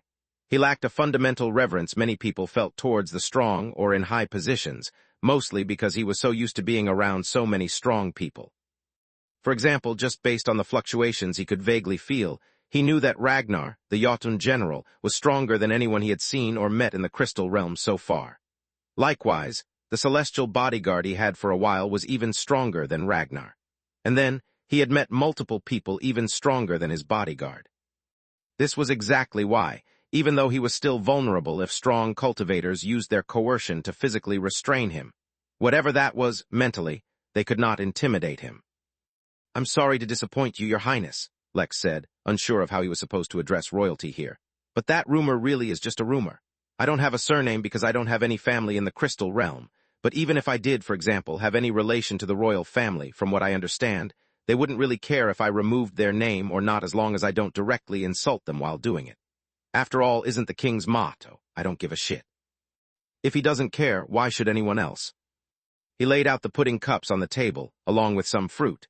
He froze again for a moment, recalling that he had no cutlery, nor any plates to offer his guests. He really should stock his apartment a little more, but he was so used to not spending any time at home that it never occurred to him. Amelia and Wenhild, on the other hand, looked at Lex, who was laying the table.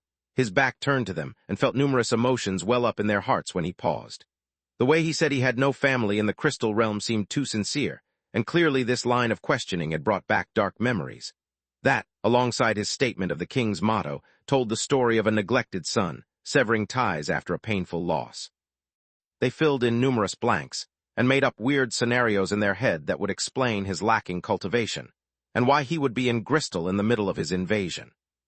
Somehow, in the midst of imagining completely different scenarios, the two girls' thoughts coincided as they visualized Lex standing in the rain, alone in front of a grave with the marching hordes of the Craven, slowly gaining land. The filial son stayed until the last moment, and as he turned his back on the grave for the last time, so too did he turn his back on the father that had failed him. Lex, meanwhile, was chiding himself for being a bad host. His reputation as the innkeeper would be tarnished if anyone ever found out he didn't even have a napkin to offer alongside his snacks to literal royalty. "It's not much, but please help yourselves," he finally said, perfectly hiding his embarrassment. The girls helped themselves, and since the pudding cups came with their own disposable utensils, it wasn't really an issue. "Well, if you insist it was just a rumor, then I'll believe you. Such topics are more fit for gossiping little children anyway. Let's talk about something more practical. Have you heard of the realm races?" "Not really, no. Considering your short time at the academy, I assumed you probably hadn't. Every few decades, the academy opens up a bunch of new minor realms altogether and lets the students scout them out. Despite what it sounds like, it's not a tournament and there are no prizes, but the students can keep anything they find in any of the minor realms. Since it's usually so beneficial, many students treat it like a race, trying to go through as many of the minor realms as possible before the event finishes. But not everyone has the same objective. I'm planning on participating in the race, but with a completely different agenda. If I can subdue an entire minor realm before the race ends and take complete control of it, the academy will let me keep the minor realm till I graduate. Your excellent performance recently has attracted a lot of attention, and surely a lot of people will approach you to recruit you. I just wanted to be the one to make the first bid." After that, the conversation became transactional in nature, wherein Wenhild explained her plans to Lex briefly, and her offer to recruit him for her team during the races. There was no theoretical upper or lower limit on any team, as long as all the participants were students, but quite sensibly, Wenhild took a quality over quantity approach. At no point at all during the conversation did it feel like this conversation wasn't the primary reason she had approached Lex, and even Amelia began believing. In fact, Wenhild was so well prepared, and the detail Lex received on his offer was so extensive that if his instincts weren't telling him that she was hiding something, he would have believed it. He didn't immediately accept her offer and told her he would get back to her. Since the races were still some time off, she didn't mind. Once their conversation was done, she excused herself, leaving Lex and a perplexed Amelia behind. "Don't tell me you heard those rumors too," Lex said to her after Wenhild left. Looking embarrassed, she smiled weakly and said, "Some people did mention it to me, seeing how much time we spent together." Lex laughed at the absurdity of the claim, but didn't address it again, for he genuinely believed no reasonable person would actually believe the rumor. Instead, the two friends started catching up, and Lex honestly told her about the things that happened on the expedition that weren't a secret. She was startled to learn of the seriousness of his injuries and apologized for making fun of him, but Lex didn't mind. What else were friends for if not teasing one another? Eventually, she left and Lex was genuinely surprised that she didn't notice his breakthrough, not that he brought it up either. He spent the rest of the day meditating and cultivating, slowly getting used to his newfound strength and abilities. Tomorrow was going to be exciting, for he would go look for new techniques to use, and more importantly, he would finally start using arrays. He also needed new weapons, so he would have to visit his old boss. He wondered if he should look for another gun, or ranged weapon basically, or go for something more traditional. Lex was completely engrossed in his own thoughts, oblivious to the earth-shattering statement that would rock the gossip columns of the nation. Well, it wasn't as much of a statement as a discovery. Wenhild Hagen had removed the Cornelius name from her student documents at the academy, and when questioned for the reasons, or if she was afraid of any repercussions, she gave a simple reply. "I don't give a shit about that name. 279 Unlimited Access." King Cornelius II was not an idle man. Every minute of every day was filled with purpose, and not the kind where others schedule meetings or appointments, giving you commitments that you had to keep. No, he was a man who planned his day himself and filled each part of it with a conscious effort to fulfill his goals. Due to this stringent discipline he maintained, he was often called callous or uncaring towards those close to him. The truth, however, was not that he was uncaring specifically towards them, but that he cared too much about his goals. The people he chose to surround himself with knew this well, and so were selective in providing him news unrelated to whatever he asked. Sometimes, however, there were situations that could not be expected and needed his comments. For events like these, Cornelius had allocated a certain time during his regular briefings. Of course, all of this was dictated by the fact that the event did not require urgency. In case of an emergency, his assistants would obviously interrupt him. Today, however, was not such a case, which is why, as he ate breakfast, he received various bits of news. To be clear, he wasn't receiving news while eating breakfast, but that so much time was wasted on these things, he decided to eat to fill the time. Someone like him didn't actually have any need for food. He was an immortal after all. "There is a bit of news about one of your children again," said miscellaneous assistant A despite having the same first name. There was no connection, and miscellaneous assistant A and miscellaneous friend A. "Ah, tell me, another disappointment, or did one of them achieve something worthy of note?" the king asked. Assistant A paused, unsure how to respond, directly shared the news. "See, Wenhild, your daughter from the Hagen estate has dropped your name from her academy identification papers, and when asked about the reason, responded with, 'I don't give a shit about that name.'" Despite himself, Cornelius chuckled, then paused. He didn't care about the name being dropped or her comment. He was a king by right and power, and had forged his position through blood and carnage. He did not feel his position threatened by such things. No, he paused because the mention of the Hagen estate reminded him of some unpleasant memories. In his life, due to his position and power, there were few who dared accost him, and fewer still of those were humans. C. Wenhild's mother happened to be one of them, though. She was his only legal wife who he did not actively pursue. Instead, she was the one who approached him and, very bluntly, negotiated the title of wife as well as a child from him. It was not like she was in love with him or anything. She was an extremely capable woman of influence and merely needed the title to progress her own agenda. Of course, she could not threaten him because, honestly, who could? But her influence was genuine, and she could create endless problems for him, and she was not afraid even in the slightest that he would be offended by her bluntness or think he would harm her. In the end, she outmaneuvered him politically, gained what she wanted, and then left of her own violation. The latest news he had of her, she had expanded her influence to the realm of the Sentinels and actually controlled vast territories there. "Next," he said placidly, unconcerned by the news. "On the topic of your children, there is another one showing potential, just that. It is actually unconfirmed if he's actually your child." Oh, Cornelius was actually genuinely surprised. "Elaborate." Assistant A briefly detailed Lex's various achievements with a degree of accuracy that would have shocked Lex himself had he heard, especially his involvement in the battle between the Trollops. The details of his actions on that front were stated as inconclusive, but he was listed as the primary instigator of the battle. His breakthrough to the Foundation realm was not mentioned, for that had only just happened, but a medical report stating that his body seemed ready to undergo the breakthrough at any time was attached as well. Issue arose when he was being treated for his wounds. Having heard the rumor as well, Vernon, the local instructor, ordered his bloodline tested to see if he was related to you. The tests were inconclusive. There's something in his blood that prevents it from being traced to any relative, and he showed signs of a lineage bloodline, but that too has been hidden somehow. He, or at least someone, has taken great care to ensure the boy cannot be connected to his family in any way. "Inconsequential," Cornelius answered, having lost interest in Lex's origin. Whether Lex was his son or not, why did it matter? But I like his focus and initiative. Update his file. So long as his purpose is to improve himself, help him however the academy can. Reassess him in 6 months, and if he maintains such discipline, notify me again.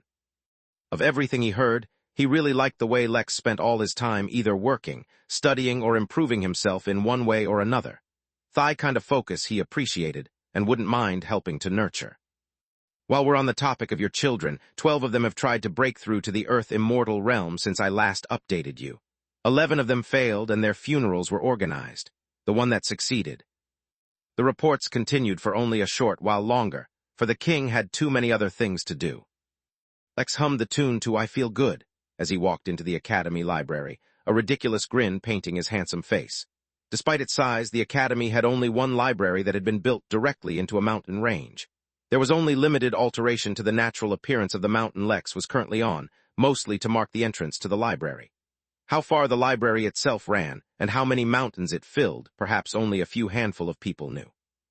None of that mattered to Lex, for early in the morning he received a notification on his PT, and it was one that surprised him, as well as filled him with enormous glee. Due to the size of his contribution during the expedition, he was provided free access to a limited portion of the library, which included the spirit techniques section. The free access would only last for 6 months, but that was more than enough time for Lex. Oh yes, Lex felt good because he was about to have a free hand at whatever technique he wanted for the Foundation realm. "Good morning," Lex said in the warmest way he knew how to one of the librarians as he passed his student identification. I'd like to look at the list of Foundation Realm techniques, please. That's a big list. Do you have anything specific you want? I'm good for now, thanks, replied Lex, flashing a generous smile. The librarian shrugged and led Lex to a private room and helped him log onto the library's terminal.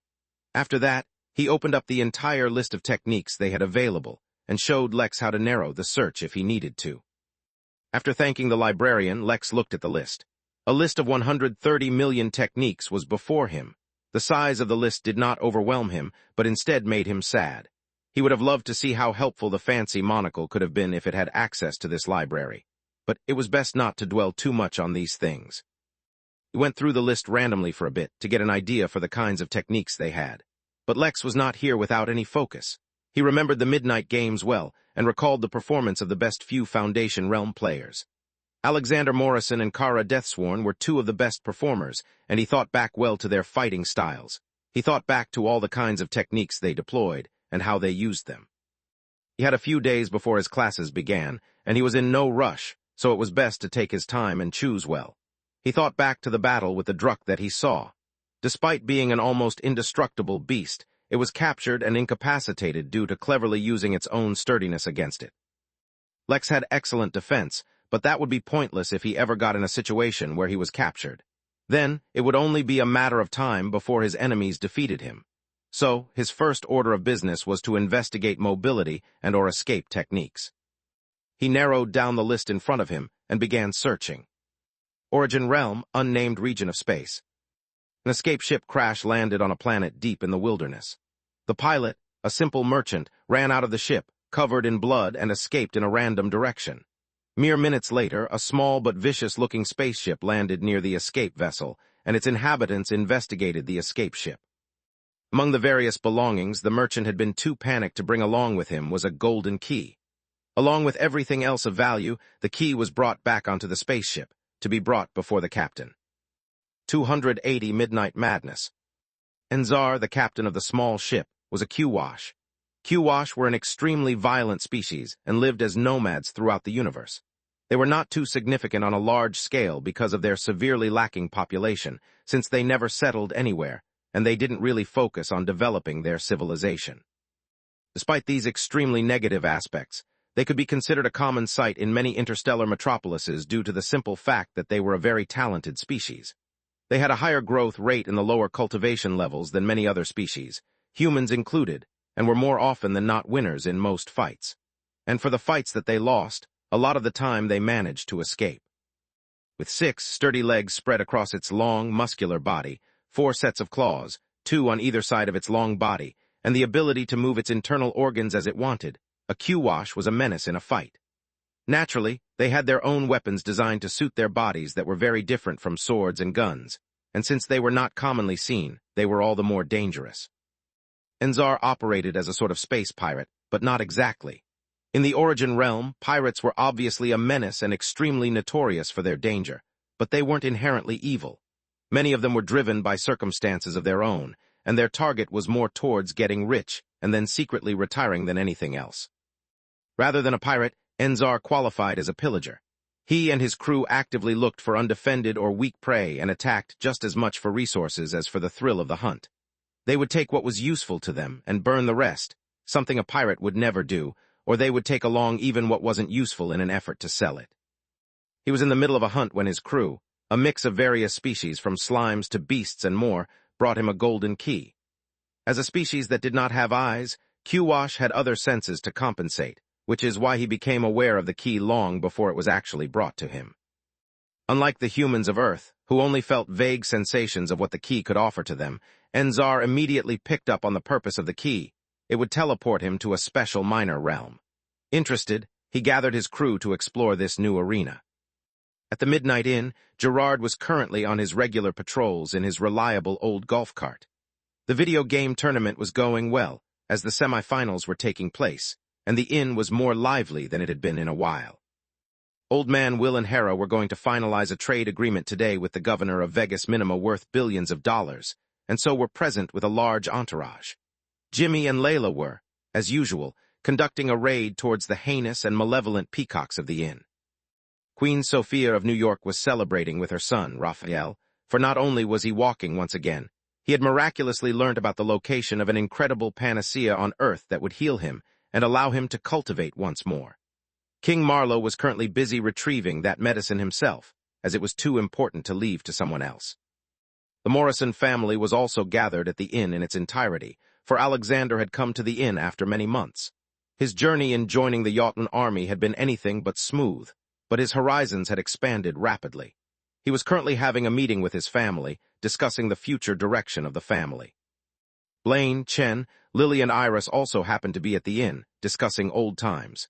Considering the fact that Blaine and Lily had left on a spaceship, the only time they got to interact with their friends was at the inn. Many of the original Naxxents from Earth were here as well, drinking to forget their problems. It had been long enough for the inn to be connected to Earth, not to mention the new minor realm that never closed, that the number of nascent cultivators on Earth had exploded. Of course, these new nascent cultivators could not compare to the old ones, but suffice to say, the original 5 families had long since lost much of the power they held. Just the Morrison family had 4 nascent cultivators, in fact, and Marlowe was obscenely strong for incomprehensible reasons making it, so he was currently the strongest individual on Earth, at least on the surface. At this particular time, there were even a few devils at the inn. They had claimed that they would visit the inn regularly to recruit Earthlings, and this was their first ever visit. Pramod and Harriet Shelby Ruby Selma Jane happened to be visiting as well. Suffice to say, through a random coincidence, the inn was currently hosting almost all of its most regular or renowned guests. As it so happened, it was at this time that Enzar and his small crew of 100 aliens entered the inn. As soon as Enzar entered the inn, he got a sense for the size and spiritual concentration of the inn, and immediately decided to seize the inn. Without wasting any time, he ordered his subordinates to begin scouting the inn for all its dangers. Such insidious intent was obviously picked up by the security room. Chad, the deputy head of security, was currently in the room, and as soon as he got the notification, he activated the formation around the entrance of the inn, trapping the pillagers there. Calmly, he notified Gerard of the situation while also reporting to Mary. Mary then reported to Lex, who was currently reviewing spiritual techniques. As soon as he scanned the inn and understood the situation not only of the invaders but of his guests as well, he smiled. He had been waiting for the next time the inn was invaded, and the situation of the invasion couldn't be better even if he planned it himself. He passed along some instructions to Mary, stunning her, before he turned his attention to the event management panel. A small 100,000 MP later, his plan was set in motion. Just to be sure no problems occurred, Lex used his advanced authority to disable the invaders' ability to return from the inn. Since they had come here with ill intentions, there was no reason to leave. Across the inn, the sound of a gong was heard, followed by the voice of the assistant innkeeper. Dear guests, the Midnight Inn is having a spontaneous, special event for your entertainment. A small horde of invaders have entered the inn, but, under the direction of the innkeeper, instead of being eliminated, they have been placed in a trapping formation. Since there are 101 invaders, 101 participants may enter the special event and take place. The participants will enter the formation and fight the invaders. Killing an enemy gives you 1 point, but capturing an enemy gets you 2 points. At the end of the event, the participant with the most points gets an award of 50,000 MP. Betting and special commemorative items for the event will be available. The event will begin in 30 minutes. As soon as the announcements ended, projected screens showing the invaders' army appeared in front of all guests. All spots for the event were filled within the first second, as numerous guests were attracted by the prize, while the others just wanted to join in the fun. When the list of participants was concluded, the betting pool over the winner began, and immediately excitement filled the air. Many guests left the inn to call their friends to join in the festivities. Once they returned, since the primary teleportation point was locked, they were teleported to a secondary point surrounded by various inn guards to ensure no one with evil intentions could enter. After ensuring they were normal guests, they were allowed to go as they pleased. Raphael watched the screen curiously. This event was titled Midnight Madness, and he had no recollection of anything like that from his previous life. But then again, since he lacked all interaction with the inn, it was not a surprise. He ordered a Saturn cake in anticipation for the event and placed a few bets himself, though they were mostly small. By now, Enzar had noticed that he was trapped in a formation and was trying to figure out a way to bypass it. Little did he know, all his actions were being watched by thousands of people. In a few minutes, as it so happened, The merchant that he had been chasing finally remembered the specialness of the golden keys. He had never tried it before, but he was desperate enough to try anything, since he was too wounded to properly hide his tracks. When he arrived at the inn and then learned about what was happening, he burst out into a melodious laughter, before eventually fainting due to blood loss. Though before fainting, he took advantage of a special feature of the event. Placed a special, individually financed bounty on Enzar that could only be claimed if the person who killed Enzar sent the unaware Q-Wash the merchant's regards right before killing him. That was bound to haunt him even into the afterlife. 281. The Return of Tiffany. It was like a sudden festival at the inn, and everyone was suddenly enjoying the festivities. Many people were watching from the comfort of their rooms, but many had come out into public spaces to enjoy the atmosphere. There were two topics that were being discussed most commonly. First, who was crazy enough to attack the inn? Even though there was an invasion a short while ago as well, no guests were hurt, which showed just how in control the inn was of everything. Second, the topic was who would be the winner for the 50,000 MP prize. The contestants' names were shared, and if the contestant permitted, some information about their cultivation and ability. The crowd favorites were Rorik Morrison, for naturally he had a stellar reputation on Earth, a well-respected captain from the Jotun army, here on vacation from the Vega system, and finally a young devil. But the bets were not only on who would win, but on how many points any of the participants could get. Considering the limited number of enemies, no one was expected to have an overwhelming lead, but there were still a few who were expected to get at least 10 points. While the crowd was hyping themselves up, the inn staff was preparing for the event. Mary was spreading the delinquent vines underneath the battleground, and Cowan was requested to help out as well. He would only interfere if a participant was about to die and would remove them from the formation.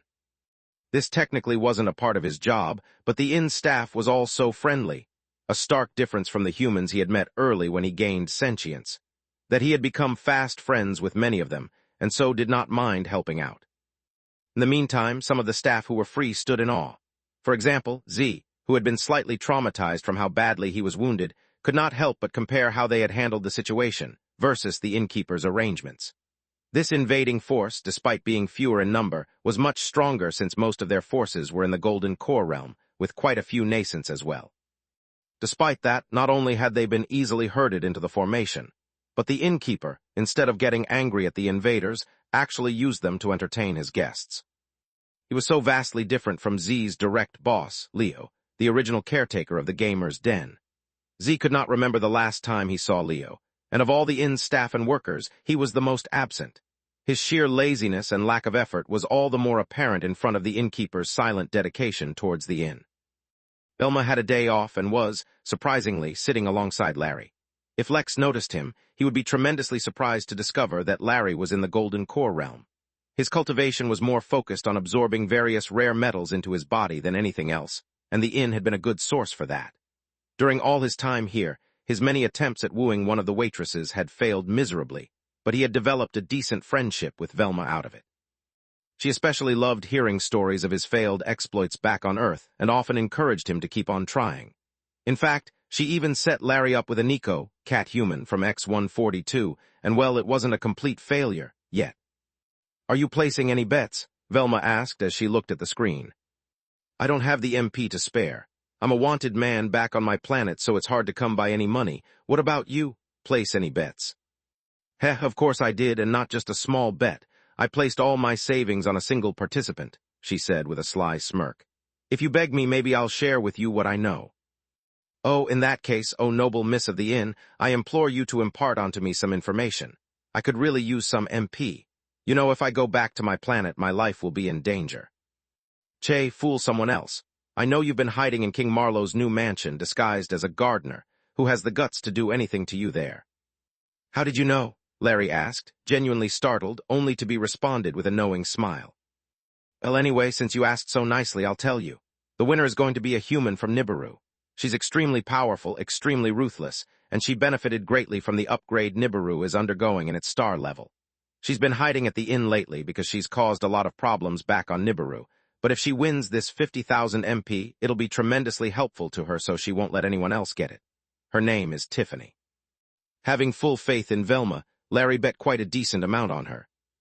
Countless conversations similar to that one were taking place, But little Tiffany from Nibiru remained overlooked in almost all the bets, since no one knew her. Eventually the time ran out as 30 minutes was just a short interval, and the event was finally beginning. Mary instructed all the participants to make their way to the battleground while she explained the rules once again. Killing an enemy got them 1 point, but capturing an enemy got them 2 points. This wasn't really a fair event, considering the higher-leveled cultivators had a blatant advantage, but as an impromptu event held in the absence of the Innkeeper, it could not be perfect. Another rule was stated right before the contestants went in, which is that anyone who attacked a fellow contestant would get disqualified. With that, the event began, and all the contestants walked through the white wall of the formation, appearing at the far end from where the invaders were. Enzar immediately noticed their entry, and immediately picked up on the fact that they were exactly the same number of enemies as him and his crew. Many thoughts ran through his mind, but his orders to his crew were ruthless and efficient, as usual. There was no build-up to the fight as it immediately began. It was absolute chaos, and in the very first second, Cowing separated several participants who were going to die under nascent-level attacks. These participants were, naturally, disqualified. On Enzar's end, however, they had no immortal to protect them, so immediately there were some deaths. The nascent cultivators took to the skies, fighting in midair. The pillagers and participants both wanted to avoid friendly fire for their own reasons, which formed an unspoken understanding. On the ground, however, it was absolute chaos. No one had even tried to capture an enemy instead of killing, for the battle was too dangerous to take any risks. The numbers dropped quickly, and in just the first few minutes, it went from 101 pillagers to mid-60s, while the participants actually dropped to the 40s. The pillagers fought for a living, while the participants were just the lucky ones who managed to enter the tournament first. It was fortunate that Cowin was able to save all of them with great skill, removing them without harming them or their enemies. But after the first massive drop in numbers, the fight stabilized as the remaining few were similar in strength and skill. It was here that the strength of the pillagers became evident, for not only were they skilled in fights, but they had incredible cooperation as well. The participants, on the other hand, were just fighting randomly. Even when they paired up, they could not match the synergy of the enemies. But while they were the ones under pressure, the remaining participants were elites in their own rights. It was now that a few names started to stand out on the leaderboard. A surprise to everyone except 2 specific people was that on the top of the leaderboard was the name Tiffany. She already had 20 points. This wasn't because she had killed 20 people, but that she incapacitated every foe effortlessly, at which point a vine would emerge from the ground and take the captured enemy away. When Tiffany struck a foe, it was no longer a matter of skill. Her ability was so astounding that even the viewers could not accurately understand what happened, despite the effect being quite simple. If she attacked a pillager with a punch and the pillager blocked her punch without moving anywhere, the pillager would be struck by a sonic boom before fainting. If a pillager managed to dodge her punch, however, still sonic boom. If a pillager saw that she had the intention to attack and ran away, sonic boom. If a pillager thought about attacking her, he would suffer a sonic boom. One pillager, in fact, only gave her a dirty look before suffering a sonic boom. The most common wound her victims suffered was ruptured eardrums, if they had those. She was a force of nature, an unstoppable entity with a relentless will. She was the living embodiment of the drumming in a good rock song, because wherever anyone heard her strike, they would get chills. 282. Don't forget the aesthetics. Lex was not observing the event too closely, and was more focused on monitoring its success overall. It was for that reason that he did not recognize Tiffany, not to mention that she looked vastly different from when he last saw her. The guests, however, could not take their eyes off her. She was ruthless, not in the sense that she was defeating every enemy she came across. Her staggering performance was throwing off all the bets people had placed. Some noticed that there was more to her attacks than the simple sonic booms, but even if they could discover the secret, it would not help them remedy the situation. It was fortunate, then, that the battle entered a balanced phase. The pillagers' coordination was keeping them from suffering any more losses, while the participants' extreme powers and skills saved them. Whichever side gave in first would suffer tremendously. In the air, the battle was a lot more hectic. Enzar was proving his worth and fighting 3 nascent participants on his own, and seemed to be winning. Furthermore, he was better equipped than the participants for the fight, which gave him an edge in both offense and defense. The various pillagers under him also seemed to be more skilled than the participants, and even Rorik found himself suppressed, something he hadn't encountered in a long time. "Mary, I'm busy over here, so I'll check back in later," said Lex, once he was satisfied with how the event was progressing. Don't hesitate to call me if any issues arise, but if there aren't any problems, then just wait for me to get done to give me the report. Lex turned his attention back to the issue of deciding on his techniques. He could have continued to focus on the inn. It would have taken at most a few more hours, but Lex was pressed for time.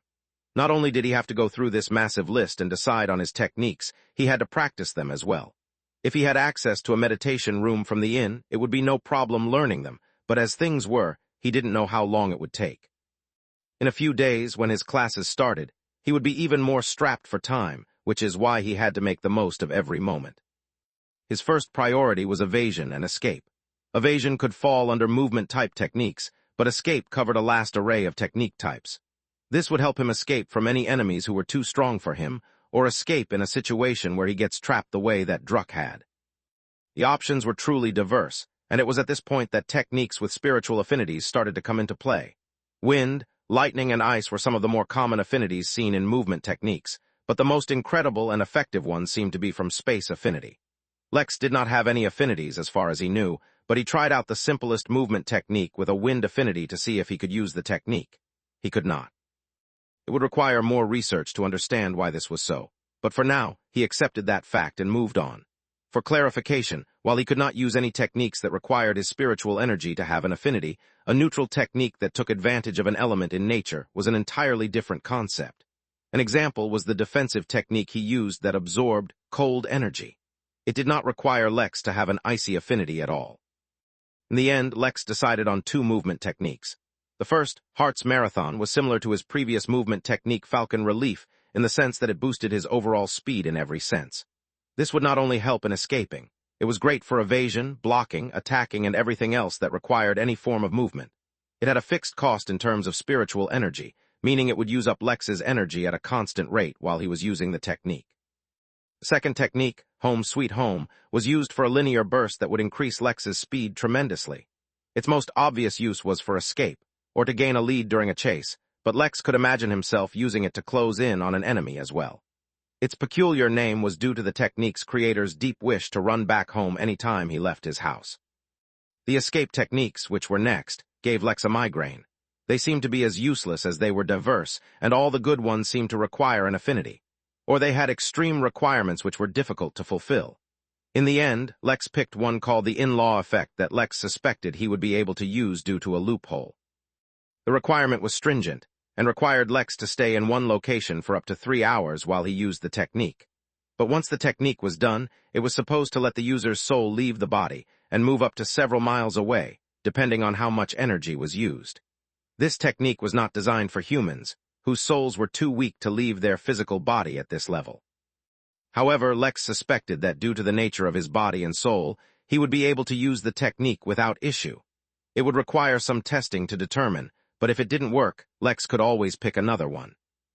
Next, Lex planned on picking defensive techniques, offensive techniques, and some miscellaneous techniques in that order. The reason he was picking techniques in that order was that, now that the options available to him were more versatile, he planned on using his uncanny ability to learn defensive techniques in various ways.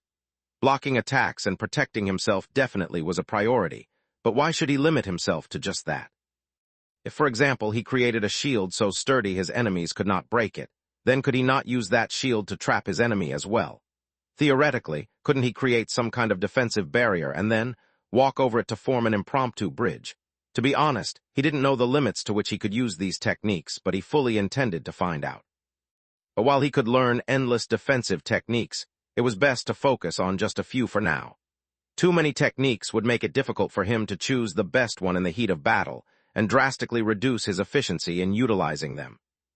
The first one he picked was called Talk to the Hand. It allowed him to extend an invisible barrier from his hand that could extend 12 feet, 3.6 meters in length and 8 feet, 2.4 meters in height. The best part was, the strength, or technically defense, of the barrier was directly proportional to Lex's bodies. It was unfortunate that it required Lex's hand to be up, which limited its distance and eliminated the element of surprise. But Lex was looking forward to the day he could block a barrage of long-range attacks simply by holding out his hand. His next technique was called Ripple Shell. It formed an elastic barrier around him that spread any damage received across its entire surface to reduce the effect. What Lex liked most about this was that this barrier would not stop Lex from attacking or doing anything else, and once Lex used it, it would continue to exist without being a drain on Lex's energy pool. Following that, Lex picked up a few circumstantial techniques. For example, there was one that strengthened the defensive capabilities of objects. There was another designed to protect inner organs, and one in particular that required an external energy source to sustain once established. With just these few techniques, Lex already had a few plans about how he could implement them in different situations. Next up, the attack techniques. For this, Lex already had a clear-cut idea of what he wanted. He was searching for overwhelming attacks to serve as trump cards or secret aces to use in opportune moments. This was because Lex already knew that Regal Embrace would cause him problems when learning attacks. The solution Lex had thought of was to focus more on his technique, weapons, and arrays for attacking. He thought it would be hard to pick out such a technique, but it turned out to be the easiest. Lex was extremely satisfied with the technique's description, build-up, and implementation. The technique was called evisceration, and was for what it did. It was all in the name. Finally, it was time for the miscellaneous techniques. The techniques that weren't strictly designed for battle and could be used in multiple scenarios. Choosing these took the longest, for these were the most commonly used techniques and would accompany Lex on a day-to-day basis. Not only would they affect his quality of life, they would affect his future as well. These included techniques to dormant formations, traps, arrays, or other techniques. It also included things such as healing and preservation techniques, cleaning techniques, air and water filtration techniques. Heck, it even contained things Lex had never even considered, such as refining the etiquette of your energy implementation and signature. In high society, where even things such as forks and knives had to be used in the proper fashion, how could it be possible for one to let their energy signature run rampantly? These aesthetic-based techniques, in fact, were the rarest of all. Some would even give your energy a pleasant scent and sensation. Much later, Lex did not even realize how much time he had spent looking through these techniques, and eventually fell asleep in the library, still scrolling through the many options. He could not help but think, in his last waking moments, how helpful some kind of smart, computerized assistant would be that could sift through all this mess and just tell him the techniques most optimal for him. 283 Lady Velma. While Lex looked through the techniques and selected them, the midnight madness eventually came to a somewhat unexpected end. Despite Tiffany's admirable start, the favorites for victory were still the nascent-level cultivators. Yet there was an unexpected turn. While all his subordinates and lieutenants were defeated, Enzar himself held up the remaining nascents by himself. This gave plenty of time for Tiffany to rack up an irrecoverable lead. In the end, literally besieged by all the participants, Enzar still managed to survive. He was defeated, not killed, though his condition wasn't the best. There was a small celebration after the event ended, and Tiffany received her 50,000 MP as well as a special token to commemorate her victory. Larry and Velma became the biggest winner from all the bets, other than Lex, of course. Due to how unexpected the event went, most people lost their bets, and Lex ended up raking in a neat 210,000 MP via all the gambling, feasting, and celebrations. Had Lex been paying attention to the inn at this time, he would have noticed a few interesting things happening at this point. Tiffany, along with her winnings, headed straight towards the greenhouse and waited in the forest for the sovereign galactic turtle to emerge. They talked for a bit, before Tiffany pulled up her makeshift backpack, and from it extracted what looked like burnt-up roots. The turtle took the root from her, and the gardener appeared beside Tiffany and accepted 40,000 MP from her. It may seem like she only had 10,000 MP remaining, but she had also inherited 20,000 MP from Ijishima when he died, so she currently had 30,000 MP for herself. As for the details of the transaction that had occurred between her and the turtle, they were a secret known only to them. While this was happening, Will Bentham finally signed the deal with the governor of Vegas Minima, with Mary as the assistant innkeeper as the witness, and through the guild room conducted their first major transaction. Through the 1% charge of all transactions, Lex earned another 4 million MP. It may seem like this was a lot, but the truth was, this was only a small part of the cooperation they were planning. Will Bentham was supplying the governor with extremely rare resources they had managed to collect from their new minor realm, but did not understand how to use. In exchange, the governor was not only providing them with various new technologies, far beyond anything Earth had, but also weapons, and most importantly, the knowledge to build a sufficiently advanced space command center. After all their matters were concluded, Will went to attend another meeting in the inn, this time followed only by his very competent bodyguard, Hugo. When he arrived at the new room, it was Larry and Matilda who were waiting for him. Larry did not wear his usual cavalier smile, and in fact, had a grave look in his eyes. "I was informed you have information about Hugo's family," Will said, sitting down. His bodyguard, Hugo Laurent, had only agreed to work with Will on the condition that will help him investigate what happened to his family that had been killed behind his back. Larry and Matilda provided the first real lead he had been able to find. "I hope you have some evidence to back up your claims. This is not a matter I treat lightly." "Neither do we," said Larry, his fists clenched tight. "Actually, finding out about Hugo's family was coincidental. Let me introduce myself. I am Larry Dershaw from the Dershaw family." Will was startled, for he recognized the name. "I'm sure you've heard the stories about my family being banished to the moon. Well, sometime during the upheaval caused by the Council taking over Earth and the moon, my family disappeared. This is my associate, Matilda. Her brother was also killed by someone from the Council. We were working together when..." While this meeting was going on, yet another one was taking place between Sam Brown and Richard, two of the original nascents from Earth, with a devil. The details of the meeting were unsurprisingly cliché. The two, unwilling to come to terms with their lost power, were striking up a deal with a devil. Something that was surprising, however, was happening not in these meetings, but in the interrogation room near the greenhouse. All the captured pillagers were held prisoner here. To make things quite simple, and ensure that none of them cause any problems, Anita had volunteered her aid. She resurrected all the dead pillagers and had them guard these few survivors. The undead pillagers, it must be pointed out, did not have the gruesome and decaying appearance one would assume. Not only had they recovered their appearance to what it was before they died, they had undergone some sort of cleansing. Since it was Anita's angelic voice that revived these bodies, as beautiful and pure as it was, the bodies were washed from their impurities. The shackles of a cruel life were lifted from them, the karma absolved, and what they turned into was if they had been saints, living a humble life of piety. They were as pure as the day they were born. One extremely important thing to know about undead was that they did not retain their original souls, but new, extremely weak and feeble energy filled their body, replacing the function that the soul would have performed. The security measures aside, the surprising occurrence here was not Anita's help in security, but who was performing the interrogations. There was no bloodshed, no weapons, no threats or blackmail. Instead, one of Enzar's lieutenants, an alien known as Grumble that looked similar to a Doberman with small, bat-like wings on its back as well as a third eye on its forehead, was sitting nervously at a table with tea and biscuits placed in front of him. Opposite to him sat Velma, taking a small sip of her tea and then nodding, as if appreciating the taste. "Please, I'll tell you whatever you want," the Grumble pleaded, with tears welling up in its three eyes. At the same time, it nervously eyed its captured companions, but they were all unconscious. "We're pillagers, killers. We've looted all over the galaxy. Entire worlds have known our wrath." "Oh, hush, why are you speaking of all these boring things?" Velma said chidingly. "I am a lady, and my friend Larry told me that ladies should not spend their time talking about violence. You know, you're not the first Grumble I've met. Some time ago, we had this lovely couple visit us on their honeymoon. Well, actually, they were going to X-142 for their honeymoon, but through a twist of fate, ended up here. Oh, their love story was so wonderful. I heard it from them 1,000,000 times. I remember how the wife dedicated her life to her husband, and the mark of love she left on her husband to tie their fates together." As she said that, Velma's eyes wandered to a patch of gray fur beneath one of the Grumble's wings. "They told me that through the mark, they can always feel one another." "No, please, no." The Grumble trembled once again. "Please, I'll tell you whatever you want." "You will? How lovely. Then tell me, how did you two meet?" The Grumble trembled once again, and then reluctantly started telling Velma his own love story. He made sure to fit in all the information about Enzar he could, every opportunity he got, and gave as little information about his beloved as he could.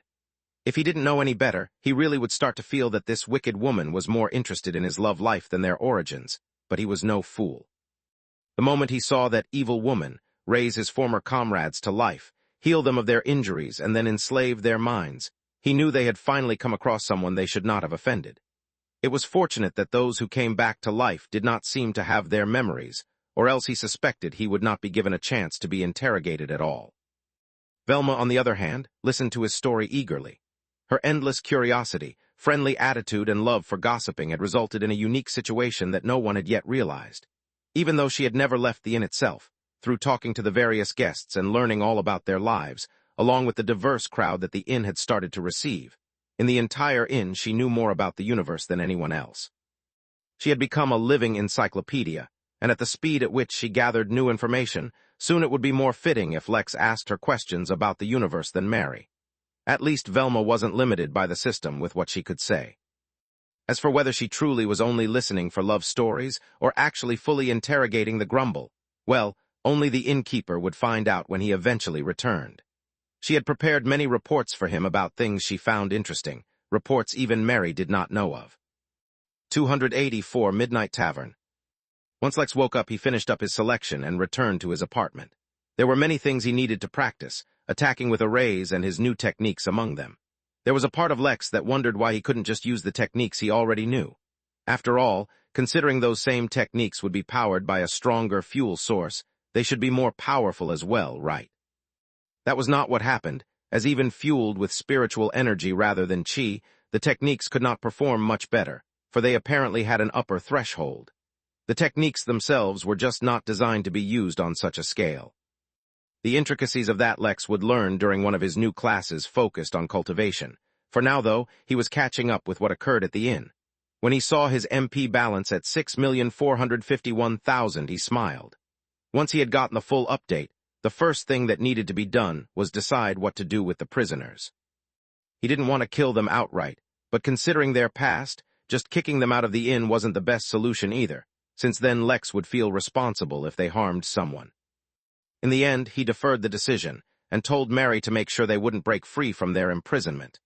The second thing he needed to do, or rather wanted to do, was something he had been thinking about for a while. Mary, now that we have decent security at the inn and our income has increased, there's something I want to try. I want to use the increased authority that I have and open up a branch of the inn in this realm. Mary was taken aback, as this was something that had never occurred to her. But after her initial surprise, she replied, "That would be redundant. It may make sense for you to try to make another inn there, but as soon as you are able to connect this realm back to the main inn, the new branch would become redundant." "Not necessarily," Lex replied confidently. "This is not a spur-of-the-moment idea. I've been thinking about this for a while. The main inn will always be that one, but I want a few physical locations for the inn in a few worlds as well. These new locations won't be operating the same way as the main one. They'll be a lot more low-key. But for certain customers, if I like them, we can give them access to our better services, such as the meditation room or recovery room. After all, being teleported away to a new location is not ideal for everyone. This way, the inn can become a part of a community, and once the realm is connected, it can even be a way we can give out golden keys. Furthermore, once we've connected this realm back to the main inn, and we have a few more physical locations, it'll be a lot easier to find capable employees we want to hire. Plus, we can develop a network of inns. We can gather information across the universe, offer the best services, make the best use of all resources. Our options are endless. We shouldn't limit ourselves by just doing the obvious. Weren't you the one who said to find ways to make use of the system's loopholes? Besides, how can the Midnight Inn be the best inn in the universe if it only has one branch? Lex's last statement was one he said as a random justification for his idea, but it was as if Lex had somehow insulted the system's honor and immediately prompted the release of a new quest. New quest: establish a branch of the Midnight Inn, the Midnight Tavern. Pay 5% accumulated energy. Pay 10 million MP. Quest reward: pocket watch. Remarks: the Midnight Inn is the best universal hoteling establishment in this universe. How can it not have branches? Lex for once was amused by the system's reaction while Mary was astounded by it. The truth was, she had a lot of ideas for how to develop the inn, but she held back in expressing them because she didn't want Lex to become dependent on her for ideas. Lex's unorthodox way of thinking, however, seemed to have surpassed her wildest expectations for how to develop the inn. It seemed, more and more, he was proving himself a capable innkeeper. After all, he was no longer the one chasing quests to improve the inn, but the system was giving out quests to meet his vision. "Well, to be honest, this is not something I ever even expected," said Mary. "I had no way of figuring out how to even approach this, but with a quest, everything will become much easier." "Easier, yes, but the wording on this quest makes it look like the system will form the tavern on its own once I pay up the MP as well as the energy. This is not good. While I save up for this, you have to think of a way to let me control where and how the tavern is formed. This has to go according to what I want." "I'll look into it." Lex came out of this much happier than he expected. He was completely prepared for there to be multiple problems with his idea. for he had already scoured the system interface and did not find any way to establish branches anywhere. The next thing for him to focus on now was once again on collecting energy. Fortunately, C. Wenhild provided him with a solution. The fact that the Academy was going to open up multiple new minor realms, completely unexplored, meant there were suddenly many areas easily within his reach where he could search for energy. He had not yet decided if he would join her group or go on his own. Once he had more information about this event, he would decide. The drawback of joining C. Wenhild was that she was planning on focusing on a single minor realm, instead of exploring many, while the advantage was that it would clearly be safer in a group than alone. Lex put all these thoughts aside for now and focused on practicing forming arrays. He was a little excited, for this would be his first time trying to draw one. Since he was just starting out, he chose an extremely simple and stable array. It only had a few characters, and its only effect was to provide a small degree of warmth. This was an array commonly used while traveling to heat up places like rooms, tents, beds, or even baths. He stuck out his index finger and slowly started to draw a character in the air. You did not really need to draw each character like this by finger, but considering that Lex had only just reached the Foundation realm, his control over spiritual energy was not the best, and this made it much easier. As he released the energy from his finger, it remained in the air with a silver hue.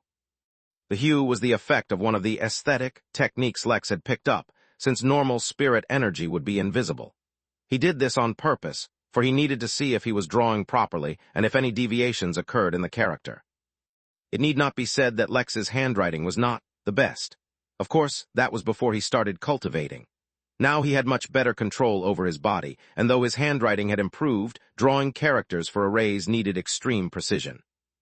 After he completed the first character, the silver hue of the spiritual energy faded, and the character took on an orangish color. This was normal, as this character represented a type of ember. After a moment when the character did not explode or go horribly wrong in some way, Lex continued with the next one. Honestly, a part of him was expecting him to mess up somehow, but his control over his energy remained stable, and each character he drew was perfect. A couple of minutes later, once the array was complete, the characters merged and a soft, yellow light emitted gentle warmth into his room. It was like putting on a cozy pair of socks, still warm from coming out of a dryer. For a moment Lex was stunned. He actually did it on his first try. Wasn't this supposed to be a test of commitment and dedication, something that was supposed to take countless tries? Was he a natural at this? No, going as far as calling himself a natural was surely conceited. After a moment of deliberation, though, he started drawing some new characters. This time, he was not drawing a tried and tested array, but one that he had thought up on his own. Theoretically, it should work, and now he would find out. There were 9 characters in this one, so it took much longer, for he was drawing very slowly. Eventually, though, when he drew the last character, and all the characters started to merge into one, his heart skipped a beat. Could it really be possible? An emotionless electronic voice whispered in his ear, "Hello, world." Lex burst into a mad laughter. This would be fun. 285. Understanding his instincts. The process of getting acquainted with casting arrays was a tedious one. After his initial, "Hello, world" experiment, Lex no longer tried to cast any original arrays, and instead repeatedly cast the warming array he first tried. After successfully casting the array 10 times, he paused to take note of his progress. The first thing he noticed was that, for now, he was stuck being extremely slow at forming an array. If he tried to speed up writing a character even a little, the character would be disrupted, and all the spiritual energy would disappear. That was only the case in this simple array. As for more complicated arrays, instead of disappearing, it may result in an adverse reaction. The second thing he noticed was that, since he was taking so long in forming an array, large changes in the ambient spiritual energy could interfere with the array, causing it to fail. This was an issue he would need to address. He also learnt that if he ended up taking too long to form an array, that would also result in the array failing. Fortunately, he had already taken a beginner's class for arrays and knew how to tackle many of these problems. All it would take now was the occasional adjustment and a lot of practice. The next few days, all Lex did was practice his techniques or arrays, and met Amelia when she was free to get some rest and make sure he didn't burn out. When his classes began, he had to reduce his practice time, but while it slowed down his progress with regards to his techniques, it helped him in other areas. Especially his class, that taught him more about cultivation in general. In fact, in the very first class, Lex was able to understand why his danger instincts were so much keener than the surrounding people. Cultivation is different for different species, and they each have various barriers, the professor explained. However, we will only be focusing on human cultivation for now. Regardless of what kind of cultivation system you follow, human cultivation is divided into three basic categories, namely the soul, spirit, and body. Spiritual cultivation is one of the most widespread, mainly because the resources required to follow this cultivation path are readily available. That does not, however, mean that it is stronger or weaker than the other paths. Each of them have unique benefits. For instance, it may seem like it is more difficult to defeat an enemy that cultivates the body, but that is only because most people are more used to fighting against spiritual cultivators. The truth of the matter is, the most ideal cultivation would be to cultivate all three at the same time, but that is extremely impractical because of how difficult it would be, time and resource consuming it would be. And lastly, finding three compatible techniques to cultivate at the same time borders on impossible.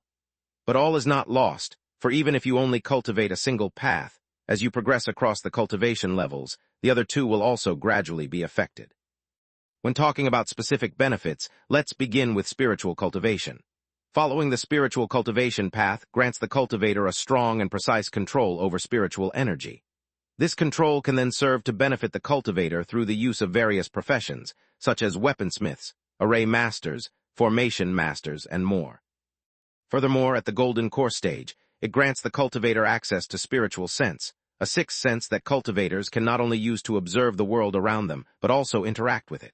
It can allow you to directly communicate with others, and makes you more sensitive to the change in spiritual energy in the world around you. Another benefit, one that is often overlooked, is how cultivating the spiritual path allows you to increase the capacity of your brain. This doesn't mean it directly makes you smarter, but increases your capacity for multitasking, extrapolating better, and in general refines your thought processes. The professor didn't elaborate, but Lex got a general idea. It was like improving the processor as well as RAM in a computer. If the tasks you were performing with the computer were affected by a lack of those things, then you would suddenly notice a boost in performance. If, however, you weren't doing much to begin with, then no matter how much the computer improved, it would not affect things. Or a simpler way of putting it was that if you were smart to begin with, then you'd suddenly be able to do a lot more. If you were dumb, however, then an improvement in cultivation would still leave you dumb, but just faster at being dumb. Lex snickered to himself before turning his attention back to the professor. The next most common form of cultivation is body cultivation. It need not be said that the body is the foundation of our life, and cultivating your body makes you more resilient and harder to kill. A common misconception is that body cultivators are focused on great physical strength, and while that is true for many of them, it is not the essence of body cultivation. The essence of body cultivation is preserving life. At the same time, as a secondary effect, it drastically strengthens the subconscious mind. That means not only is your brain better at taking care of the various functions of your body, you become more sensitive to the minute details of what's happening around you. For example, if there is a person in front of you who suddenly decides to attack you, your body will automatically sense the minuscule changes his body would exhibit before he attacked and warn you about it. On a conscious level, you may not notice his change in stance, tightening of the muscles, his eyes scanning you for a weak point, but your brain would, and warn you in the form of instincts or gut feeling. But it goes beyond just that. Sometimes the threat to your life is not coming from a person, but from some external factor outside of your current view.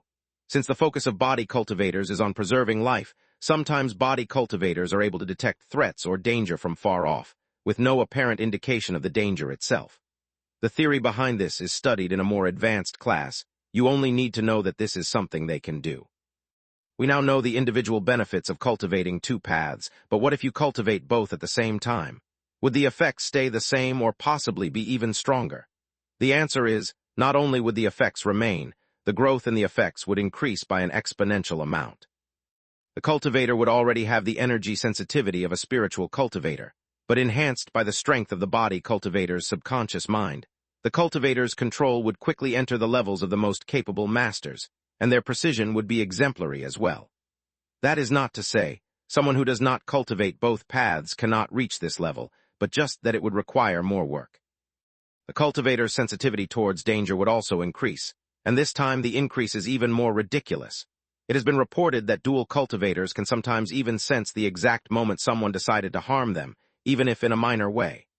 Furthermore, due to the granted sensitivity towards energy, the cultivator could also possibly detect dangers from nature or natural disasters. In summary, it takes the advantages of both and multiplies it manifold. Of course, I'm sure all of you are also familiar with the difficulty of following such a path. It is absolutely not something that can be done on a whim. This finally leaves the last path, that of the soul. In a way, soul cultivators are considered both the weakest and the strongest. They are the weakest, because their distinct lack of spiritual techniques as well as a strong body make them more vulnerable. However, they are also considered the strongest because it is incredibly difficult to defend against a soul attack. Most cultivators are completely incapable of defending their souls before the nascent realm. It's not just a matter of being unable to defend. Soul techniques are so rare that even those who want to learn to defend their souls may not be able to. Soul cultivators are also adept at various fields, such as tracking, cursing, enchanting, and the like. Furthermore, it is nearly impossible to lie or deceive a soul cultivator in the same realm. This is because, while they lack the sensitivity towards energy or danger, they can easily detect any living being's intentions from the fluctuations of their soul. When soul cultivators reach the golden core realm, they gain the ability to communicate with any living being directly through their soul, making their ability more versatile than spirit sense in this regard. 286. The True Path. There was a moment of silence in class as everyone took a moment to absorb all the information. Soul cultivators were very rare and often had odd occupations that made them difficult to counter. Lex thought back to the rascal invasion. Harry, despite being weaker than many, ended up doing some of the most damage to his enemies. But he wasn't just limited to that. As he was growing stronger, he was able to unlock more and more of his glamour sorcery abilities. While at the start, his skills were limited to giving people mental clarity. These days, he could even grant a few buffs to customers that would last days. After giving his students enough time to ruminate about the new information he provided, the professor continued. Naturally, in the way body and spirit dual cultivators get the best of both worlds, anyone who dual cultivates the soul and spirit, or soul, and body also gets tremendous advantages. However, these combinations are even more difficult to achieve. Setting aside the difficulty of cultivating two paths, the real hurdle comes from the fact that unless the secondary cultivation path follows a technique that is complementary to the soul cultivation technique being used, it is nigh impossible to dual cultivate. It won't stop your progress in one, but rather, outright end your cultivation for both paths. It is for this reason that anyone who manages to find two complementary techniques often ends up killed or creates a lineage. Even in the academy, getting access to such cultivation techniques is an extremely difficult task, not to mention the difficulty of following such a path afterwards.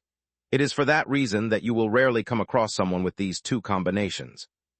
But while we're on the topic of cultivating multiple paths, I'm sure many of you are already wondering if it's possible to cultivate all three paths. All the students held their breath, and Lex felt an unusual sense of anticipation fill the class. Lex furrowed his brows. The students seemed to know something he didn't, but it didn't matter. Lex focused his attention on the professor, for this information would help him understand his limits better. He already had an explanation for why he was able to form an array so easily. His energy sensitivity had been heightened. Now it was time to know what else he could do. As you all probably suspect, it is indeed possible. In fact, not only is it possible, cultivating all three paths simultaneously is the actual true form of cultivation, and is what differentiates the many races in different categories. The crystal race, for example, all cultivate all three paths simultaneously. In fact, for them it is normal cultivation, as they do not have divisions in the paths the way we do. Theoretically, it is still possible for all humans to practice all three paths as well, if enough of the right kinds of cultivation techniques are spread. But that begs the question, since the king is so adamant in developing the human race, why hasn't he done so? The answer is fairly simple. Humans inherently are not very suited to cultivate.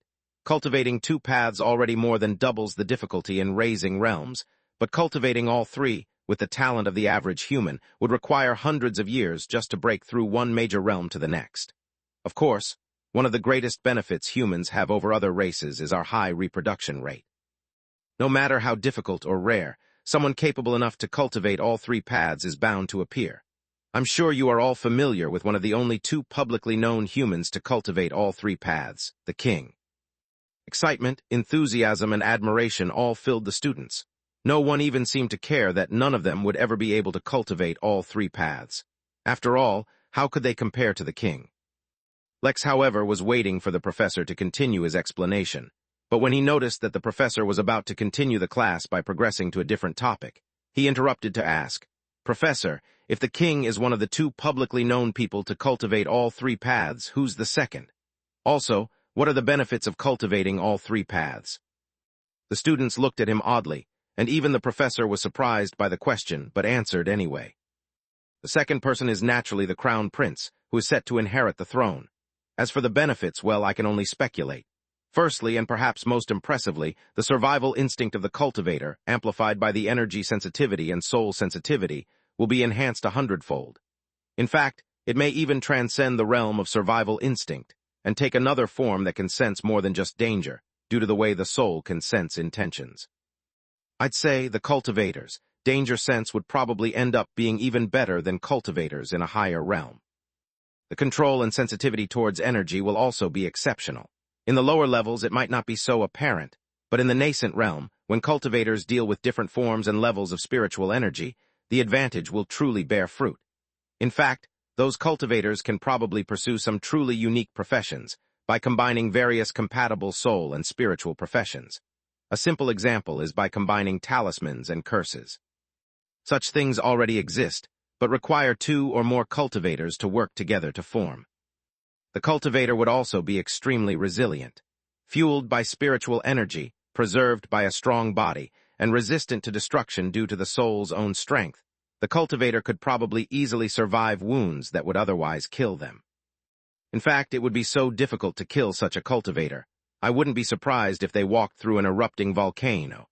The professor suddenly froze as he seemed to recognize the student who had asked the question, and suddenly recalled some outlandish stories. Could it be? "Your name is Lex, right?" the professor asked.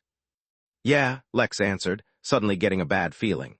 In his mind, the professor was judging him for asking a question everyone knew the answer to, specifically, the one about who the second cultivator of all three paths was. It was because he had judged the rumor he heard about himself to be so outlandish. He never even considered people could take it seriously. How was he supposed to know that not only did this professor take it seriously, he suddenly filled in a few blanks about how the crown prince oppressed Lex, which was the reason he dropped his name. Furthermore, the stories of Lex's achievements, his survival during the expedition, along with his question about all three paths, could it be possible? In the most absurd, roundabout way, the professor made a conclusion about Lex cultivating all three paths, the first true conclusion anyone had made about Lex. Still, as a professor, he was mature enough to know not to spread rumors that he shouldn't. He did, however, silently decide to guide Lex to the best of his abilities. A basic enhancement of the individual abilities of all three paths is somewhat expected. The professor continued his class, suddenly a lot more serious. But if that were all, this would not be considered the true form of cultivation, and the gap between us and the crystal race would not be so huge. The higher the realm, the more evident the advantages will be, but even at a lower realm, such as the foundation realm, the cultivator outclasses his peers. The professor had to try very hard not to look at Lex as he said that. Each path has its own techniques. Spiritual techniques for the spirit path, body techniques for body cultivators, and soul for soul cultivators. But there are rumors that for the true path, as some people call it, there is another form of techniques that take advantage of all three paths. Similarly, some records of the king from his youth suggest that he used to practice a unique profession oblevator that no one else could, though there are no details of it available to the public. But while those two previous aspects would require special information or heritages, there are other benefits as well. As many people know, the foundation realm is when cultivators commonly begin to explore specializations. Sword intent is a good example of a very commonly pursued specialization. It is said those who follow the true path have an entire field of specializations that they can realize on their own. For example, if a true cultivator pursued the sword, it would not be the sword intent they realized, but something more. Finally, the last rumor, and this is strictly a rumor, and has no proof or grounds for speculation, is that true cultivators can adopt any spiritual affinity they desire. This time, despite his efforts, the professor ended up looking Lex directly in the eyes. Lex gave away nothing and wore the look of a simple, curious student. But it was already commonly accepted that Lex was exceptional, in which case, perfectly hiding his feelings fell perfectly within the realm of what he could achieve. The class continued normally after that, and once it was concluded, the professor submitted an application to see the dean, the king. Since he was just a normal professor, it would take months before he was granted the requested audience, if ever. But his speculations were too important to let slip to anyone. After class, Lex checked his PT and noticed he had a letter from C. Wenhild. She was inviting him once again to discuss her plan for the minor realms. After a moment's thought, he accepted the invitation. 287 headache. For once, Lex did not need to take public transport, as C. Wenhild sent a private, small plane to pick Lex up. It was no bigger than the size of a regular car and was exceptionally fast. It was extremely luxurious, but that did not surprise him, considering her background. If only he knew that, after talking to him, she had severed her relationship with her father. Unfortunately for her, since her act was rather public, she had to face tremendous backlash. Even though the king himself could not be bothered to reprimand her, as the most worshipped figure in the nation, it was many of his fanatic followers who could not swallow the insult. But none of that had anything to do with Lex, nor did he know about it. A small plane landed on a rooftop landing pad in the high-rise building where C. Wenhild lived and Lex was escorted in. After being brought to a sitting room, he had to wait for a short while before C. Wenhild burst into the room, a wide grin on her face. Lex immediately noticed that she looked exhausted compared to the last time he saw her, but she was also clearly more energetic. "Lex, I'm so glad you came. I would have liked to invite you over just to get to know each other better before getting down to business, but I'm on a time crunch these days. I have to finalize my team for the minor realm so that we can start training together, which is why I'll get straight to the point. What can I do to convince you to join my team? Your survival skills and consultation could make a huge difference in trying to take over a minor realm." She was a lot more upfront than Lex expected, but the end result was the same. Lex had already given some thought to this, and was leaning towards joining her anyway, but since she was so open with her offer. "Since you've been so direct, then there's no point in me beating around the bush. There are a couple of things I have in mind, and if you can help me out, then I'll be more than happy to join you." "Go ahead, what do you need?" "Truth be told, I myself am searching for something that I expect can be found in the minor realms. I was planning on going to a few myself to search, but I have never been to a minor realm and don't know what to expect. I was, of course, going to start researching minor realms on my own, but I expect, since you are planning on capturing a minor realm, you've already done quite a bit of research. If you can provide me with all the information of the kinds of minor realms the Academy has opened up before, as well as what to expect, I wouldn't mind helping you out first. As for the second thing, well, considering I have to take care of my own expenses, let's keep it simple and settle on some money." It did occur to Lex to set some ridiculous conditions in exchange for his help, but doing so would put a strain on their relationship. Lex was not necessarily a materialistic person, but one would still have to be an idiot to ruin a good working relationship with an influential person for short-term gain. As it happened, his two requests perfectly fulfilled his needs, so it was good enough. C. Wenhild, who was expecting something much more lavish, was surprised by the simplicity of Lex's request. Her demure demeanor in front of Lex did not mean she was a simple or inexperienced person, and was well versed in the ways of the world.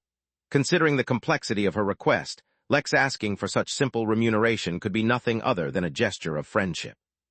"If you don't mind me asking, what are you looking for in the minor realms? Maybe I can help you out with that." Lex did not reply, but only gave her a sly smile. There was no way to explain that he was searching for large reserves of natural energy, and he did not consider it a big deal that he should want to keep a few secrets. Seeing that Lex did not want to elaborate, she understood that it was likely a private matter. Regardless, she was not being greedy and had only wanted to help. Since she could not help directly, then she would think of another way to respond to his gesture. "Well, no matter.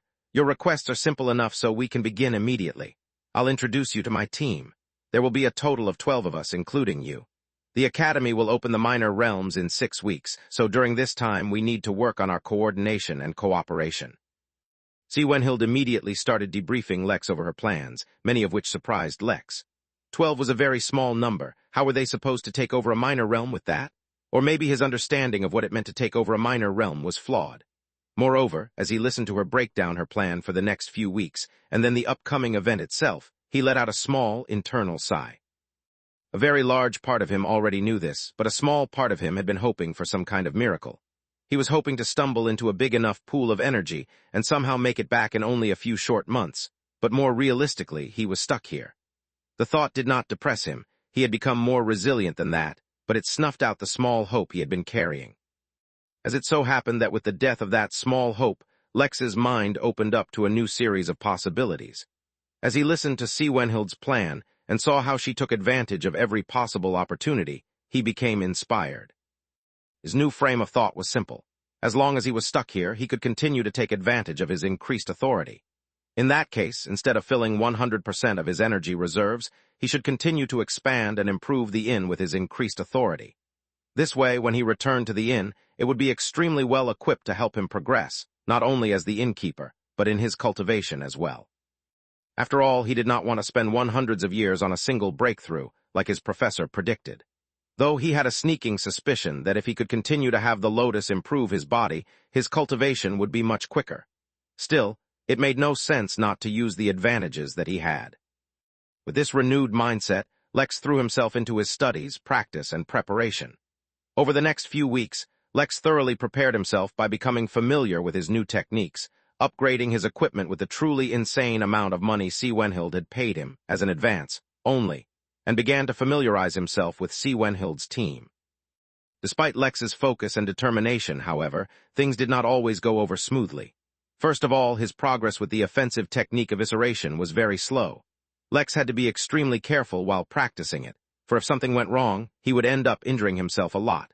Furthermore, as predicted, Regal Embrace seemed to resist his efforts at using his technique.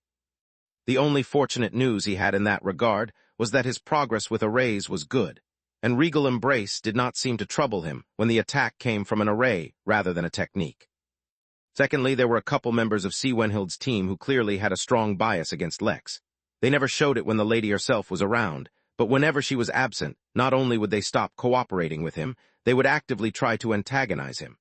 Lex tried to mend the relationship, but after they rebuffed his attempts, he stopped caring.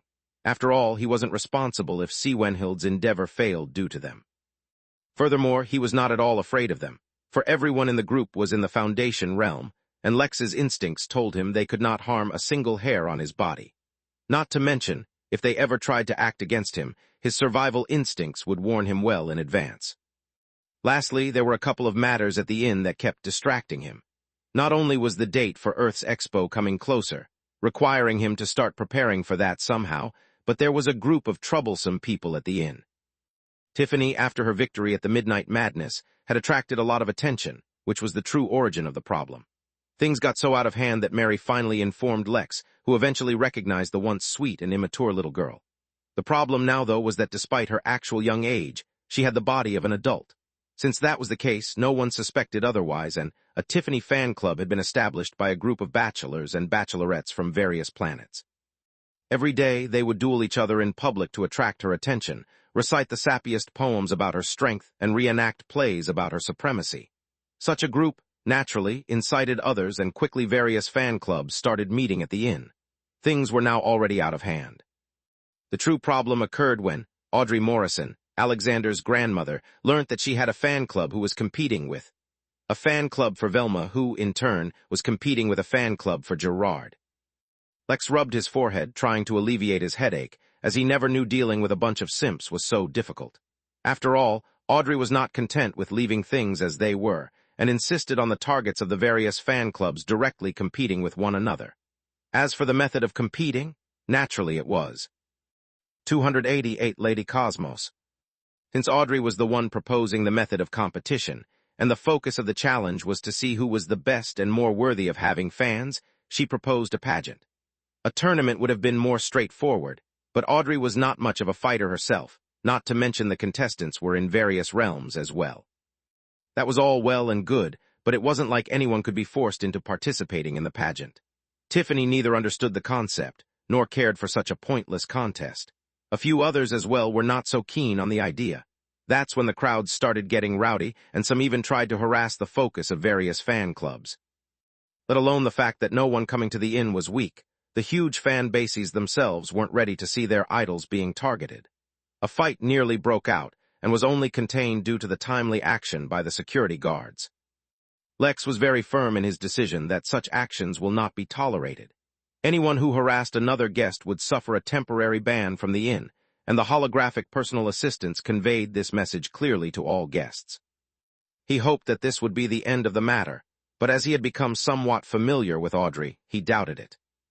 And indeed, the matter did not end there, though fortunately Audrey decided to be a lot more sensible in her next action. She went to Earth, acquired the rights to the competition known as Lady Cosmos, an annual international beauty pageant, and decided the next one would be held at the inn. Not only would the contestants be from the solar system, but from any star system that wished to join, making it the first ever true Lady Cosmos. Brandon, who always supported his wife in every endeavor, immediately opened up his wallet. He immediately spent an astounding 1.5 million MP on the event, and had a detailed meeting with Mary about what they wanted for the event. Since they were planning the event to happen soon, only one Earth month away, Lex had to take time out from his already jam-packed schedule to settle the details for the event. This was not such a straightforward matter, as Audrey and Brandon were accompanied by their lawyer, who wanted to establish a detailed understanding of everything the event would entail. It was fortunate that Lex was not so easily flustered, regardless of how eloquently the lawyer spoke. Since the lawyer was bringing up various requirements, Lex cut the conversation short by asking one crucial thing. Would the inn simply be the venue for the event, or also take part in the organization of it? If the inn were only the venue, then they would only provide the basic facilities. However, if the inn were also organizing, then they would try to fulfill the competition's needs, but according to their own regulations. Lex neither had a detailed grasp of the various laws on Earth, nor cared for them. The inn was not subject to earthen law. In the end, they decided that the inn should help organize the event for them, but there were a couple of important conditions for that. There was no way to enforce Earth's trademarks or copyrights in space, but since the inn was helping to organize this event, they had to agree not to host another beauty pageant with the same name in the future if it was sponsored by someone else. Furthermore, although Audrey did not care, the pageant was a business, and so they wanted to hash out the details of how they would generate income. Lex let Mary handle the details of negotiating how the income would be split after giving her an overview of what he wanted. He really didn't have the time to be dealing with stuff like that, but he did want a cut for organizing the event would take a lot more than a simple 1.5 million MP. In the end, after everything was concluded, Mary briefed Lex on everything so that he could use the event management panel to take care of everything. This was a prime example of how his increased authority was coming into use, for normally he would only be able to broadcast any event happening within the inn. However, Audrey wanted the event to be broadcast to every planet that sent a contestant, something he could barely manage. But first, he had to prepare for the event as well as advertise it. When he was holding the Midnight Games, he spent 50,000 MP per planet he advertised to and sent the invitations to the leaders directly. This time, he planned to be slightly more subtle in his advertising and also planned to advertise a little within the inn as well. He had a lot of guests going in and out every day, even from parts of the universe he had not connected planets to yet, so word of mouth would also serve him well. Counting Earth and Mars, as well as all the inhabited planets in the Nibiru, Vegas, and X-14 star systems, as well as the advanced way in which he wanted to spread the word, Lex directly spent 1 million MP on advertising. He spent another 40,000 MP on the venue, a large rectangular building with statues of gorgeous women wearing crowns, carved out of the finest marble standing 50 feet, 15.2 meters, tall near the entrance. They were the previous winner of the contest. The entrance was sealed for now, but a large marble plaque outside the venue stated the purpose of the venue, the details of the event, and how to register if anyone was interested. He would arrange for security, the broadcasting and other miscellaneous tasks closer to the event itself. Done for now, Lex returned his attention back to training and studies. Currently, he was sitting in his Craven class, and the professor was discussing the biology of the strange creature that had managed to dominate their realm. Lex tried to focus back on class as he rubbed his temple. No matter how cultivation made his brain faster, it could not make up for how much he hated studying biology. Amidst all his studying, training, doing research, and practicing his arrays, Lex had overlooked two simple facts. He had overlooked how vast the reach of his inn had actually become, and he had overlooked the universal love for beauty. He had grossly underestimated how many guests this next event would attract. X-142, a farming village. Haley was slowly trudging back home after a long, exhausting day at the farm. Considering her peak foundation realm cultivation, the difficulty of her routine was self-evident. She had lived her whole life in a farming village, and from a young age she had been taught the wonders their farming produced. The value of their crop was phenomenal, which is why it took years of hard work for a single crop yield. She had believed she had worked, and she had toiled just to be qualified to be a farmer. But when she actually got to work, spending 16 hours a day, waist-deep in mud, nourishing the crops with fertilizer with her own hands, she realized there was no glamour in the life she had always pursued, and there was next to no reward. She got paid for her work, but even if one ignored the ridiculously small amount of pay considering her cultivation, she never had the physical or mental energy to do anything. Today was more of the same, and after returning home and taking a shower, she flung her frail body in bed. But as much as she wished to immediately fall asleep, her body ached too much to let her fall asleep. Eventually, she gave up and pulled out an old news crystal. She got this the last time she visited a city many months ago, but by now she had memorized the entire thing. Every news article, every bit of gossip, every advert. In the upcoming events, something new had suddenly appeared. For a moment she was dazed and tried to remember if she had seen this before. But that was impossible. Her memory would not fail her, especially when she had read through this crystal numerous times. What was going on? More curious than anything, she read the new article that had appeared out of thin air. It was a pageant for the most capable and talented women in the cosmos. For a moment, she let herself imagine a life in which she could enter something like that, and her wings, fair and beautiful, involuntarily stuttered. Then the news article shone with a golden light and enveloped her. When the light disappeared, she was no longer in her home, but stood in the middle of a road, cutting through a massive field. A hologram of another Chinsa, a winged subspecies of humans, appeared before her and said with the most radiant of smiles, "Welcome to the Midnight Inn." 289, the capitalist returns. Haley was bewildered and for a moment couldn't understand what was happening. Then she tried pinching herself to ensure she was awake. Just as her thoughts were about to spiral, her assistant continued speaking. "Do not be alarmed, dear guest, if this is your first visit to the Midnight Inn. The only way in and out of the inn is through teleportation, and you were teleported here due to your interest in the Lady Cosmos pageant. You are free to leave whenever you so desire, and the inn takes special care of security, so you are completely safe here." "The Lady Cosmos competition," she repeated, her attention directly diverting to what she cared most about. "Why would I be brought here for the Lady Cosmos pageant?" "Why, to register, of course. The pageant is in a month, but participants are suggested to arrive a few days before the event so that you can become familiar with the format of the pageant and make preparations. Of course, you can register any time between now and when the event actually starts." "I can be in the pageant," she repeated, dumbstruck. Naturally, the hologram replied once again. Haley was dumbstruck, and she looked once again at the wonderland that she had been transported to. Was this really not a dream? Earth Interstellar Confinement Facility. Vera Joel, a political prisoner and a secret oracle, was scribbling mindlessly in her notebook. She was bored out of her mind. It wasn't because the facility they were locked in was like a prison. No, the facility had everything from various sports courts, cinemas, shopping malls, schools, and much, much more. After all, the difference between a political prisoner and a real prisoner was vast. They couldn't really be mistreated. The one constraint on them, though, was that after the discovery of the Midnight Inn, they were regularly checked for golden keys. Even if they wouldn't be able to go anywhere else from the inn, no one wanted to take a chance. And so she was stuck. Until something changed, and she saw a vision of a new future. Her expression changed from boredom to excitement in a flash, and she sprinted to find her mother, Christine Joel. She whispered something in her ears before the two jaunted off to a nearby store. From the shelf, they picked up a couple of magazines and quickly returned to their rooms. "Are you sure?" Christine asked, but the only response she got was a flash of golden light. Her daughter had already found a small ad for the Lady Cosmos pageant and had teleported to the inn.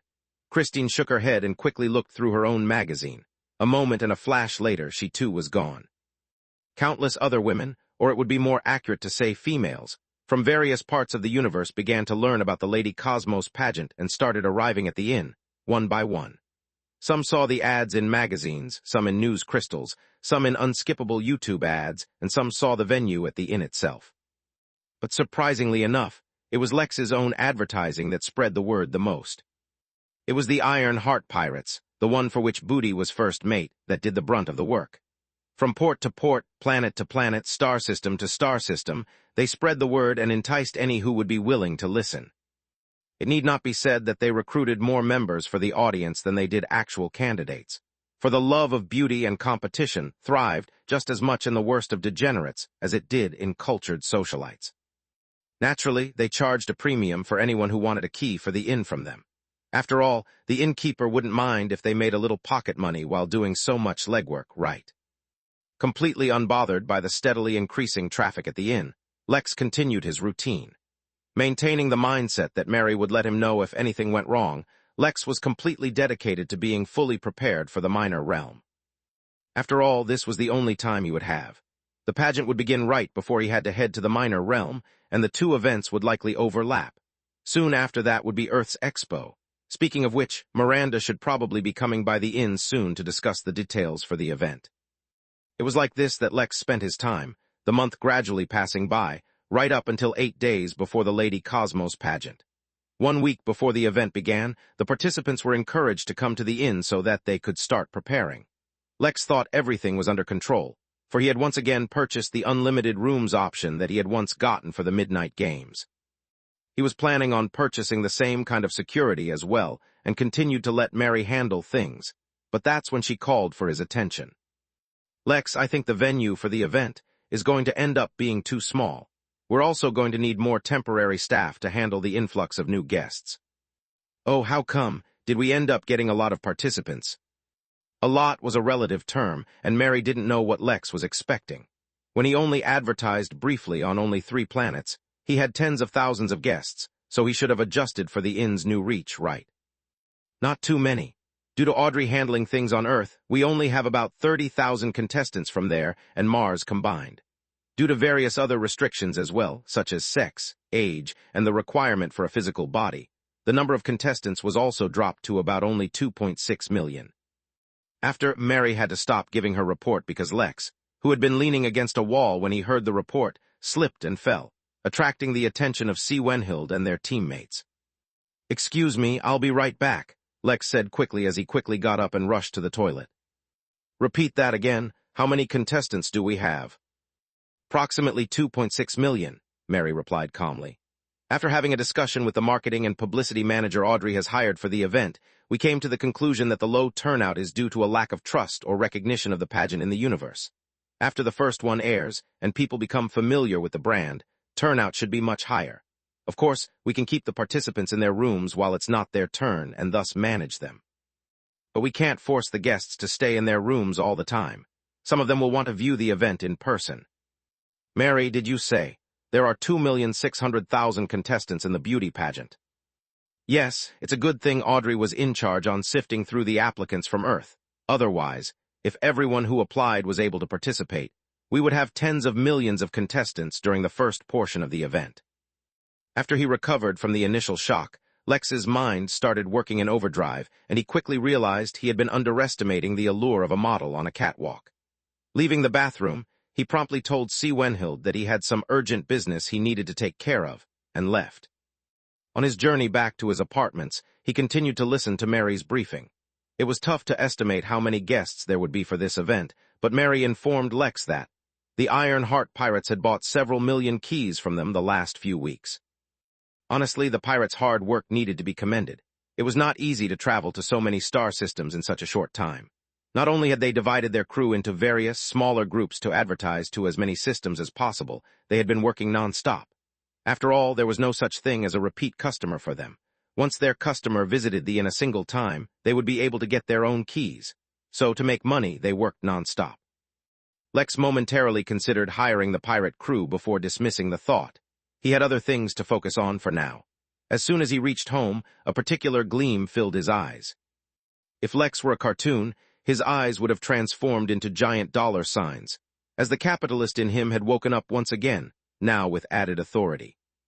First and foremost, Lex checked how much MP he currently had. Over the past few weeks, due to the increased number of guests, his income had seen a small boost. During this time, he had made a decent 400,000 MP. Considering how cheap his rooms, services, and food were, this figure spoke volumes about the number of guests he'd had. That left him with a total of 7,311,000 MP. It had been a while since Lex went on a crazy spending spree. He cracked his knuckles and got to work. 290 Lexes first. The burden the inn was about to be placed under was immense. The most guests it had had at its peak was a few tens of thousands. Going from that to a few million was a massive jump, and the inn lacked the infrastructure to manage such demand. A lot of temporary solutions would be available in the event management panel, but the foundation of the inn itself would also require an upgrade. First things first, Lex had to upgrade his supply for spiritual food, which would require an upgrade of the greenhouse. Speaking of which, it had been many months now since the greenhouse had been completely overhauled, and the gardener's art was really beginning to show. The way the plants grow, the way the bushes create outlines, the shading of the various kinds of grass as well as the growing vegetables, all came together to form an image of Little Blue when seen from above. But even so, the image was not fully formed. Suddenly, Lex felt like he really had been wasting the gardener's talents. After thinking on it for a moment, Lex bought 10 more permanent workers and put the gardener in charge of them. Instead of taking care of the greenhouse, Lex let him take care of the greenery around the Midnight Manor. Having him take care of the entire inn would require too many workers. The workers cost him 35,000 MP, and setting aside their salary for the next 3 months cost him another 16,000 MP. Being given a job where he only needed to care for the aesthetics and presentation dramatically improved the gardener's mood. After that, Lex spent another 100,000 MP on increasing the size of the greenhouse by 10 acres. The turtle would remain in charge of growing food, and now, without the gardener focusing on using the plants to supplement his art, he would be able to focus on maximum sustainable productivity. Now he turned his attention to the inn. Quite frankly, with the current size of the inn, it was impossible to fit several million people here, let alone tens of millions, without severely crowding the entire place. He turned his attention to Main Street. As much as he wanted to avoid this initially, it was inevitable. He created a street branching off, henceforth known as Avalon Street, for that was the first building in it, and created 4 more high-rises of similar size.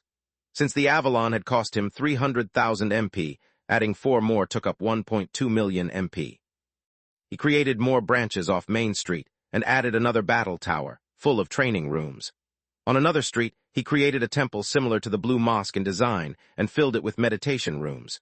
He had to create several more restaurants as well, and overall expanded Main Street several times its size.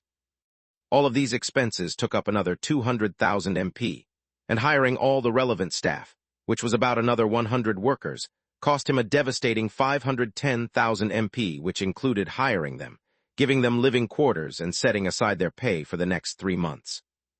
He spent another 2 million MP on increasing the size of the inn by another 200 acres, and filled the area with countless small lone cabins as well as smaller settlements. Previously, the biggest rental room he could build was a courtyard, which had 4 individual rooms. Now, taking advantage of his increased authority, he could also build small houses, large houses, mansions, and a small village. These were not the houses and villages Lex built on his own, but rather rental units backed by the system, meaning they could only be rented by a single person or group. The small house charged 600 MP a night and had 5 bedrooms, each with their own restroom, a lounge, a living room, a small storeroom, and a kitchen. The large house charged 2,000 MP a night and had 8 bedrooms, a lounge, 2 living rooms, an empty basement, a large kitchen, a single meditation room, and a small swimming pool. Though the meditation room was a part of the house, to use it would cost its usual daily fee of 100 MP a day.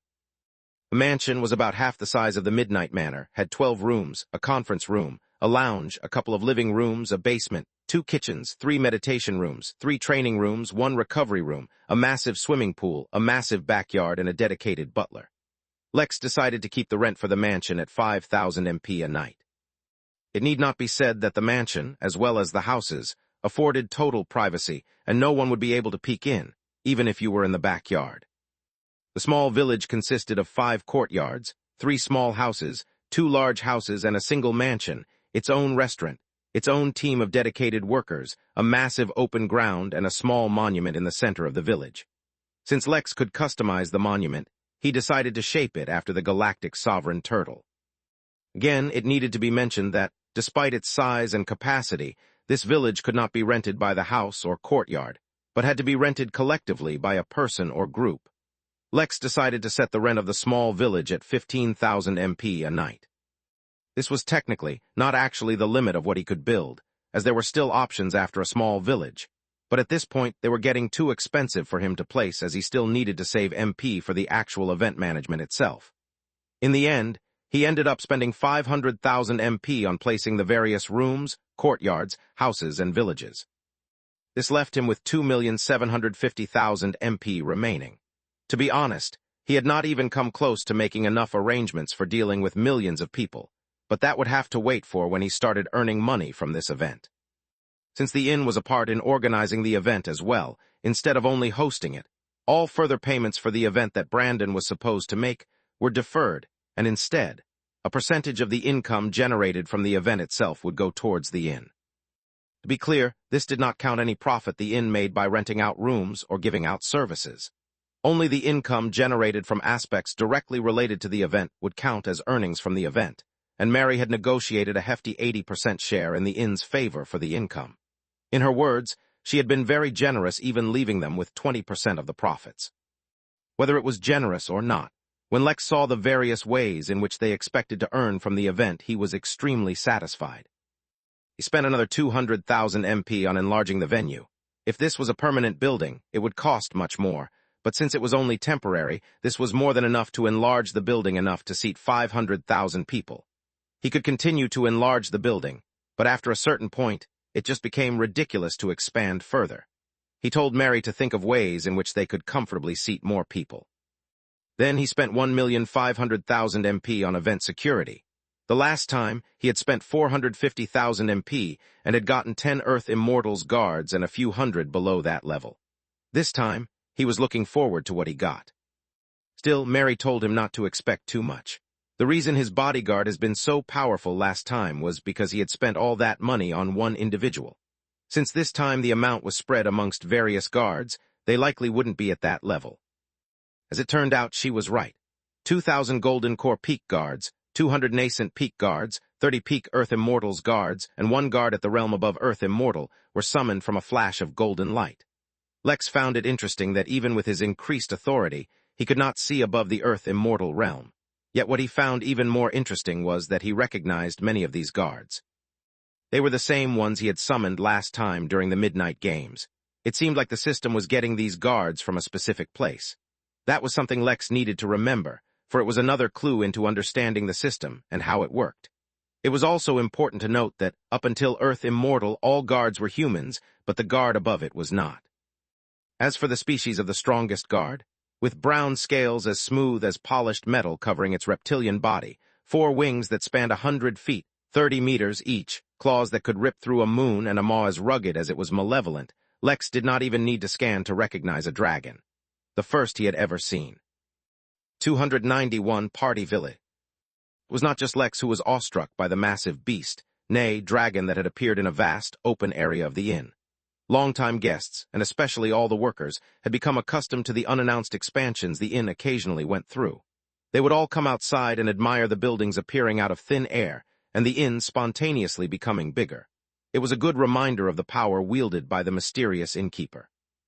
But the number of guests who were seeing this for the first time outnumbered those who knew what was happening. Even after they were assured this was a normal occurrence, they were curious.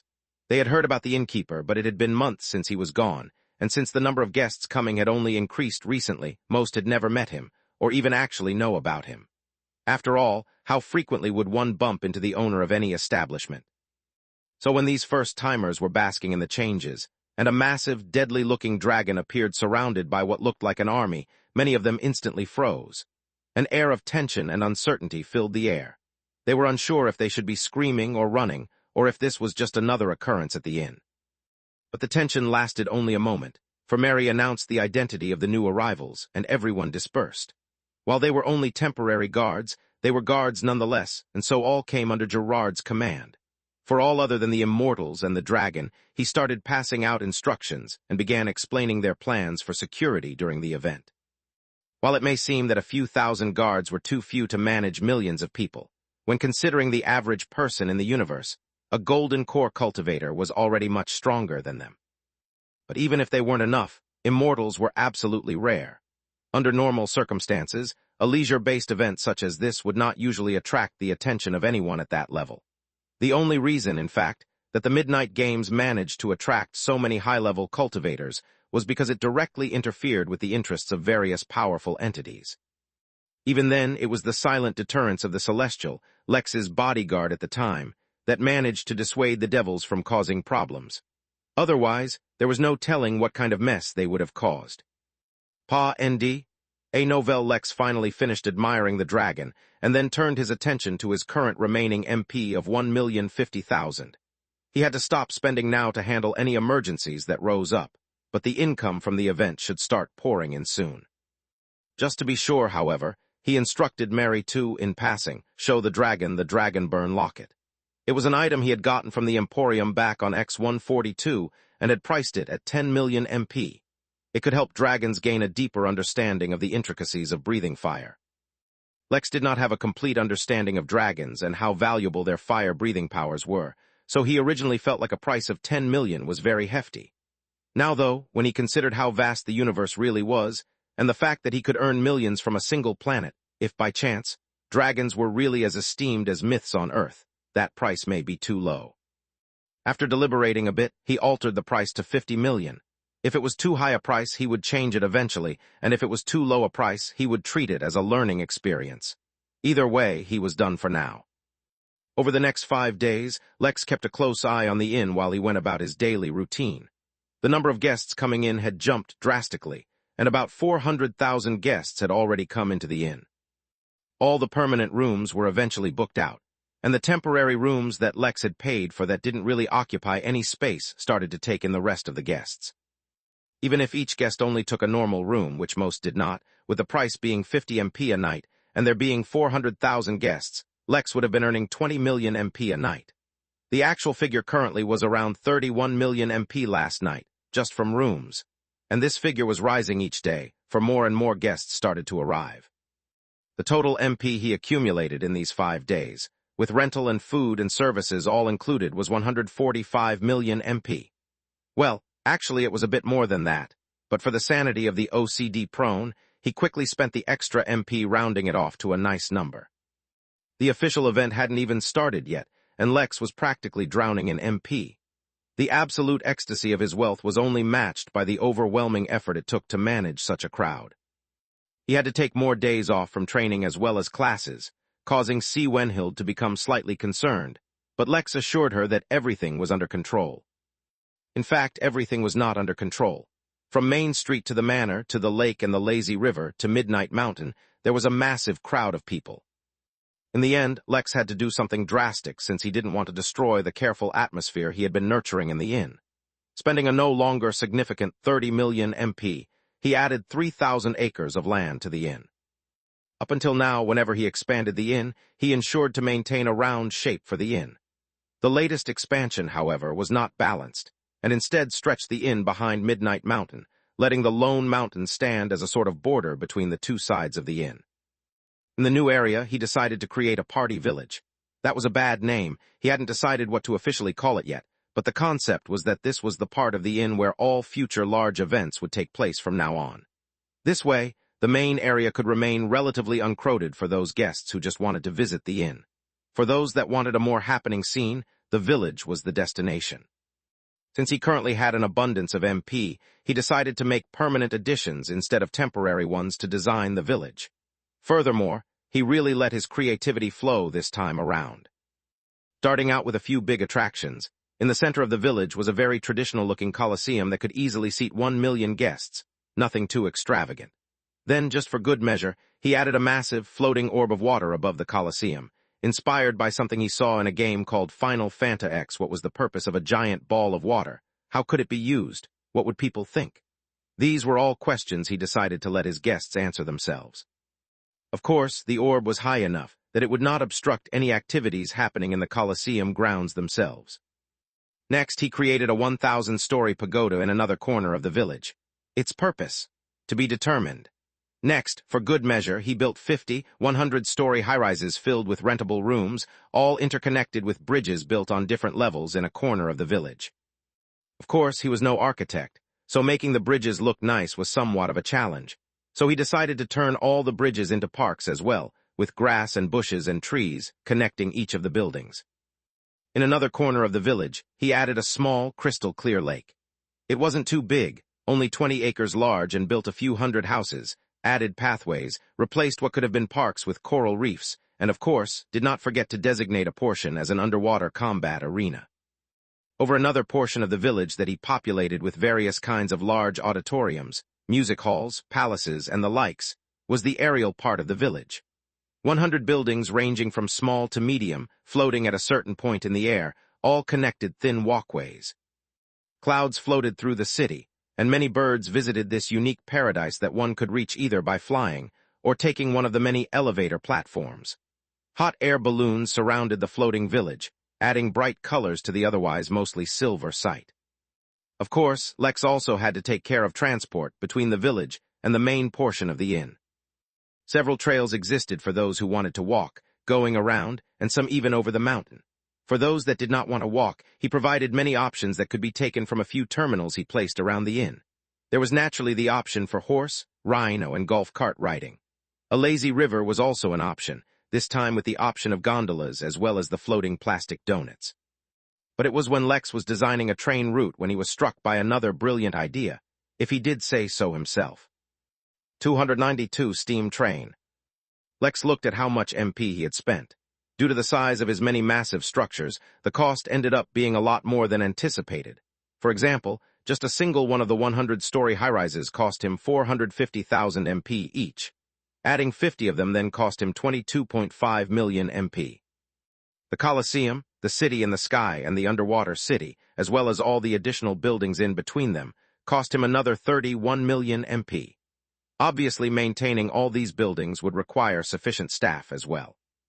Although the inn automatically took care of maintenance and various other services, minimizing the need for actual workers, it was only minimized and not reduced.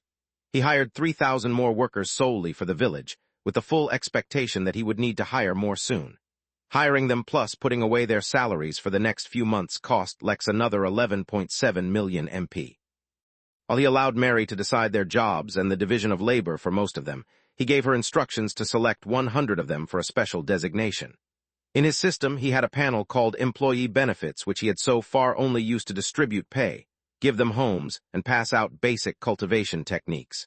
Now, however, it was time to make further use of the panel. He went into specializations and selected architecture, civil engineering, and city planning, and designated those 100 workers with these specializations. They wouldn't become overnight specialists in these fields, but would be provided relevant knowledge about them. The same way they had to cultivate on their own, the workers would have to study the new material. Once they were sufficiently educated in the fields, he would have them work on expansion plans for the village, and if he was satisfied, then on Main Street and the rest of the inn. After all, currently, while the village seemed fine, it lacked a sense of cohesion. The large structures in various corners all had drastically different styles, and the city looked more like a hot pot of different designs than a unified whole. He planned on having these workers, who were now a part of the planning and expansion division of the inn, gain experience with the village, which had more allowance for errors. After all, the whole purpose of the village was to host large events, so the focus could be slightly diverted towards function over finesse. With that done, though, he turned his attention back to transport. This was yet another thing that would be under the purview of the planning department, but he created several terminals for an underground subway system. The trains, created by the system, were completely silent and levitated off the ground, so they caused no vibrations. This way, guests could be quickly transported throughout the inn without hassle. Naturally, this did not mean he discontinued the golf cart service, led by Gerard's former crew. They had developed some fans of their own. Unexpectedly, the underground train system was more expensive than he expected, and cost 15 million MP. This, however, still left him with 35,850,000 MP to spend on his idea. He remembered when he was a child and would travel with his family, they would often take trains to travel overnight. For some reason, the allure of spending the night on a train was beyond comparison when he was a child. Since it was something he used to enjoy, there was no reason others wouldn't enjoy it as well. He spent the next few hours fiddling with the system interface, trying to get his idea just right. Once he was done with that, he spent several more hours planning a train route. The route had to be close enough so that those on board could see the various sights and sceneries the inn offered. This train's only terminal was in a street branching off from Main Street, and its path would begin with a visit around the lake. It would then loop around to the forest surrounding the greenhouse, and would make its way through the grassy slopes to come into view of the Midnight Manor. From there it would go towards the hill with the meditation rooms, visit the mystery trial, go through a tunnel in the Midnight Mountain, and then visit the various sites in the village, including the underwater and floating portions of the city since it wasn't actually a steam train, before looping around and ending back at the terminal. This train, which bore the appearance of a steam train, would move much slower on its track, allowing its passengers to enjoy the scenery passing them by. But the purpose of this train was not transport. No, this train was full of rooms that could be booked. Unfortunately, due to needing to meet the standards of the inn, there could only be a very limited number of rooms. The train had 9 cabins behind the engine, and 8 of those cabins could only be rented as a whole. Each cabin contained a small, cozy room, a relatively large sitting area furnished with the finest carpets, sofas, and tables, with a view on either side, and a bathroom. Naturally, anyone who rented a cabin could share it and bring multiple guests along, but ultimately each cabin would belong to one person or party. The 9th cabin was the kitchen, and through clever use of teleportation that Lex's increased authority allowed him to enable, a waiter could go directly from the kitchen to any cabin that ordered food. This particular project cost Lex another 2 million MP, and he decided to set the rent for each cabin at 1,000 MP a night. Now, there were a few other things that needed his attention. Even today, a month later, Haley found everything surreal.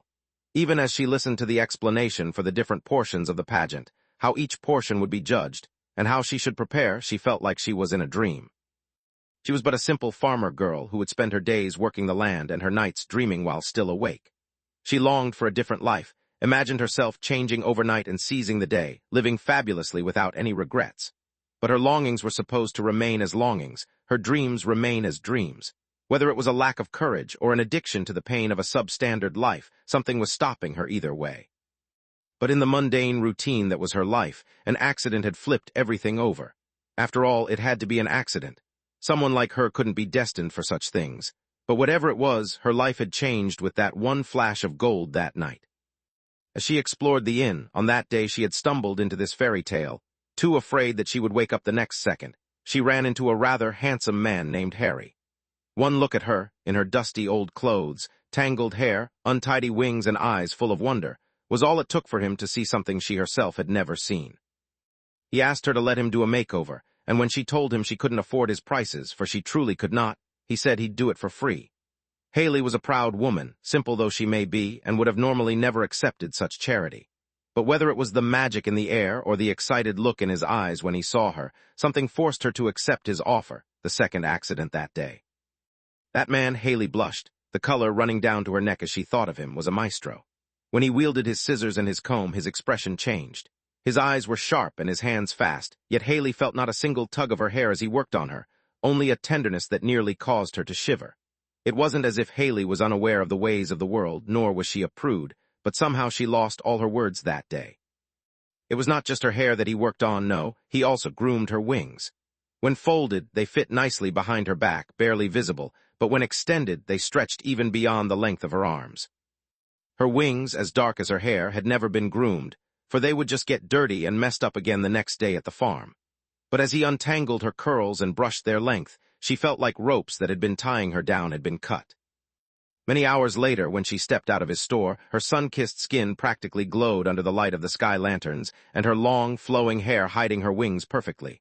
When she looked in the mirror, she saw a stranger looking back at her. The stranger was too neat, too clean, too perfect. It was not like how real people looked, at least in her experience. But instead of the mirror, when she looked at Harry with his crooked smile and dazed eyes, she got a feeling, deep in her heart, that she must have looked beautiful. 293, Builder of Bonfires. Gathering herself, Haley thanked Harry for the makeover, and they started talking. She explained that she had been summoned to the inn for the pageant, but, after the initial overwhelming rush of emotions, she was having serious doubts about entering. It wasn't like she was unaware of what a pageant was. Just because she was a farm girl did not mean she was uneducated or uncultured. Instead, she felt like she would only end up making a fool of herself by competing. Harry, the stranger she had just met today, listened quietly to her story as she expressed her doubts, and in the end only said one thing. He said that if she felt reluctant or pressured by it, then she did not need to force herself. After all, the inn would not force her to enter just because she had come here, but that he felt it would be a pity if she didn't.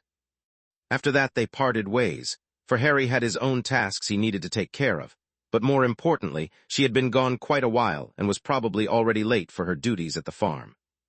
But she could not leave. Her mind kept wondering about the things that had been left unsaid. Why would it be a pity if she didn't participate? Was it because he thought she had a shot at winning, or did he just want to see her more? But a bigger question also burdened her mind. What did it mean for her if she entered the pageant? Would her life change? Or would she just end up back at the farm after a fleeting moment of freedom? 100 different thoughts were running through her mind, so that she did not notice a few kids in her path and bumped into them. Just as she was about to apologize, the kids looked up at her in wonder and exclaimed, "A fairy." Perhaps he meant that Haley looked like a beautiful and enchanting woman, straight out of a storybook when he called her that. She instead heard something different. On her planet, and often in most other places in the universe, fairies were one of the most oppressed species. Their high affinity for spiritual abilities and innate abilities, paired with the general weakness of their species, made them perfect targets to be taken advantage of. Of course, in X-142 they were not treated like slave, but whatever the case, she did not want to live the life of a fairy. With her decision made, she registered for the pageant. And now, nearly a month later, she had let the other farmhands know she was taking an extended leave and had come to the inn. 2 days later, the pageant would begin, and it would be broadcast to many worlds. They were already being briefed on the many divisions of the pageant and what to do when their turn comes. Though the first thing they were advised, and very strongly at that, was they should not reveal their names and the planets they were from for their own safety. Should any opportunities for a career as a celebrity or anything else really present itself, then they would contact the Lady Cosmos organization in the inn first, and the organization would then contact the participants.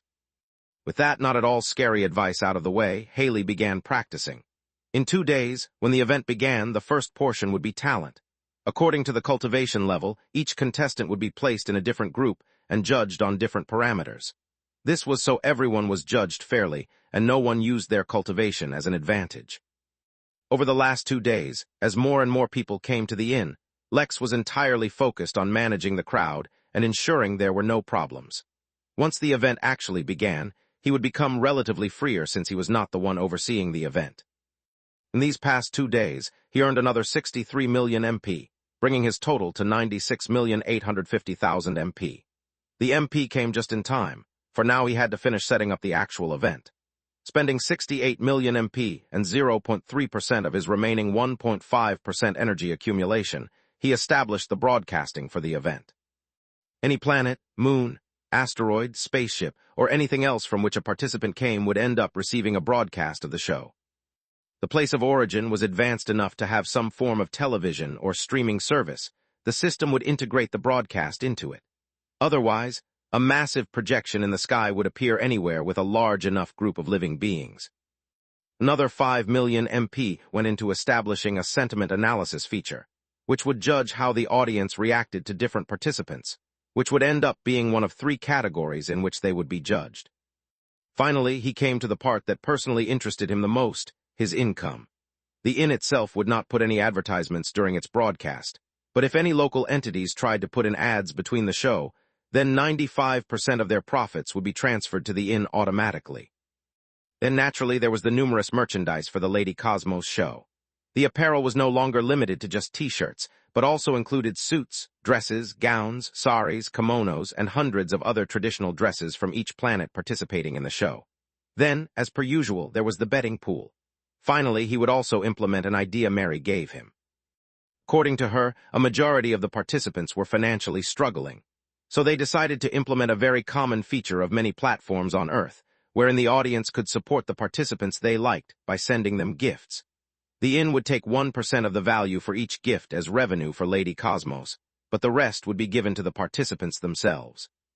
Setting up all this cost him another 10 million MP, leaving him 13,850,000 MP. That was more than enough to deal with any emergency that popped up. 1 day later, the event finally kicked off. In the end, the number of participants who actually showed up for the event was only 1.5 million, a lot lower than the number who registered, but no one was complaining. With a majority of all issues handled, Lex breathed a sigh of relief and turned his attention back to the Crystal Realm. They would begin their excursion to the Minor Realm in less than 2 weeks. He had to be ready. Earth, unnamed island in the middle of the ocean. Emperor Silius, first of his name, savior of the luggage, fisherman supreme, builder of bonfires and makeshift barbecues, stared in a daze at the broken TV screen that was still embedded into the airplane seat. He had no idea how long it had been since the commercial plane he was on crash landed on this island. Almost everyone on the plane survived. But after what seemed like thousands of years and no rescue, nothing to do and barely surviving by foraging what little they could, most had lost hope and some, unlike Emperor Silius, had lost their minds. Of course, the patchy beard on his face indicated barely a month had passed, but who cared about these technicalities?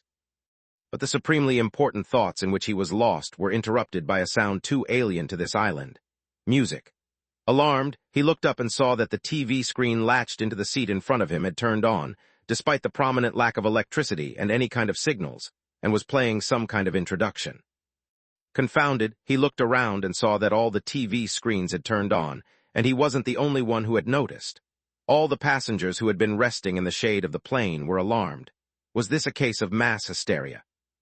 "Lady Cosmos!" screamed the Diva Queen in excitement, a ruthless and ferocious adversary who had kept Emperor Silius on his toes. But since this strange magic seemed to be the domain of this queen, the various lords and ladies turned to her for guidance. But she was too engrossed in the show to pay attention. Planet SSY 534, Plains of Carnage. 4 separate armies clashed together in an epic free-for-all. There was no indication of what these beasts and aliens fought for, or where their allegiance lay, for none wore armor or identifying tags, but the soldiers themselves seemed to know their enemies. Like rain, blood fell to the ground like thunder. Bodies clashed in the skies like the wind, carnage washed over all. This was a planet owned by no one, but housed the largest black market in the nearest 1,000 star systems. Anyone from pirates, merchants, contractors, artists, and even actual lords and ladies visited this planet for some reason or another.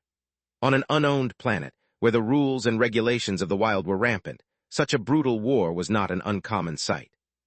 What was uncommon, however, was a massive projection appearing randomly in the sky above said armies, with the most unusual music playing. The soldiers did not stop fighting, but the commanders of the armies looked up in confusion. Was this some new tactic? Since when had their enemies become so devious? 294 Small Performance. Each of the commanders for the 4 armies looked warily at one another, while also keeping an eye on the projection in the sky. Their senses were deployed to the maximum, and as soon as something unusual happened, they would be able to respond to it. But once the introductory song ended, instead of a conniving plan of some kind, a fabulously dressed woman appeared in the projection. It was Audrey. "Welcome one and all to the first ever Interstellar Lady Cosmos pageant," rang her voice across the plains. Oddly enough, the one army that consisted of a race that had no ears felt her meaning communicated to them through the extrasensory form of communication they normally used. Audrey began explaining a little about the pageant, since most viewers were probably not familiar with the concept, but the commanders were simply bewildered. Try as they might, they could not find the source of the projection. The battle on the ground continued, and while the soldiers were slightly distracted by Audrey talking, they managed to continue the fight. Until, that is, over Audrey's monologue, they started a slideshow of glimpses of some of the contestants, dressed up in breathtaking attire. "Martha," all 4 of the commanders yelled at the same time, recognizing an image of a half-fairy, half-human celebrity. She started out as a pirate, until one of the spaceships she was robbing belonged to an interstellar marketing agency, where one of the recruiters risked his life to get her to sign for one of clients as a model. From there, her charm and natural charisma launched her career, and she became a celebrity in many star systems.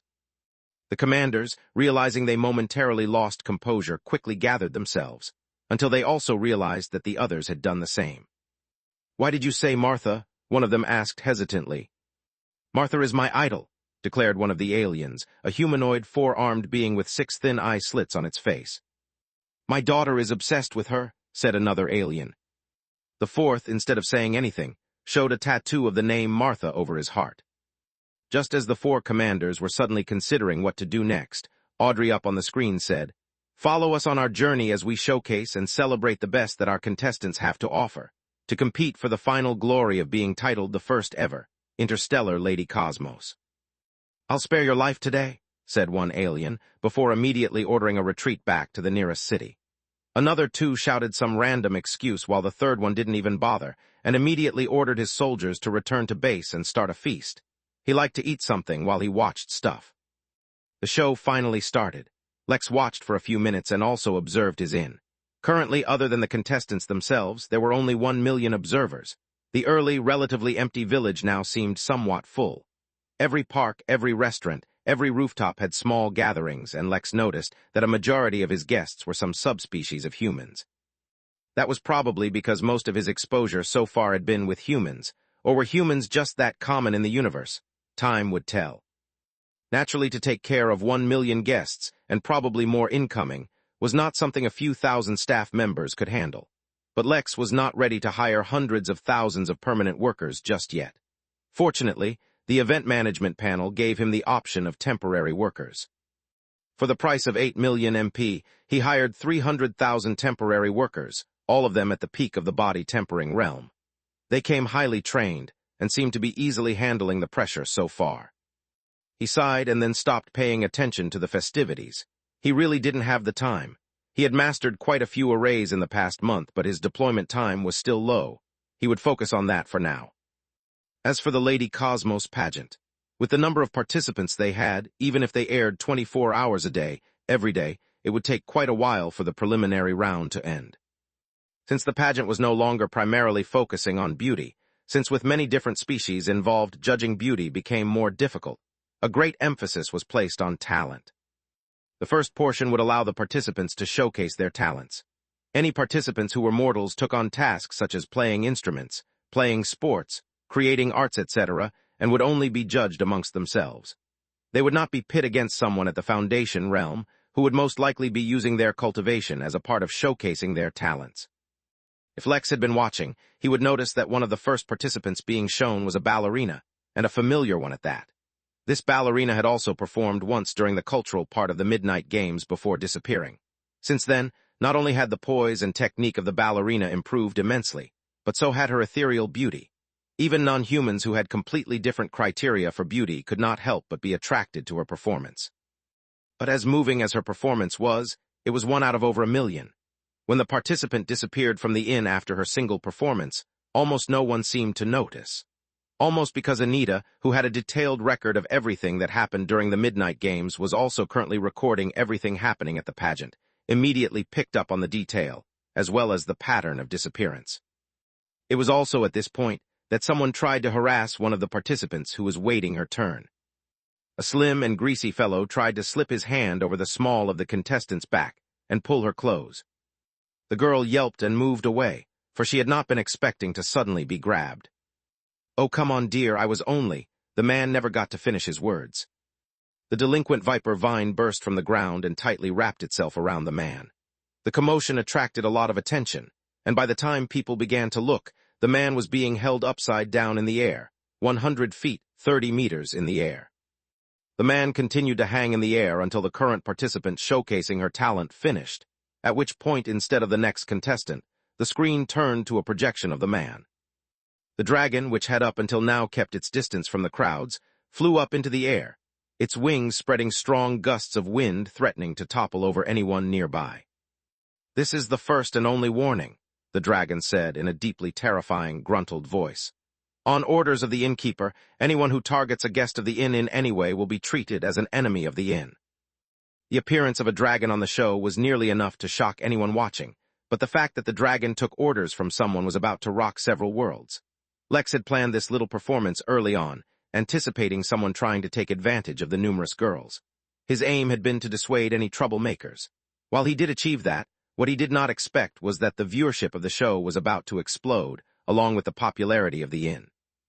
"I was only try," the man tried to speak with a trembling voice, but before he could finish, he disappeared. He had been kicked out of the inn, but none of the viewers knew that. Instead of horrified, they were enamored, strong, decisive, cruel. These were the things people loved. Well, at least the people on the planets the pirates had spread the inn's keys to. At the same time, many people who were hiding from various threats or enemies suddenly gained a new destination to run towards. With such a dramatic start, the Lady Cosmos show was kicked off. Ragnar, too, was shown a recording of the scene where the dragon made an appearance and suddenly raised an eyebrow. First a celestial and now a dragon? The innkeeper really knew how to pick his guards. He was tempted to go see the dragon firsthand, but now that he was on his way to a battlefield, his every move was likely being monitored. He did not want it to seem like he paid too much attention to the inn, so he dismissed the video. Back at the inn, Xeon, the Drake refiner who was vacationing at the inn, had just come out of his room after a several weeks-long nap and was dumbstruck. A real dragon, and it seemed to be working for the inn. Suddenly, he ran at his fastest speed to search for Gerard, the only person he really knew at the inn. He had to get a job at the inn. He absolutely had to. 295, how fancy. "Baron, cover me," yelled a woman who leaped into the air and fell behind her cohorts, her focus already on another task she was completing. As it happened, she landed furthest back at the group, directly behind Jovi, the synergist, and Lex, the all-around survival expert of the group. The group was locked in combat, fighting against a pack of Raylas. Raylas were actually parasites that often took over hosts' bodies and used them to fight, most commonly affecting slimes. In exchange for completely destroying the body in a short time, they would be able to exert power countless times more than the actual strength of the original body's owner. The pack they were facing had, as usual, taken over slimes, but that did not mean that they were weak. On the contrary, every drop of a slime's body was energy-rich, making the Raylas particularly formidable. Baron, one of the main combatants of the group, moved to intercept the Raylas' attack, but missed it by mere centimeters. He could not be blamed, for the orange beam moved at inhuman speeds and with devastating strength. The target of the attack remained Sohi, the girl who had yelled, but since she had fallen back, and the attack seemed to have adjusted to follow her direction, it lined up perfectly to hit Lex instead. Too quick to block or even yell out a warning, the group could only watch as the beam struck Lex. It was like Lex was a weakling, or that he couldn't fight, but that his role in the group was as a safety and survival advisor, and had proved himself capable in that regard. As for fighting, it was generally understood that combatants were better trained and stronger than non-combatants, so in a situation where Lex suffered a surprise attack, they expected him to be gravely injured. When the group recovered from the bright flash of light and looked towards Lex to investigate the degree of Lex's injury, they were surprised to find him unharmed. He remained standing in the same spot, a rather bored look on his face and not a single ruffle on his clothes, with his left hand extended out and his palm stretched out, as if to block the attack with his bare hands. In truth, he had employed the technique talk to the hand, but since the barrier erected was invisible, no one noticed. It truly did seem like he blocked the attack with his bare head. "Don't get distracted, keep blocking," Lex said, breaking the group from their reverie. His tone was instructive, as if he was still continuing his job as a safety advisor. Too busy to feel embarrassed, the group continued to defend, while Lex continued to stand there, putting his hands in his pockets as he observed the fight. Wenhild had already informed him that he was not expected to fight, and each member of this group was as elite as they got, which is why he did not really feel bad about not helping out. A short while later, Sohi, the girl taking cover behind Lex, finally finished her task. Her hair turned purple and her pupils took on a lilac hue. She took in a deep breath and after looking towards the main group of Raylas, shrieked. As if the sound of her scream had become visible, purple zigzagging streaks ran through the air, doing no harm to her allies but directly crushing the parasites inside the slime bodies. A few still survived, but having lost their numerical advantage, they were quickly crushed. As soon as the fight finished, the group gathered around Wenhild, who had been silently observing the fight from the side. By now, Lex had learnt a number of things about her. First of all, she was not at all as amicable as she usually was with him. No, she was extremely decisive and firm and took great pleasure in bending others to her will. That did not, however, mean that she was arrogant or incompetent. In fact, she was quite capable, which is where the issue actually originated from. She assumed, rightfully most of the time, that others could not match up to the standards she held for herself, and so gave little to no importance to their opinions. After all, their perspectives on any issue would end up being vastly different. Most would look up to something as an achievement to something she would consider a failure. Secondly, he had finally heard about her dropping her name, as well as the statement she gave when doing it. It was quite unfortunate, but Lex could now determine that she did not at all believe his story about not being a child of the kings, and instead felt that both of them were in the same boat. He also learned about why their party was only 12 people instead of more. Yes, this party was made up of the elite, but even if Wenhild was limited to only Foundation realm cultivators, there was no need to stop at 12. The reason was since she publicly dropped her name, certain people had started targeting her as a form of punishment for her arrogance. No one would have the gall to actually harm her, since the presence or absence of a name did not change her lineage, but many could not swallow the insult to the king her actions had wrought. Fortunately, no one knew her actions were prompted by his hypothetical advice, or he would have attracted a whole host of trouble for himself as well. The members of her party, or at least the two that were targeting him, did have some suspicions about him, though. They assumed that Lex was trying to win her heart, which is why they wanted to remove him. Initially, Lex was ready to retaliate lethally if her two followers dared try anything over the line. Now, however, he could not see them as any more than little kids fighting over a crush. Good job on the block, Lex. After this group session, I'll have to have your defenses tested. If they're adequate, you can serve the perfect role as Sohi's defender while she readies her spells. Sohi, the girl who yelled, was a witch, meaning she had a special profession that made use of spiritual energy and soul energy combined. Indeed, she was a dual cultivator. In fact, everyone in Siwenhild's party other than Lex was a dual cultivator, hence their status as the elite. It was nothing. I always anticipate Baron's incompetence, Lex replied casually. Baron, one of the two guys who always tried to pick on Lex, glared at him, but he dared not say anything in front of Siwenhild. It was not just her temper that was scary, but her strength as well. Sohi, good job with your spell. Jovi, if you'd been faster with augmenting Baron's speed, he wouldn't have missed that block. The rest of you, good job, you've been performing excellently. Tomorrow we'll take a rest, and instead of practicing, I'll be providing all of you with your gear. Day after tomorrow, as you know, the minor realms open. We'll be facing the real deal, and the fights won't be as tame as the ones we've been having. A rare compliment invigorated many of the group members, but Lex had diverted his attention towards the inn while Siwenhild spoke. He was not paying attention to the pageant or the many guests, but instead his attention was on Midnight Mountain. Velma was sitting opposite to the dragon and drinking tea. No, it was boba tea. As long as he was paying attention, the dragon did no more than grunt, but Velma was not at all bothered by the dragon's dismissive attitude and kept regaling it with tales from different worlds. As if that was not odd enough, Gerard was bringing with him, pulled by the strength of his upgraded golf cart, a 30-foot-long teacup up the mountain. Were they about to offer the dragon tea? Where did they get the massive cup from? Oh, it was a standard cup for massive guests, Mary informed him. Once the empty cup was in place, Velma put a ladder against the cup and climbed, all the while holding an ordinary-sized tea kettle and continuing her story. When she reached the top, she tilted the kettle to pour, and a thin, unending stream of tea came out, filling the cup with unusual speed. After he recovered from the shock of what was happening, he felt proud. Yes, this was the inn. Why should his workers feel intimidated by dragons or extend less courtesy? Once the cup was filled, and Velma climbed down, the dragon finally opened an eye and looked at the little human girl. She looked like a teenager, barely 16, but her eyes contained only an innocent curiosity and were distinctly lacking fear. After a moment, it extended one of its limbs and picked up the cup. Lex could not help but notice the pinky equivalent of its claw extended as it took a sip. How fancy. 296 condottieri. After taking a big, deep gulp, the dragon blew out steam through its nose and its scales vibrated. That feels so good I was absolutely parched, the dragon said, its voice changing drastically from the previous grumble to a surprisingly cute one, that too with a perfectly polished British accent. Lex was standing perfectly still when he heard it, but still nearly fell over. It's been a long time since someone has offered me tea. Not since back in the early days when the condottieri would have a lot more time. How long it has been. Condottieri, your leader? Velma asked, positively beaming with excitement and curiosity. At this point, Lex stopped paying attention, leaving Velma to continue her gossip, for Siwenhild was done with her remarks and they were once again about to begin practice. The timing was a shame.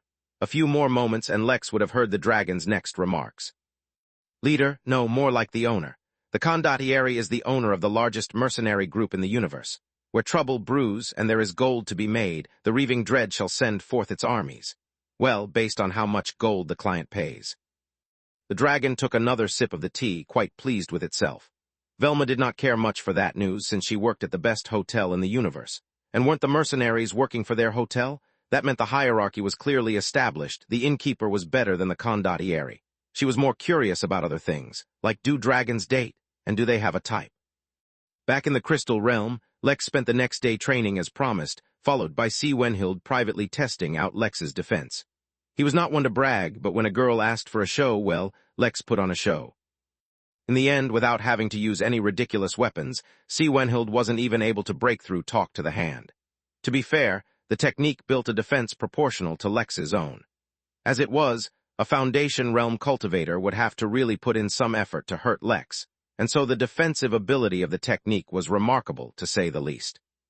He did not have the heart to tell her that he still had the Ripple Shell, another powerful defensive technique waiting for anyone who broke through talk to the hand. And should someone finally succeed in breaking both, every millimeter of his flesh has the same defensive capability. But while he still had these techniques in reserve, he didn't doubt that Wenhild, a body and spirit cultivator, didn't have secret techniques of her own that would deliver awesome power. The next day, as promised, Wenhild outfitted her entire group personally. That was to say, each member received personalized equipment that would strengthen their strongest aspects and make up for their weaknesses. But while everyone received lithe, maneuverable armor, Lex got a solid metal, sleeveless vest. Not only was it incredibly heavy, actually almost causing Lex's knees to buckle, it had abs engraved right onto the armor. It felt like he was walking around shirtless. According to Wenhild, his defense was so ridiculous that trying to run or dodge was a waste of his efforts, and he should just continue to increase his defense further, even at the expense of movement speed. Everyone received a similar helmet that would protect them from soul tracks and physical tracks, but also let Wenhild communicate with all of them simultaneously. Next, Lex received a massive, round shield and a single-handed sword, while the rest were getting fancy weapons, guns, and even a self-aiming minigun attachable to a wrist. Lex looked like a Spartan knockoff from a cheap play. If there was any consolation, it was that Lex's vambraces had an enchantment that would aid him in drawing arrays. Also, they were extremely durable and further improved Lex's defense. He was so well protected, a turtle would shy away in shame. The remainder of the day was free, so Lex said his farewell to Amelia before spending a few hours checking up on the inn. They were still continuing with the preliminary round. With over 1 million participants in the first round, it was bound to take time. Finally, he went to Wenhild's apartment at night. The entire group was gathered there, as they had planned to venture off together. Lex was expecting that the next day there would be some kind of ceremony as well as inauguration. Technically, there would be, but certain elite and privileged students were given an unwritten privilege. The minor realms were officially opened at midnight, under the bright light of the ever-present Saul birds, and before a majority of participants even knew of it, Wenhild and her group entered a minor realm. A teacher had especially come to open the entrance right inside her apartment. The opening to the minor realm was unusual. It was not dark, nor was it vague. It felt like there was a window, and Lex could look right into the minor realm. But at the same time, looking at the entrance hurt Lex's eye, and his brain could not actually absorb the image of the realm beyond. Passing through the opening, which Lex did with steady steps, felt even weirder. It was like Lex suddenly became aware of the sensation of phantom pain, but instead of feeling pain in some missing limb, he felt it in an entire phantom body that was connected to his consciousness, but not his actual body. But the next second, the phantom body and actual body switched places, while his consciousness remained absolutely centered between the two. The next moment, the strangeness receded, and Lex found himself standing knee-deep in a bog. The water was warm, and bubbles were releasing some kind of green gas. There was no Saul bird in the sky, nor any celestial body. Instead, a light blue light seemed to be emanating from a mountain range in the distance. As peaceful as the light seemed, there was an urgent matter that required his attention. Neither the warm water nor the strange gas did anything to Lex, but he knew instinctively that it was not good for his companions. "Activate your isolation talismans, the air is poisonous," Lex said out loud, warning the rest of the group. They didn't hesitate, not only because of how weird the air looked, but because Lex had proven his survival skills to them. More than once during training, he had made excellent calls and had earned the group's trust, or at least Wenhild's. Other than just armor and weapons, they had also been gifted with the best survival equipment and gear. It may seem like Wenhild was being extremely generous, but none of what she gave them could compare to a single corner of a minor realm. "So how do we take control of this minor realm?" Lex finally asked the big question. It wasn't like he hadn't asked before, but all the answers he would receive in the end were that it would be different for each realm. "Jovi, scan the area. Baron, look for a temporary base rest point. Ness, stop drinking that water. Patrick, ready the beacon." Instead of directly answering Lex, Wenhild first gave out a few different orders. Before they did anything, they needed to get their bearing and preferably step out of the bog, though no dry area seemed to be in sight at the moment. Finally, she turned to Lex. Each of these realms was discovered by the Academy, but none of them were naturally made. No one knows how old the Crystal Realm is, other than perhaps the Crystal Race. The history, the heritage, possibly even the key to defeating the Craven could be in any of these realms, which is the real reason the Academy has us explore them. But it's not like they're sending us to unknown realms.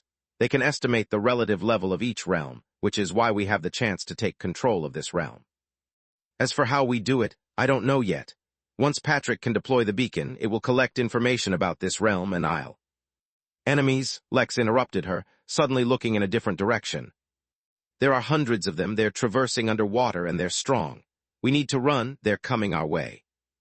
Wenhild didn't doubt him for even a moment, despite the fact that she could not see these enemies, and there seemed to be no indication of them yet. The group started running, and after using Hart's marathon, even Lex was able to keep up despite his heavy armor. Barely. But despite their attempts at escape, the pursuers seemed to be catching up, and soon everyone was able to sense something swimming through the murky water in the distance behind them. Mr. Innkeeper, an innocent voice spoke in his mind. There's a lot of energy in this realm, but something seems to be eating it. You should get to it quickly, or there might be none left. 297 too easy. What direction? Lex asked the Lotus in his mind. In the distance, where the light from behind the mountain is coming from.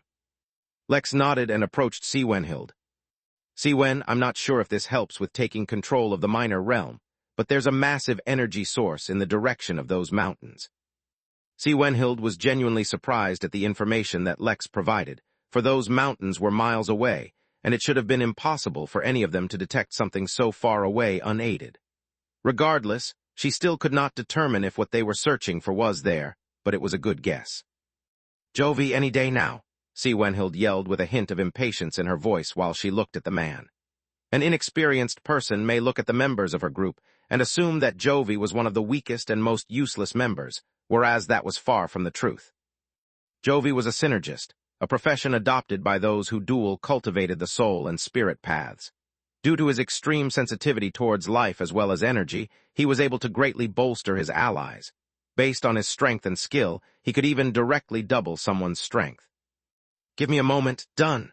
The exasperated Jovi yelled before his body started to emit a yellow light enveloping the group. The moment Lex felt the subtle warmth of the light fall on him, he felt his speed pick up drastically. The entire group's strength had increased, and they changed their direction towards the mountains. Running in a bog was frustrating to say the least, and while their combined teamwork should have allowed them to fight off most enemies, there was no point in wasting their energy doing so. After all, it had to be remembered that while they entered the realm early, others would also enter in a few hours. While a majority of them would simply be hunting for anything valuable, some may also have the same objective. It would be best to take the greatest advantage of their head start. Pianda and Oval. Tim, do your things, Wenhild yelled, and the tall man nodded and stopped running, getting left behind. No one questioned it, for they were all familiar with Tim. He was a body and spirit cultivator, and though he did not have a unique profession to set him apart, he had a strong bloodline that made him a demolition expert, as well as extremely capable in setting up traps. A few minutes later he caught up, looking slightly pale. But his face showed only a satisfied expression, and only a few moments later, when an earth-shaking explosion took place, his smile grew wider. Whatever had been following them stopped after that, and the group encountered a massive boulder, jutting out of the ground, giving them a dry place to rest for a while. Not that any of them other than Tim needed a rest. The real reason they stopped was so that Patrick, a soul and spirit cultivator, could scan the realm using a special beacon. Looking at this group might cause one to begin doubting the rarity of dual cultivators, but it had to be remembered that even to be qualified to have Wenhild consider them, they had to be the best in their respective fields. It would not be an exaggeration to say that they were each one out of a million. In fact, it was probably an underestimation. Regardless, what set Patrick apart was his unusual cultivation technique. For various complex reasons, all originating from that technique, he had developed his spiritual sense prior to the Golden Core realm. In exchange, until he reached the Golden Core realm, his body would be very frail and could not take strenuous exertion. But the advantage that he gained in reconnaissance abilities with the help of various equipment was too great to give up. The rest took this time to check their equipment and keep an eye out for any more trouble. Lex similarly remained vigilant. There was no doubt that his instincts would warn him should any danger approach, but that did not mean he should become complacent. His own experiences were enough to let him know that there were always exceptions to anything you might think is a concrete rule. A few times he sensed some creatures approach them beneath the murky water. But each time, after sensing the strength and vigilance of his group, the creatures would retreat. He had not yet actually seen what form the creatures in this realm actually were. The fact that they hid in the water so far may be one reason, but considering the only light source in this minor realm was very dim, He may as well have missed a few creatures passing by in the distance. "The scan is complete," Patrick said after some time, attracting the attention of the group. "The approximate size of this realm is around 100,000 acres, though with areas that large it becomes difficult to get an accurate guess. There are several distinct biomes all beside one another. More importantly, there seem to be signs of large ruins in many areas, all of which may contain valuable treasures, or perhaps records about the origin of this realm. There's a lot of interference around the mountains, so I can't get a detailed reading, but I can vaguely detect large structures there as well. There's a good possibility that the largest, or perhaps most intact ruins are there." Wenhild considered the possibilities for a moment, then had Patrick chart out a path for them towards the mountain while exploring any nearby ruins. With slight detours, they would be able to fit 2 different ruins on their journey. "There we go, we already know what to do. This conquering minor realm stuff is a lot easier than you said it would be," said one of the group members called Ness. Lex's lip twitched as he looked at the girl raising death flags. Ness was not the brightest person Lex had ever met. Even trying to be reserved with his judgment, she could only be called dumb. In fact, when they arrived at this realm, Wenhild had to stop her from drinking the murky bog water from which the poisonous gas was being released. But for everything she lacked, she was perhaps the most dangerous person Lex had seen at the Foundation realm. To be fair, he had yet to see Wenhild fight seriously. But Ness, who followed the body path, and a rare and dangerous path called Tino, which was also actually a form of the body path, was extremely fast, strong, and vicious. He just hoped that her strength would help her combat the endless death flags she was raising, for even as they left the boulder and headed towards the first ruins, she kept emphasizing how boring this was turning out to be. After an hour more of jogging, Lex couldn't help but admit that the journey had, indeed, so far been much easier than anticipated.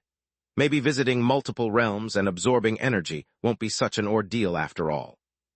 No sooner had Lex completed the thought that the ground erupted from beneath them, with no forewarning whatsoever. By the time Lex's instincts kicked in, he was already flying through the air, a sharp stone-like spear stuck in a large dent in his armor. In the air, with no sense of what was happening to the rest, he quickly pulled his legs up to his chest, just in time to dodge another rock spear. Despite the surprise attack, Lex wasn't at all injured. This wasn't a result of his sturdiness, but rather of his preparations. He had used Ripple Shell, a defensive technique that covered his body the moment he entered the minor realm.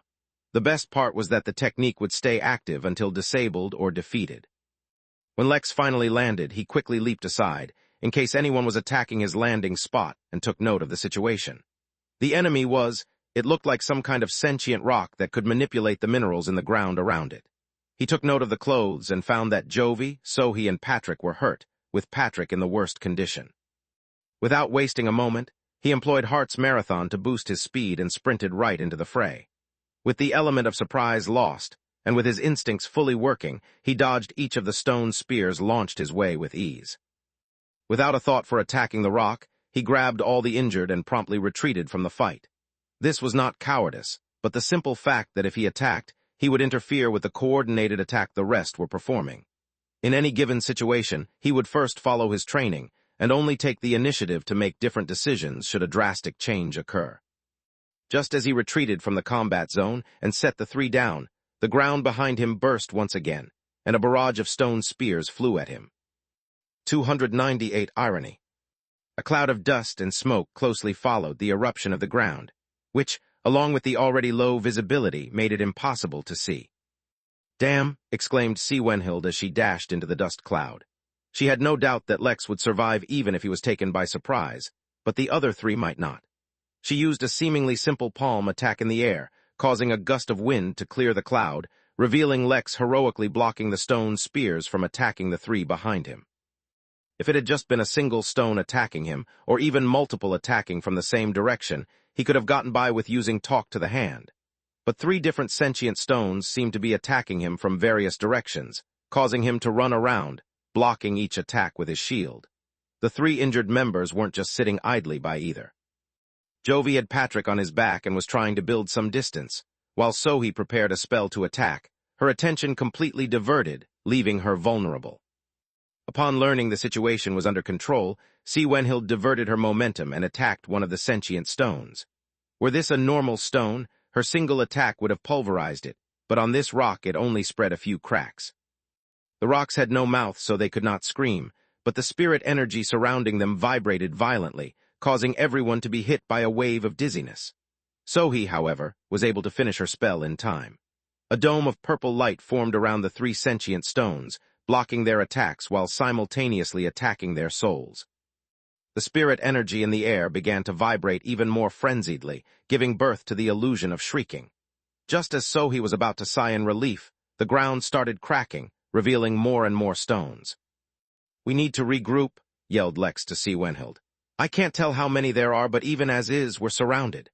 Even Lex could only block attacks from a single direction at a time, and with them being surrounded and outnumbered, they would need to work together.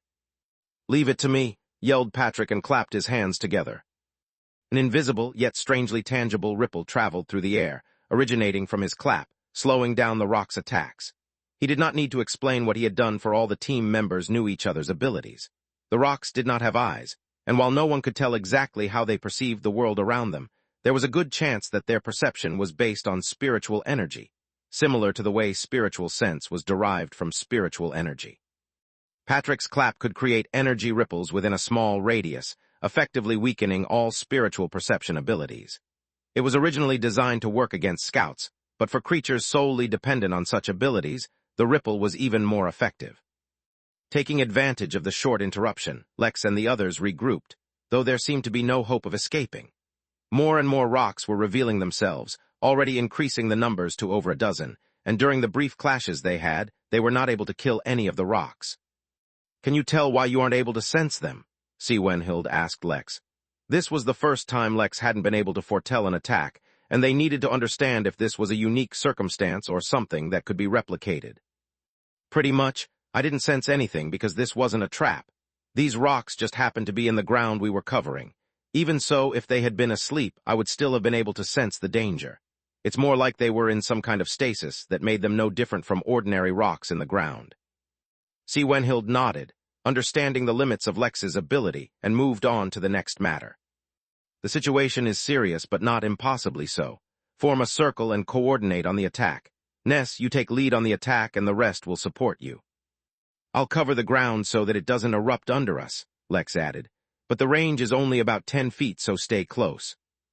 Lex's defensive technique, Talk to the Hand, was originally designed only to be used from the hands.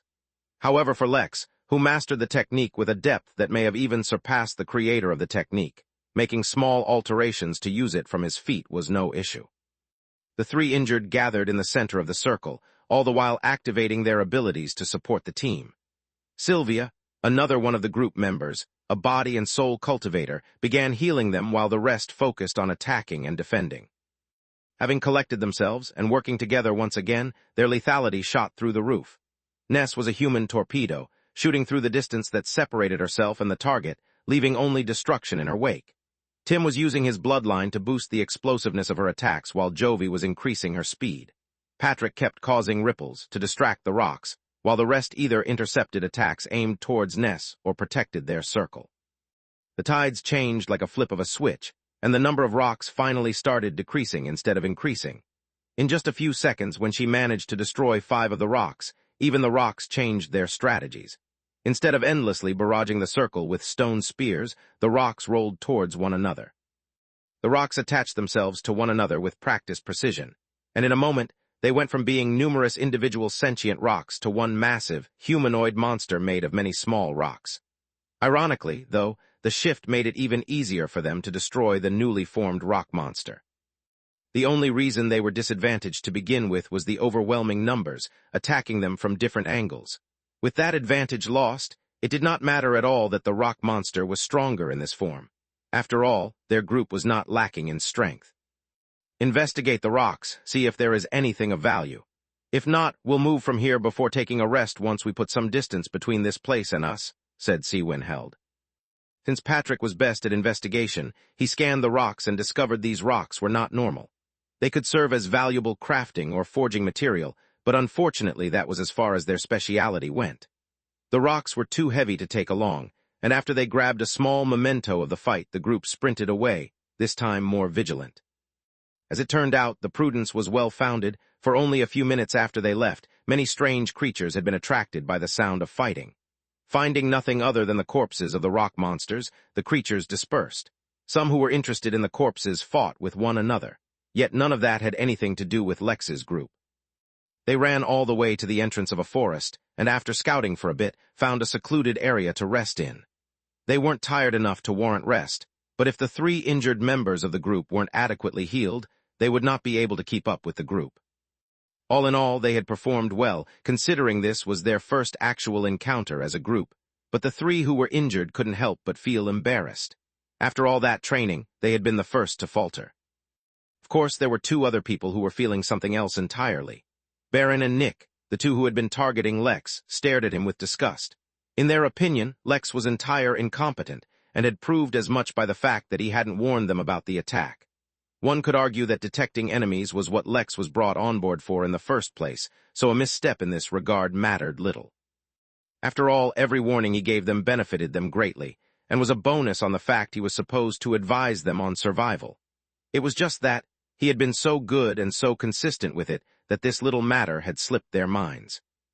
Once the 3 were finally healed, or rather healed enough, the group continued their journey.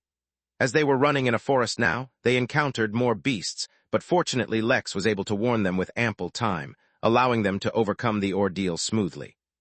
A few hours later, they finally reached the first ruin, and the moment they laid eyes on the ancient structure, everyone other than Lex gasped in excitement. A moment later, though, Lex caught on as well. These were no ordinary buildings. Their design, their material, even the size of them, they all signified who the inhabitants of these buildings had once been. The Crystal Race. 299, an interesting guest.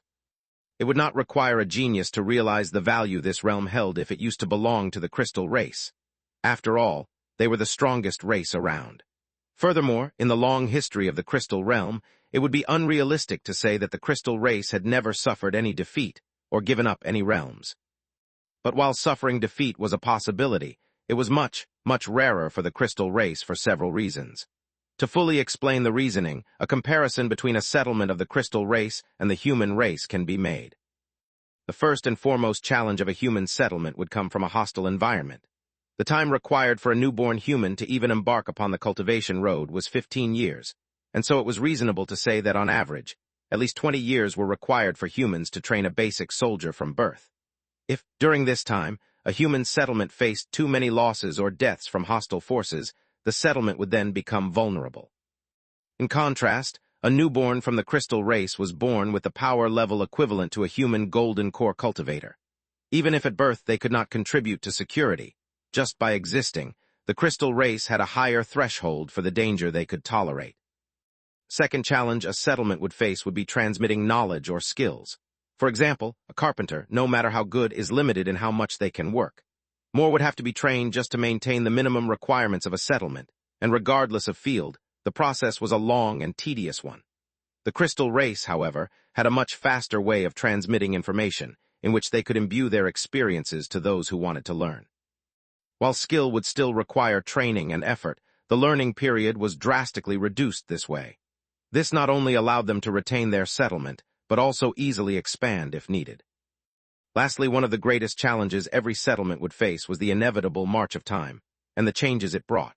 Leaders would die, buildings would collapse, policies would become outdated, and so much more. If each successive generation of that settlement did not rise to the challenges of their times, a single lifetime was enough to destroy even the sturdiest of foundations. But for the Crystal Race, while time brought its own challenges, the one thing it did not bring was old age and deterioration. This was because every member of the Crystal Race, regardless of age or cultivation, was born immortal. This was not to say that they never got sick or could not be killed. Rather, it just meant that the declines that humans faced after they passed their prime was something the Crystal Race would never encounter. This meant that they would forever retain their great leaders, their best doctors, their legendary crafters, and since each of them had all but infinity to master their crafts, their standard for legendary was something the other races considered myths. So now, looking at the ruins of what must have been some kind of Crystal Race settlement, the entire group could not help but wonder what had happened here. "Can you sense anything?" Wenhild asked Patrick, who was already scanning the buildings using his beacon. "There are many energy signatures in the buildings, but they're not living, which means there are either items or treasures of very high value in there, or, the most likely scenario, is that the buildings still have some functioning formations." Scout the area. I want to know if any beasts have made this their territory before going inside. Most of the group waited while Patrick and Cindy, the tracking expert, a body and spirit cultivator, went out to scout the area. When they returned, they brought back predictable news. The ruins had become the nest for a large predator, the bloody jit. It was a flightless bird, not because it lacked wings, but because its body was so massive, its wings could not support its weight. It was extremely deadly, ridiculously strong, and had the ferocity of a tornado, so naturally the first order of business was killing the bird. This is where all their training began to shine, and as soon as Patrick provided the group with a map of the ruins and the surrounding terrain, they began planning the fight. A novel one would expect that in a battle like this, Lex would serve as the bait to bring the beast to an ambush spot. But no, he had a different job, one that would finally allow him to put his arrays to use. Once the creature was lured to wherever the group wanted to fight, and the combatants began fighting, they would have to ensure that the beast did not escape once the tide of the battle turned against it. Essentially, he would have to create an inescapable cage. For requests of this level, Lex would have to rely on the book he had gotten from John. The author had recorded a number of excellent arrays, seemingly for any scenario, and now Lex would put them to use.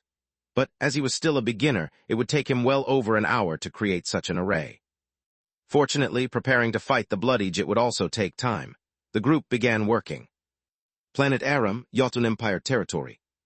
This planet, which was several times larger than Jupiter, was one of the most popular tourist spots in all of Jotun territory. Such a claim was no small matter, as it was not just considering a single galaxy, but all the galaxies under Jotun rule. The reason for that was not only the fact that this planet was abundant in every kind of resource, rich in beauty, absolutely secure, as well as a hub for commerce on an interstellar scale, but because this planet was the private property of one of the most noble families in the Jotun Empire. The Jotun Empire, along with its royal family, had several noble families as well, all with varying levels of importance. Of those families, there were 3 ranked directly below the royal family, in both prestige and power. Each family had their own speciality, but in such a utilitarian universe, absolute power was the most important factor in deciding a family's worth. The intricacies of the Jotun societal system were complex, and the standings of the noble families even more so. However, all complexities aside, no matter what, it was absolutely unusual that a member of such a family was running in such panic, on his own planet no less. The 19-year-old Golden Core cultivator looked nothing like a scion as he ran through the empty, but usually crowded fruit farm. There was no one chasing him. In fact, this entire region of the planet seemed to be devoid of any people beside the running boy. But the lack of pursuers did not soothe the boy. At this point he was running on fumes, as not only had he been awake for several days, he had already overdrawn his spiritual energy. In a few minutes at most, he would collapse. As if aware of this, whoever was after the boy made no effort to close the distance.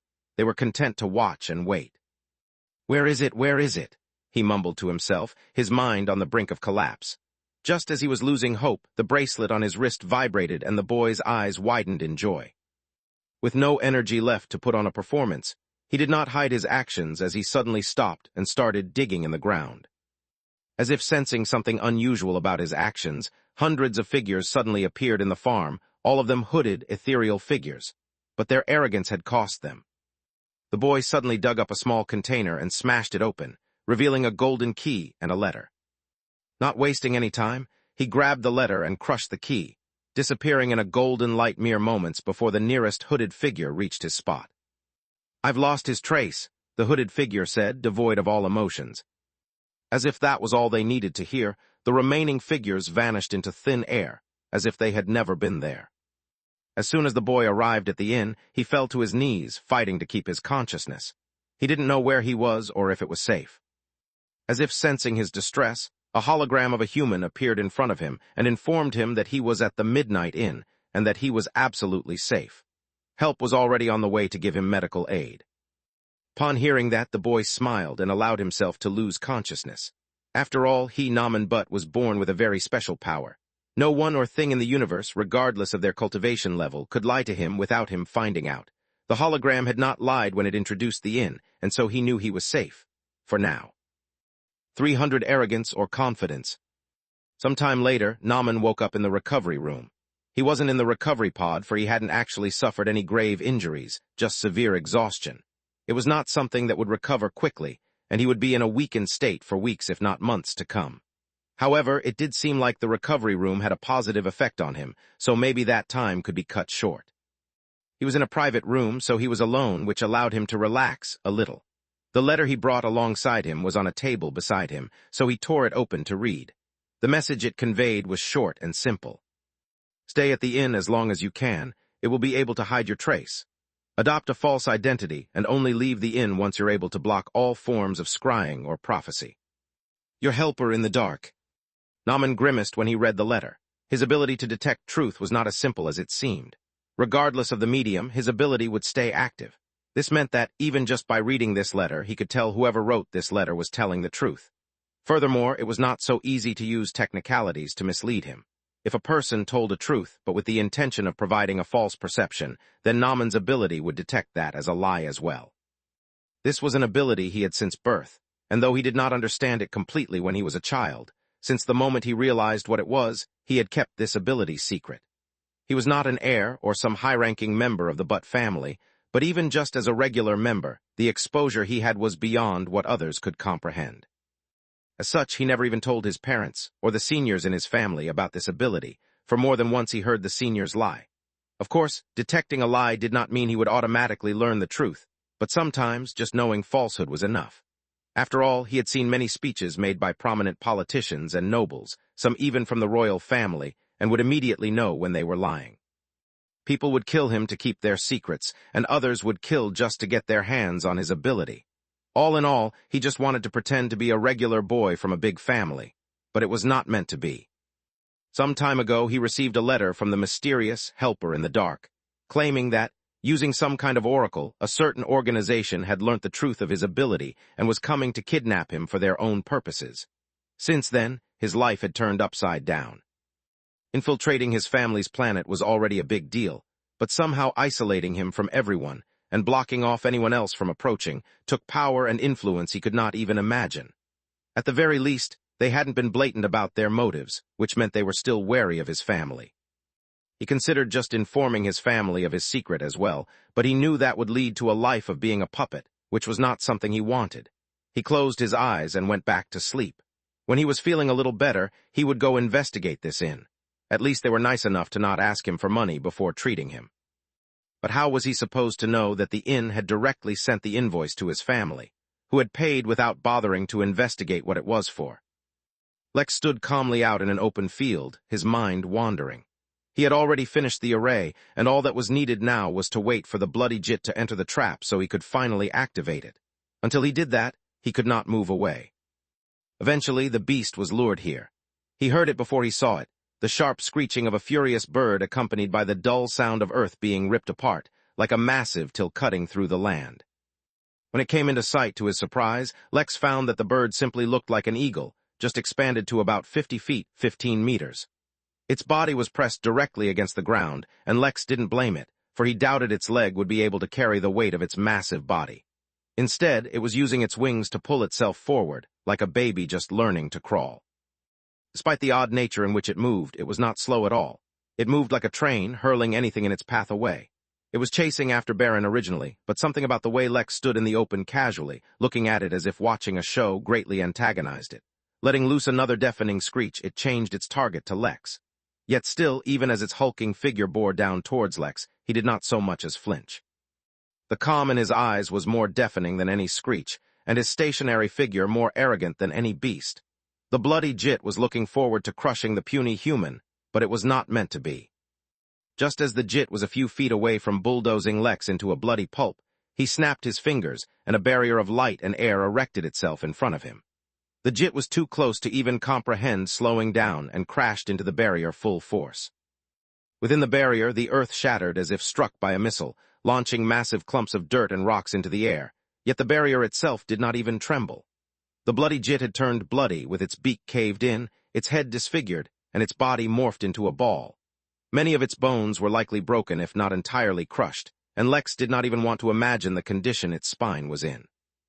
Yet the anger in the jit's eyes did not diminish or weaken, and it glared at Lex like the very purpose of its existence was to murder him. A whim struck Lex as he watched the unyielding beast, and he asked, "Can you understand me? A beast at your level should have some basic intelligence, right? This is a fight you've already lost. Yield to me and I'll stop them from killing you. The bloody Jit's aura exploded as it screeched up into the sky, a declaration of its power and hatred. A pity, Lex said, feeling disappointed. But he no longer paid the bird any heed. Ness, Baron, and Tim had entered the barrier as well to deal with it, and he did not doubt their ability to slay it even when the Jit was in good health, let alone now. With his hands in his pockets, Lex began to make his way towards the ruins. He strolled towards the nearest building, ignoring the sounds of combat behind him, and instead he was contemplating his own behavior. It occurred to him that as his cultivation, and along with it his various abilities, grew, his personality was also slowly changing. This was his first outing since the expedition with Ptolemy, and already he could feel the difference. He was no longer wrecked with worry about his survival, and in fact tested the limits of ability and his control over it. Previously, he would have never waited until the bird almost reached the end of the barrier. As soon as it entered, he would have activated it. Now, though, he pushed it to the absolute last minute. Maybe it was arrogance in his newfound power. Maybe it was an inherent confidence in knowing his limits. Maybe it was just him experimenting with something new. All he knew for certain, though, was that it felt good not to be worried about dying at the slightest incident. The calm, confident expression on his face finally broke, letting through a small smile. Now he finally felt like he was living. Now he could finally start actually enjoying all the blessings the inn brought him. He had to be careful not to let his newfound power go to his head, but he could also let himself enjoy it a little. He suddenly recalled a feeling he once got when he first started hosting the midnight games, when the strong and powerful deferred to him, and when he overcame fear to take control of the situation. It was feeling your heart beat in your chest. It was feeling the blood course through your veins. He took in a deep breath, taking in all the smells of the forest, and as he let the air out of his lungs, he clenched his fists. Lex freaking Williams, he said in his mind, his smile becoming even bigger. Then he stepped into the first ruins and froze.